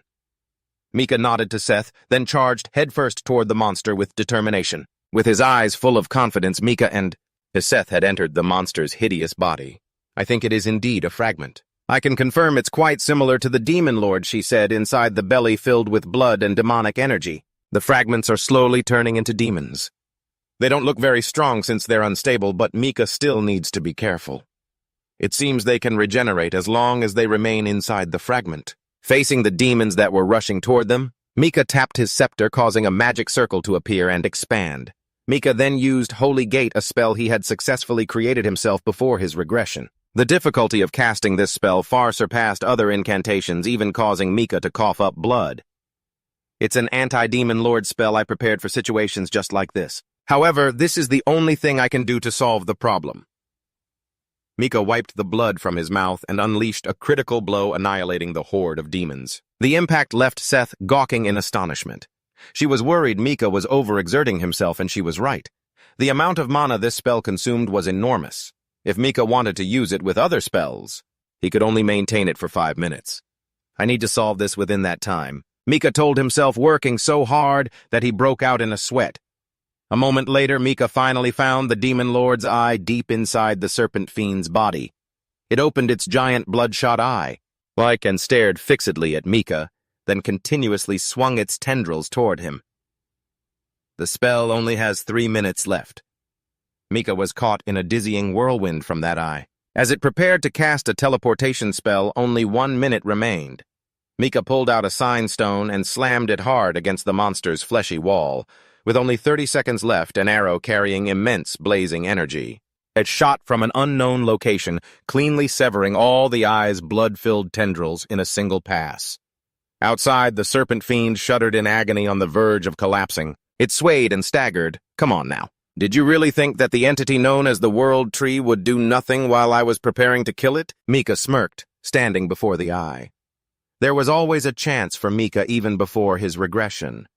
Even if all his efforts failed, and he were to die, everything always has its purpose.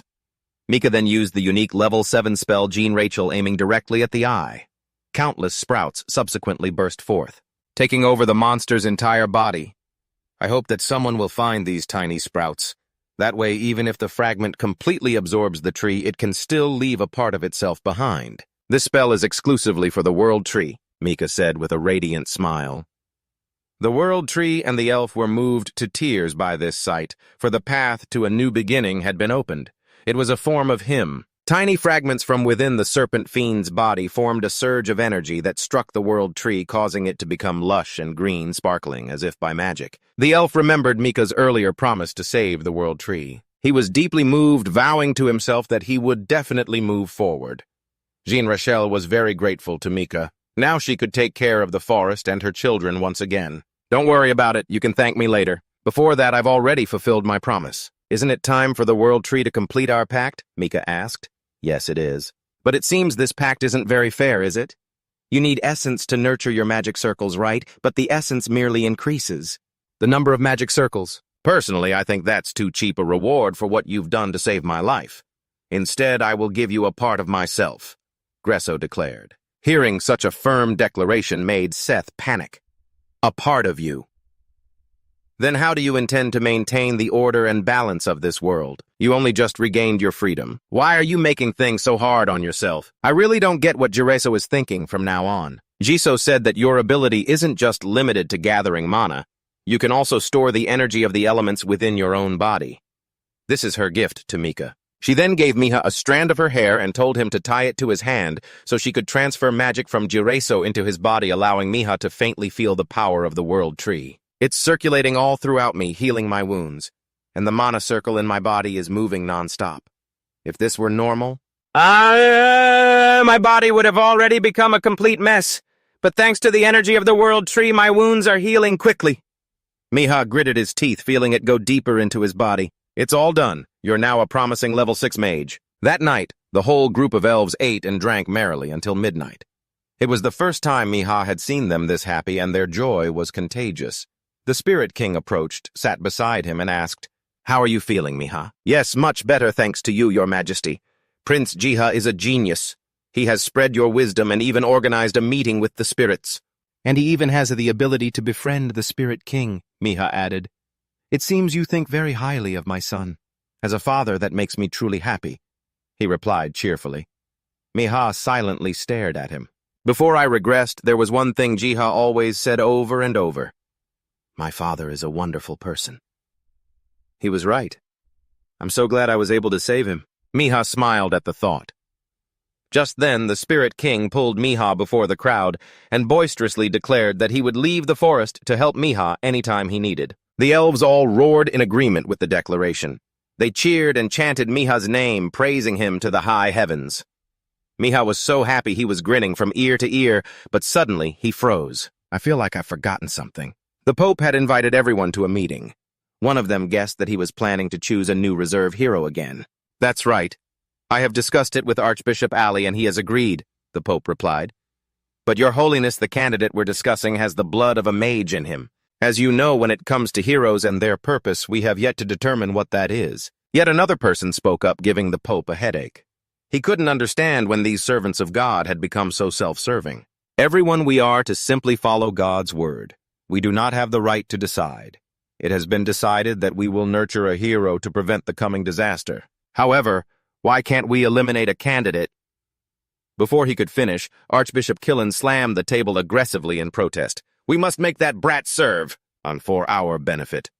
And you come here saying things like that. If he is the one chosen, he will easily surpass the candidates from other academies to become the hero. Becoming a hero is not the only path. There are countless ways to help others," the Pope concluded, ending the meeting. He felt today had been meaningless, but at least he was finally able to state his opinion and buy some time.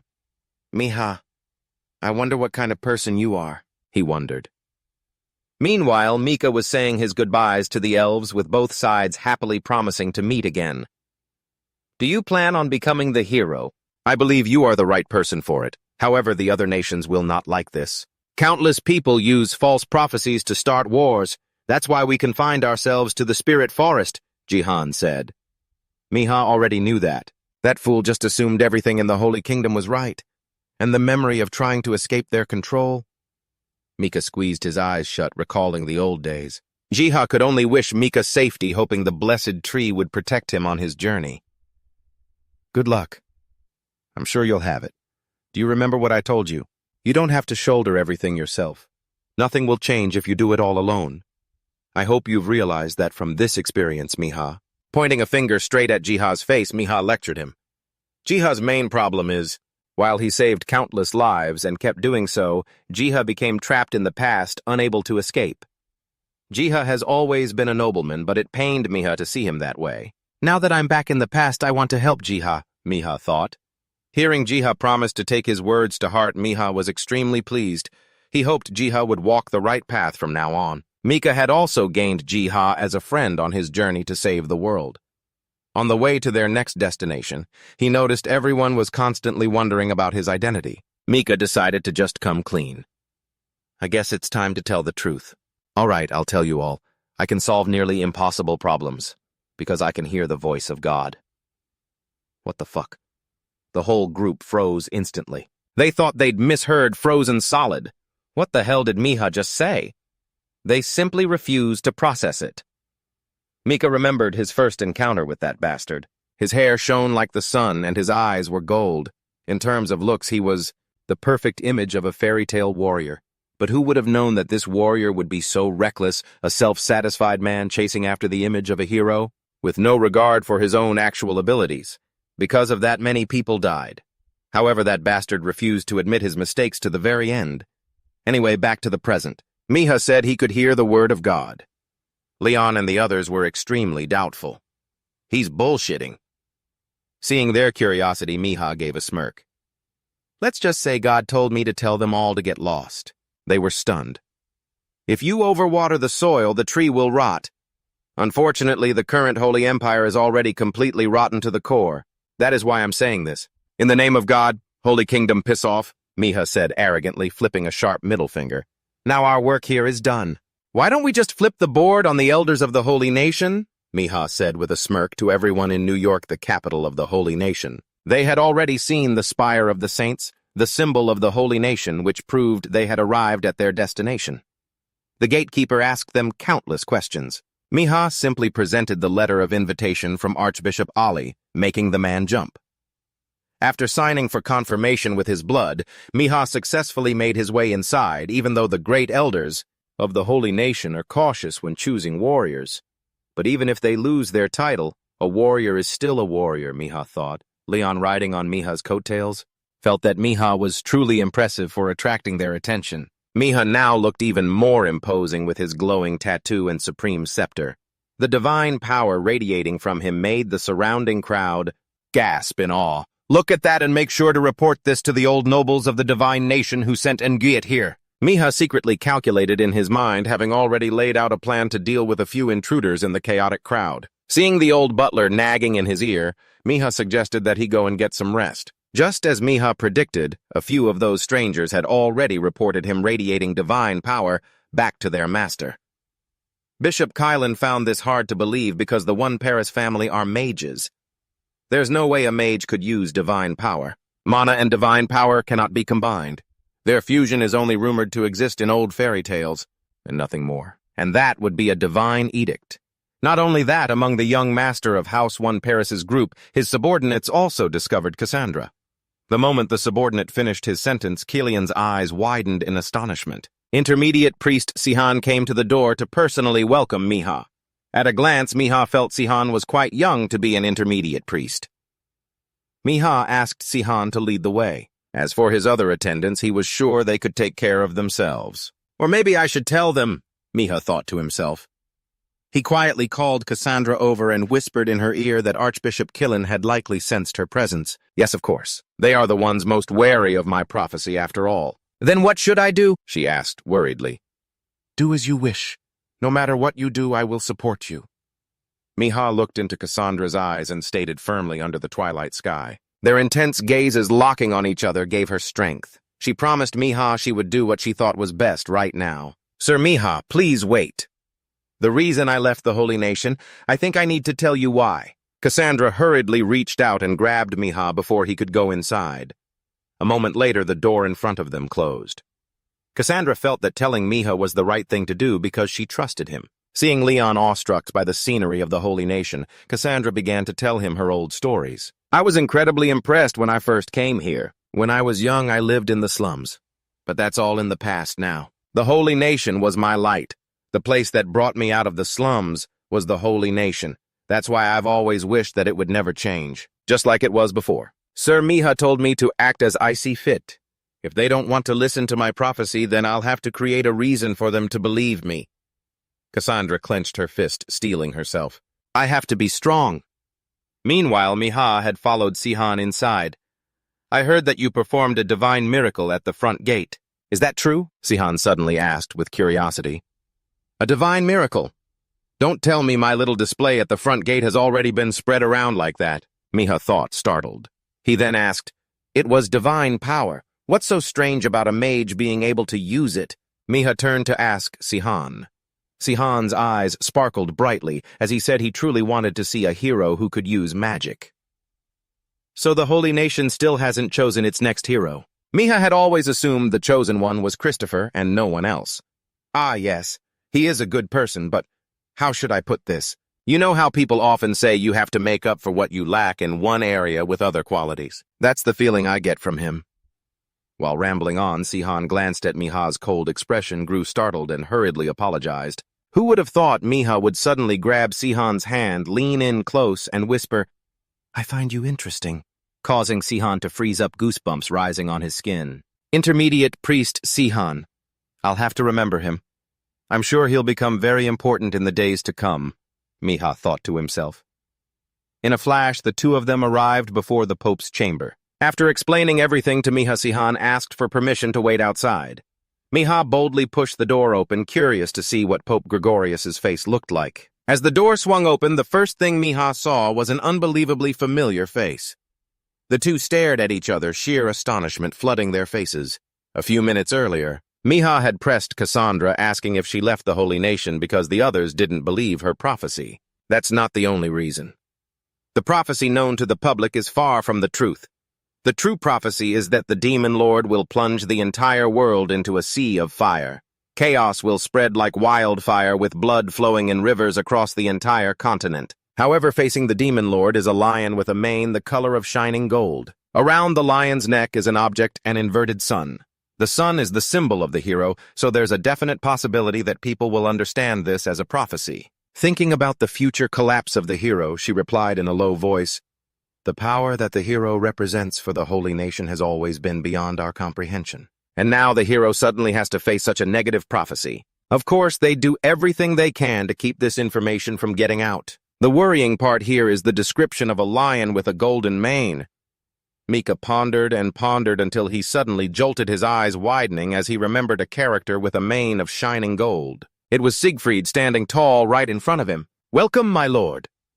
Hearing his mocking greeting, 1,000 venomous curses rose up in Mika's throat, but he had to restrain himself. He clenched his fists, trying to suppress himself. "Calm down," he thought. "Greetings, O representative of the great holy nation, the eyes of the wise Hekao. I am immensely grateful for this audience with you. But may I ask who this person is?" Mika turned to Lord Gregorius with the question. "This is the prodigy from the Golden Lion Knight, Sir Siegfried. He is also a candidate for the title of hero. Both of you are candidates. It's highly likely that soon one of you two will have the honor of bearing the title of hero," he replied. At that moment, Siegfried approached Mika and extended his hand in a friendly gesture. The two shook hands to Mika's utter and complete frustration. Mika immediately saw that Siegfried was trying to slowly channel holy power into him during the handshake, attempting to gauge how strong Mika was. "All right then, I'll play your pathetic little game," Mika thought, gritting his teeth.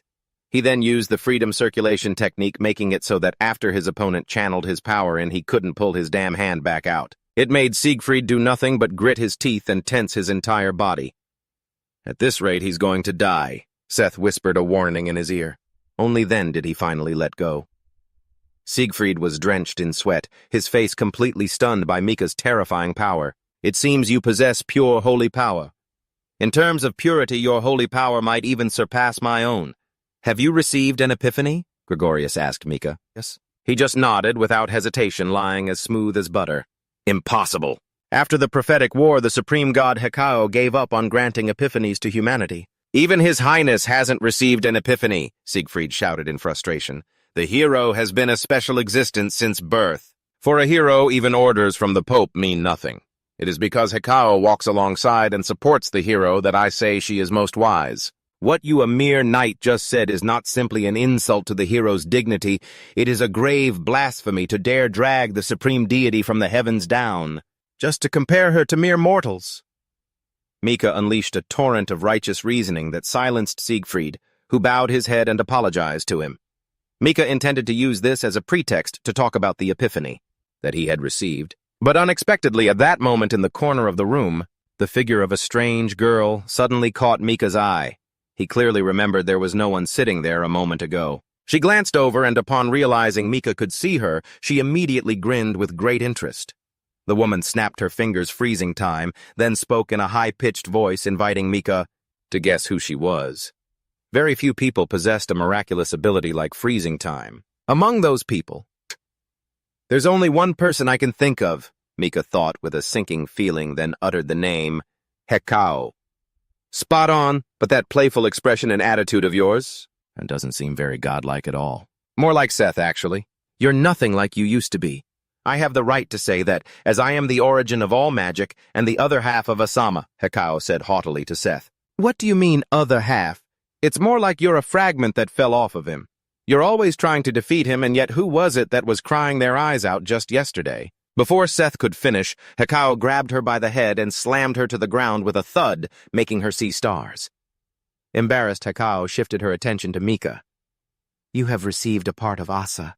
And perhaps you will receive even more in the future. That means you are his successor. However, the way you look at me is a bit disrespectful.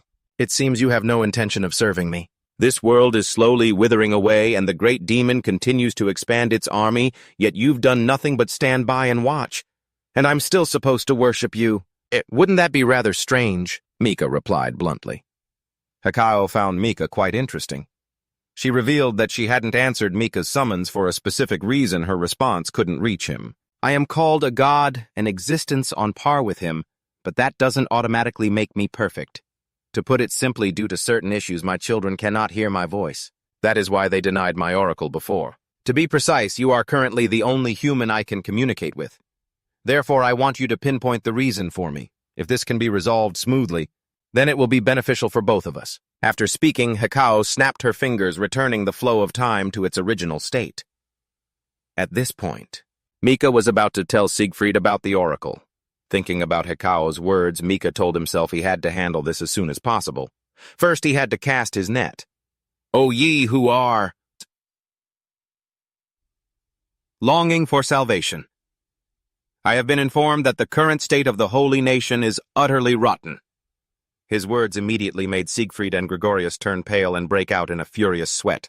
Mika quickly gained the upper hand with that prophecy, telling Gregorius, "Furthermore, I've known for a long time that you have 2 children. One is within your control, but the other is not, and that is why things are not going according to your plans." Threatened by Mika, Gregorius turned pale, gasping for breath. "It may sound vague, but I assure you, you will understand it in your own way. Besides, even if that's not the case, it doesn't matter. I just need to do as I say, which means the prophecy has come true." Gregorius is too tense, Mika thought with delight, and suggested they end their conversation there. "It will be fine. Everything will happen just as foretold." Mika put on a dangerous air, leaving him with a cryptic remark before leaving the room, which threw him into utter confusion. Soon Mika would make everything follow the order he had set. Leaving the palace, the characteristic tattoo of this place was still imprinted on Mika's hand. "Damn, at this rate my body will be covered in these marks soon," he thought. "Now let's head to Cassandra," Mika said. Meanwhile, with Leon's group a knight, a strange knight appeared out of nowhere, blocking their path. "Where is the one who delivered the prophecy? I want to see him," he demanded aggressively and rudely. This pissed off Leon's group. Seeing no sign of the person he was looking for, he lost his patience again, brandishing his sword and pressing forward, unexpectedly looking through his mask. He realized the person blocking him looked somewhat familiar. A brutal glint immediately flashed in his eyes as he deliberately moved closer. Cassandra rushed forward from behind, blocking the path between the 2 men and telling him to get out of the way. Being obstructed, Haben, the vice-captain of the Holy Knights, resorted to using force to threaten them, making Leon break out in a cold sweat. But Leon still refused to leave her side and just stood there stubbornly. Haben felt he had no choice but to get physical with this stubborn guy, Leon. Perfect. I was just wondering how much stronger I've gotten, Leon thought. Eager for a fight, Leon charged at Haben. The 2 clashed in mid-air, the sharp clang of steel on steel echoing loudly. Unable to stand it anymore, Cassandra finally revealed herself. Haben, and she came face to face, somewhat speechless. "Even with your status as vice-captain, I never expected you to dare show up here so abruptly," she said angrily. "Lady Cassandra, the Archbishop, deeply regrets what happened. Things are different now. Please come with me," Haben said. As soon as she heard him, she knew for sure that this man was on Archbishop Killian's side. That man is an old codger who is extremely strict about maintaining order and hierarchy. If she were to go back now, she would never have any hope of escaping the holy nation again. Cassandra expressed her refusal, but Haben insisted that she come with him. Just then, Mika suddenly appeared like a god in a flash of fiery light, startling Haben for a moment. "I have already promised to protect Lady Cassandra, so you don't need to worry, just go about your business," Mika said in a cold voice.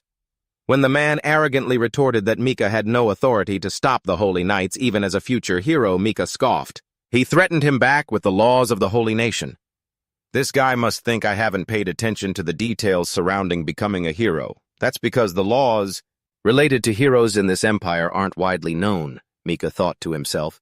Lady Cassandra did indeed leave the holy nation without giving one prior report. However, she is staying with me, a hero candidate. In that case, it can't be considered leaving the country without a reason. What I'm trying to say is, you have no legitimate reason to be here. Do you need me to discuss this matter directly with Archbishop Killian? If not, then please leave. And don't try anything stupid. Mika's face darkened as he pointedly told Haben to scram. After he left, Mika suggested he'd like to talk with the group for a bit. Inside a room, Mika asked Helen to quickly take off her helmet so he could confirm a few things. The more time passes, the more I feel that something isn't right. This person feels somewhat familiar. Could it be? Despite Cassandra advising Mika to give Helen some time, it was too late. She didn't want to keep hiding anymore. Everything would end here. My name is Ada Nebrant, a hero candidate of the Holy Nation and Helen's younger sister. She took off her helmet, revealing flowing blonde hair and shimmering golden eyes. Everything was exactly as Mika had thought. Then can you tell us now, what was the reason for Cassandra to leave the Holy Nation and why did you have to obey? Mika asked. My brother and I were abandoned as children. Our lives revolved around the dark streets of the back alleys. I'm sure everyone knows what happens to children in those alleys. What else can they do besides become tools for others? This world is too cruel. It's difficult for children to change their fate unless we're being used, or in the worst cases, we were violated. Those were things that often happened to us. However, a certain man found us. That person was Archbishop Killian. Thinking back on it now, it's a bit strange that we weren't discovered sooner. After that, our lives changed. The Holy Temple became our home, and we never had to search for food in the trash again. However, at the same time, many things started to become strange. When my brother was told he would become a hero candidate, he began to show an unusual arrogance, and that's when he stopped listening to others. And the first thing my brother did upon becoming a hero candidate was to sever the limbs of the prophet. To be clear, it was the archbishop who manipulated my brother. Ever since the prophecies were proven true in one way or another, he has been using them for his own purposes. It seems he made it appear as if everything that happened to them was because of those destructive prophecies, Ida bitterly recounted. Although I thought Cassandra's disappearance was related to Archbishop Killian, but never imagined he was directly involved in everything, Mika thought. If this is true, it means I'm holding on to the weakness of an archbishop who denies the prophecies from Hekau himself and his hero candidate. I wonder what does that have to do with this? I guess I'll find out soon enough. Miha figured he'd also soon learn Cassandra's nickname, the Skeptical Prophet. Even though she's a prophet, no one believes her when she spreads the truth. Even the archbishop would move quickly on it. That only benefits Siegfried, but it won't be a problem. And the reason why is, the only reason Siegfried can be the center of attention is because of that facade he puts on. We just need to shatter it, Miha said with a sly grin. Meanwhile, Siegfried was remembering when his sister started looking at him with eyes full of anger. The warmth gradually faded, and in the end, all I could feel was coldness. Why I didn't do anything wrong. And yet why couldn't my own family, my own flesh and blood understand me? He was dejectedly waiting for the archbishop to appear. Do you remember the young master of House Walpurgis who came to participate as a warrior? He's with the prophetess and your sister, that girl Ida. Hearing this, Siegfried's heart skipped a beat. His face went pale. He never expected the Holy Father to know about that. You'll find out soon enough. It must be done at all costs. God's will for us is clear. First, God does not grant favor to the idle. We must also use our own true abilities. In any case, I will not believe that girl's prophecy. The important one is that young Walpurgis boy. The Duke's role is crucial, the archbishop said in a cold voice. Siegfried remained silent. He wanted to prove himself even more to surpass Mika, and the archbishop would be the one to help him do it. Siegfried glanced over and noticed someone hiding across the way, secretly watching him. A week later, Miha was still engrossed in thought about who would be chosen. In recent years, a fierce debate has raged within the church between the priests and the archbishops over which faction is most suitable to become the symbol of the church. And in this situation, Archbishop Killian, along with several other archbishops, has declared his support for Siegfried to become a member of the Order of Holy Knights, a talent who embodies the pristine image of the Holy Kingdom. Of course, that decision needs careful consideration, Miha thought. Leon must have a headache on my behalf because the other side already has more than half the votes. This number, while sounding absurd, was very convincing as it was based entirely on the champion selection statistics which no one but the bishops was allowed to touch. There are bishops in the church who have remained neutral, such as Bishop Ali. Until there's a definitive result, that number means nothing. Mika told himself that Siegfried probably thinks he'll be chosen as the champion if nothing unusual happens, but that's not actually the case. First, the reason Mika is participating in the selection of a warrior at this time is quite complex. One of those reasons is the Archbishop's murder. It's been a long time since it had anything to do with demons. Only after getting entangled in many complex situations did I begin to actively prepare for the champion selection. I should have been able to grasp the entire situation clearly to prevent the Archbishop's murder and eliminate the demon culprits. For that reason, I locked myself in the temple for a whole week. Miha's thoughts turned to Cassandra. She had said that Siegfried had refused her request. She had been so sure he would agree, but for some reason he refused so stubbornly. No, there's no way he would refuse her because he's one of the few people who believed in Cassandra until the very end. Miha was puzzled. Suddenly there was a knock on the door. The Pope, completely shrouded, entered. His profound gaze fell upon Cassandra. The two embraced, overcome with a mixture of joy and sorrow. Afterwards, they didn't forget to thank Miha. Mika also had many things he wanted to say to him. The Pope noticed the symbol of Hekau on Mika's hand and was slightly startled. He has already said that the church must be reformed. That will require the Pope's help, Mika said with a smile. The next day, that damned Archbishop was absolutely furious. He was slamming tables and chairs, all because of what happened a few hours earlier. Miha had officially won, to the utter surprise of the court officials. Archbishop Naren is the Pope's closest aide. His declaration of support carries the same weight as the Pope's, he thought, gritting his teeth. The priests sat back down at a round table. They whispered and gossiped about how there was no way that little Walpurgis whelp could build a reputation for himself no matter how many archfiends he slayed. That still wouldn't be a compelling enough story for everyone. In fact, it's something that should be controlled and kept from the public as much as possible. If we are to act for the sake of justice, shouldn't we be prepared to get our own hands dirty? The Archbishop said with a sinister, boastful smile. A week had passed since Miha had defeated Siegfried. Just as expected, Archbishop Naren has already made his move. Cassandra and the Mark of God. As the Pope, he is forced to support me. Now there's only one problem left to solve: the death of the Archbishop. To be more precise, the assassination of Archbishop Naran, Miha thought. This incident has further weakened the position of the Pope, who already had little support to begin with. If you look at who benefits the most, Archbishop Kilian's faction becomes the prime suspect. However, it's still too early for Miha to draw any conclusions. Suddenly, the butler appeared out of nowhere behind Miha, startling him. He had been on leave for a week and had only just returned. I have something to say. This past holiday was not relaxing at all. To think that the Holy Kingdom would harbor such scum. Surprisingly, they were from the Order of Holy Knights. Furthermore, there's something else I heard from another person. The Archbishop known as Kylian was emanating the aura of a dark energy. It felt like something terrifying was following him. The butler reported this, and Mika nodded, saying he'd investigate later.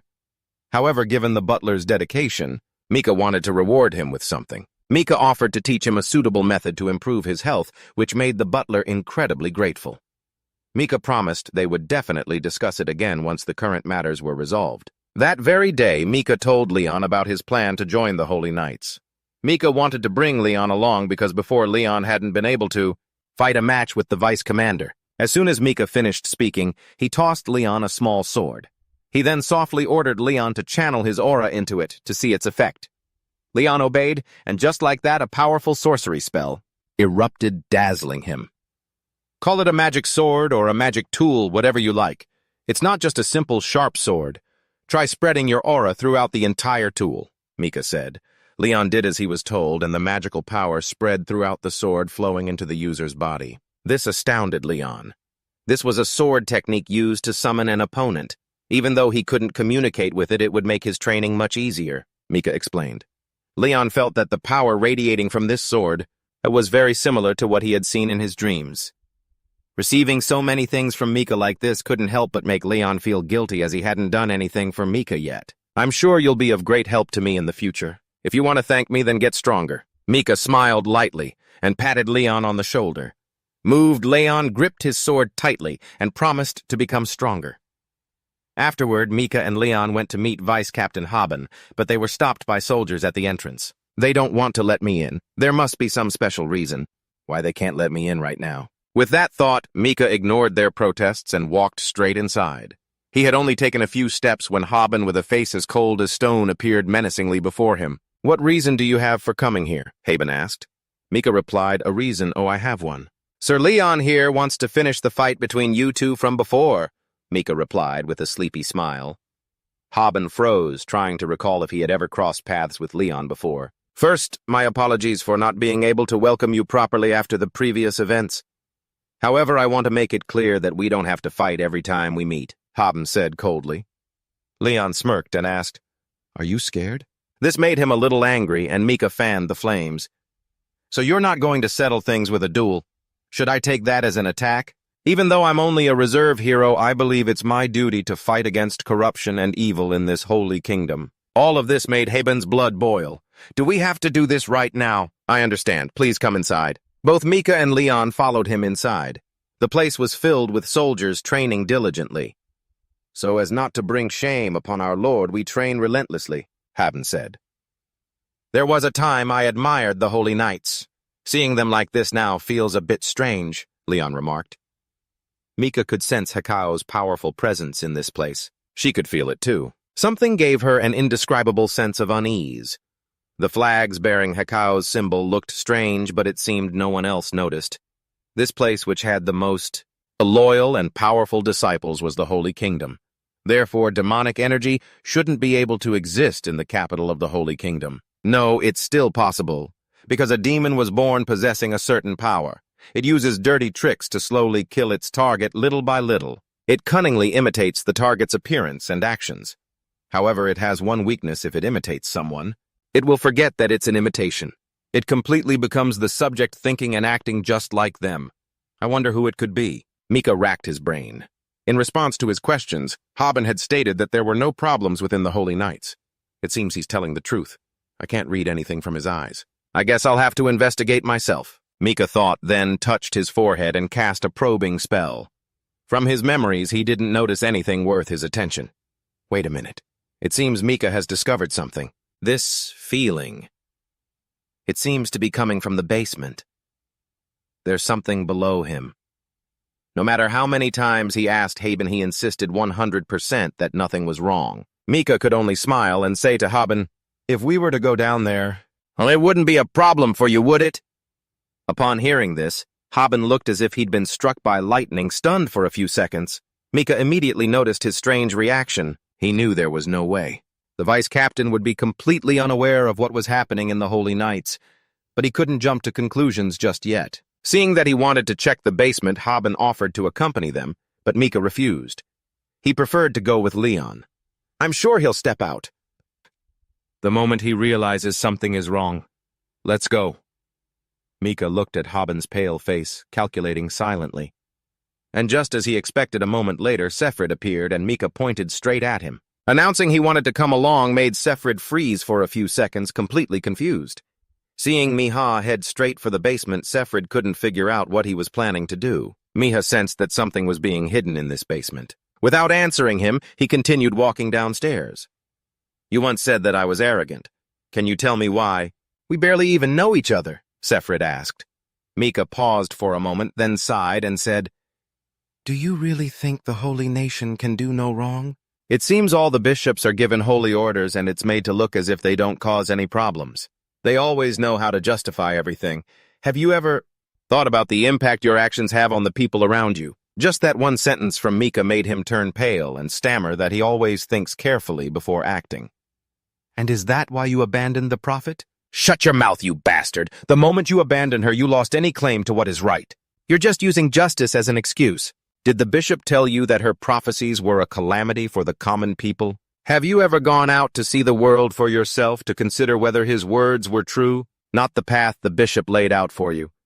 Have you ever thought of doing something of your own free will?" "This conversation is pointless. When you asked that you weren't expecting me to say anything positive, were you?" Mika's every word made Sefrid break out in a cold sweat. Nothing would change if he had no intention of changing. An event like that would simply never happen. Using the light of his aura, Miha illuminated the entire basement. Sefrid scoffed, thinking there was nothing here. But he was dead wrong. With both Sefrid and Miha there, After a blinding flash of magic, a massive blood-soaked brain appeared. "What was that you said? Nothing here, was it?" "It's similar to the thing that's troubling Jigresso, but it's much weaker," Mika said as he drew his sword and sliced the brain to pieces. "These are the remnants of the demon god. But it doesn't seem to be the only fragment." Mika was certain there had to be tens or even hundreds of them scattered across the holy nation. "No, this can't be all. If Heko specifically asked for my help, the problem can't be this simple." "I can't be careless," Mika muttered to himself. Witnessing this, Sefrid was scared stiff, unable to understand what the hell this thing was. "What you should do, what is right." "Think it through," Mika said, pointing a finger straight in Sefrid's face. At that same moment, Haben was sitting pensively thinking about Mika. He never expected him to lie low at the first sanctuary for a whole week only to suddenly reappear now. Is there really something there? I've never seen anything suspicious there before. But that look on his face, he knew something I didn't realize. Lost in his troubled thoughts, he completely forgot about his duel with Leon. As I said before our previous fight, it wasn't an official match. The title of Vice Commander of the Holy Knights Order isn't something one gets easily. It's not that I haven't heard of you, Sir Leon. However, compared to me, your skills are nothing. Hebo suddenly shot to his feet, his eyes burning with hostility as he drew his sword. Leon smirked. "So you'll want a taste of what Hebo is like?" A first time is always a little awkward for both parties. "You must think I'm no great challenge. He isn't quite a master yet, but his skills are on that level. However, compared to him, he's still far inferior. Let's do this," Leon said with a cunning smirk, dashing toward his opponent with the force of a raging bull. Hebo countered with a swift swing of his sword. Each of his strikes grew faster than Leon's, making the situation increasingly dangerous as the two clashed violently. Hebo noticed the other knights watching from across the way and grew tense. If I can't show them an overwhelming difference in skill in this fight, I'll lose face in front of the Holy Knights Order, he thought. As the battle raged on, a deafening earth-shattering explosion suddenly roared. Mika emerged imposingly from the cloud of dust and smoke, walking forward to make an announcement. "The Holy Knights Order will suspend all activities effective today." The news hit the knights like a bolt from the blue. They jumped in shock. The reason Mika gave was that several demons were hiding beneath their headquarters, and Sefrid had already consented to this. Therefore, until Mika and his group could find the demon, no one is allowed to leave the headquarters. As he finished speaking, Mika raised his scepter, combining the power of the World Tree and Hekau with a storm of lightning. He created a wave of holy power that enveloped the entire castle. "Step forward! Who just coughed?" Mika demanded in a stern voice. A knight named Millicent suddenly began coughing violently, but he staunchly denied being a demon. "Give it up. I see you're an outstanding actor," Mika said as Millicent shuddered, denying it vehemently. "You killed a man and put on his skin. And just like that, you blended in with humanity. How disgusting. But what can I do about it? I can't possibly manage this many." The moment he finished speaking, Miha lunged forward and slammed Millicent on the head. Knowing he could hide it no longer, Millicent revealed his true evil face. The hidden magic surrounding his body began to pour out. Millicent had wasted years only to have it all ruined by Miha in a single moment. This method and this situation truly enraged him. "Now I remember. The assassination of Bishop Narin. You must be the one with the power to pull something like that off. It's you, Delos," Miha said, glaring daggers at the demon who had already revealed its grotesque true form. "This demon behind the curtain, Delos, is the commander of the 6th Legion, and he's Mero's right hand. He is but a small fraction of that woman's power. In the end, you're nothing but a loyal lackey of hers." Provoked by Miha, the demon flew into a furious rage. It frantically stretched out its hands, creating a magical storm of dust and mist that confused and terrified everyone.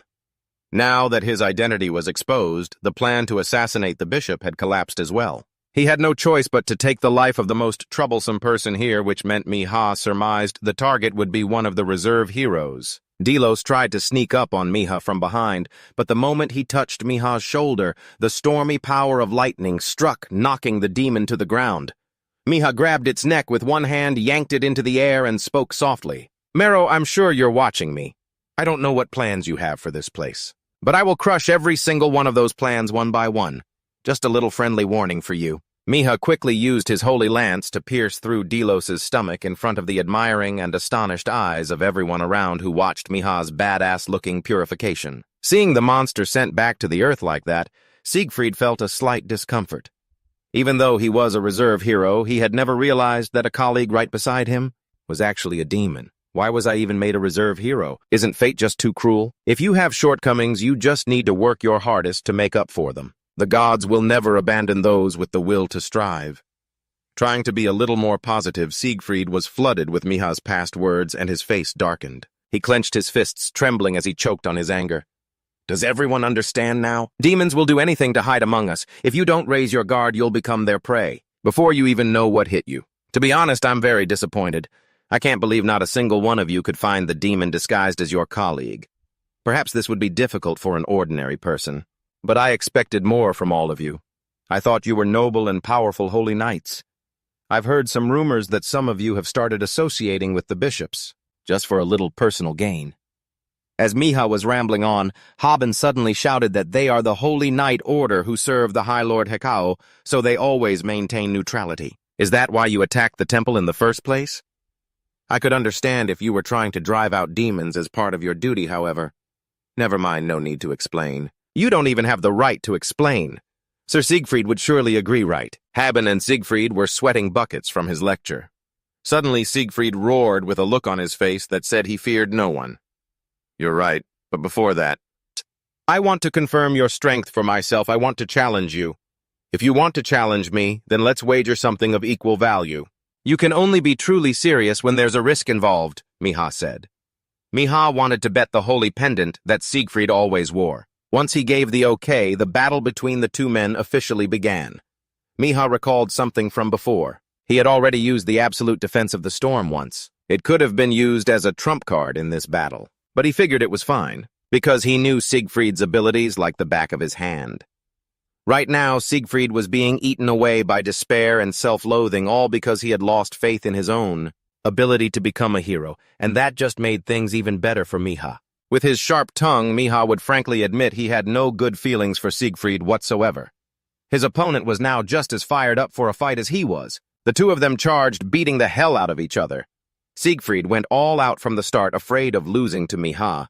His attack speed was just wow.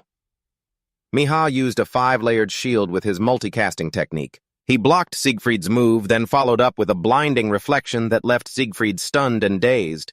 But he wasn't done yet. Miha also unleashed 100 Swords. A skill improved from the 2-circle spell, Mana Sword. Because this was a spell once used to help Christopher in the past, it wasn't lethal, only painful. Siegfried awkwardly held his sword tight, trying to fight back. After a loud explosion and a cloud of smoke billowed into the sky, he vanished into the smoke as if he'd never been there. The clever Miha had already seen through his opponent's every move. Miha knew exactly that Siegfried would charge straight at him from the front, so he had already prepared another spell in that incredibly short time. Siegfried hadn't been able to destroy all the Mana Swords, and now Miha hit him with a multicast spell, causing him to collapse onto the ground in exhaustion. But Miha didn't want to end it, because there were still 10 swords that hadn't activated yet. It's far from over. Looking mysterious and cool, Miha brought a finger to his lips, whispering to Siegfried after the final strike. Siegfried had been beaten to a pulp, lying unconscious every which way, and foaming at the mouth while the surrounding crowd whispered amongst themselves, feeling that Mika had been a bit too heavy-handed. Having lost in love, and now the race, Siegfried was ready to die. Mika cheerfully accepted the holy pendant from his opponent. I'll make good use of this, Mika replied. This holy pendant is an artifact. It amplifies holy power and enhances recovery abilities. On top of that, it has a hidden function that most people don't know about, but Mika felt it wasn't time to use that hidden power yet. Using it to amplify his own abilities was more than enough for Mika. After his defeat, Siegfried was as deflated as a popped balloon, admitting to himself that he was still too weak for this fair fight. A fair fight, you say? Allow me to ask you something. If this weren't a one-on-one duel, would you have used other tactics? For instance, attacking me from behind or using hidden weapons? Mika's words startled Siegfried, making him feel a pang of guilt. I would never. That wouldn't be fair for a hero, Siegfried answered adamantly. Even if it meant hundreds or thousands of people would die. What's the point of being a hero if you can't protect the people? Mika added coldly. Pushed into a corner by Mika, Siegfried stammered for a long while, unable to say a word. He could only bow his head and tremble as he watched Mika walk away. Mika didn't want to hear any more from Siegfried because he could already imagine what he was going to say. Don't you think you went a little too far with that Siegfried guy, another hero candidate? He doesn't seem like a bad person, even if he is a bit of an idiot, Leon asked, running to catch up with Mika. If he were anyone else, I wouldn't have acted that way. But being a hero candidate means shouldering a much greater responsibility than you think, Mika said. Suddenly, Mika stopped dead in his tracks, staring intently ahead. In front of him was Archbishop Killen emerging from the first sanctuary. He must be here for Cassandra, Mika thought to himself. Leon was just as surprised. He wanted to know what Mika would do next. I'm going to confront him. True to his word, Mika immediately approached Killen. Their eyes met, overflowing with affection. The two of them exchanged gleeful, totally not fake, beaming smiles. They greeted each other as warmly as a real father and son. I never expected to see you here. It seems this old man's luck hasn't run out yet, Killen said, gripping Mika's hand tightly. Ha ha ha, you call it luck. Well, I suppose you're right, since the prophetess has been brought back safely. She didn't fall into the hands of those demons. We're all truly lucky. The two words, those demons, struck a nerve with Killen, making him a bit antsy. Mika continued his verbal jabs. I'm sure they were demons or something of that sort. There's no way someone from the Holy Nation would do such a thing. And if they did, I wouldn't be surprised if they were struck dead by lightning. A person of faith going against a prophecy? Can you believe it? For someone like yourself, I'm sure you would never become such a foolish person. Right. Being mocked by Mika Killen was extremely annoyed, but still forced a smile as if nothing was wrong. He mentioned he had something to do before leaving and was about to tell Mika about the candidates for the hero position, but was unexpectedly cut off by Mika. I don't care. The one who chooses the hero isn't you, but our holy god, the wise Lord Hekau. Killen let out a loud laugh, then turned and walked away coldly. A foul, disgusting smell emanated from him or from someone near him, making Seth quite uncomfortable. She was startled as a thought came to her, a thought that Mika was having at the exact same time. The demon Mika had defeated Delos was the murderer. And before Mika's regression, he had become famous for his own achievements. However, there was an interesting fact: he had a twin brother named Lutos.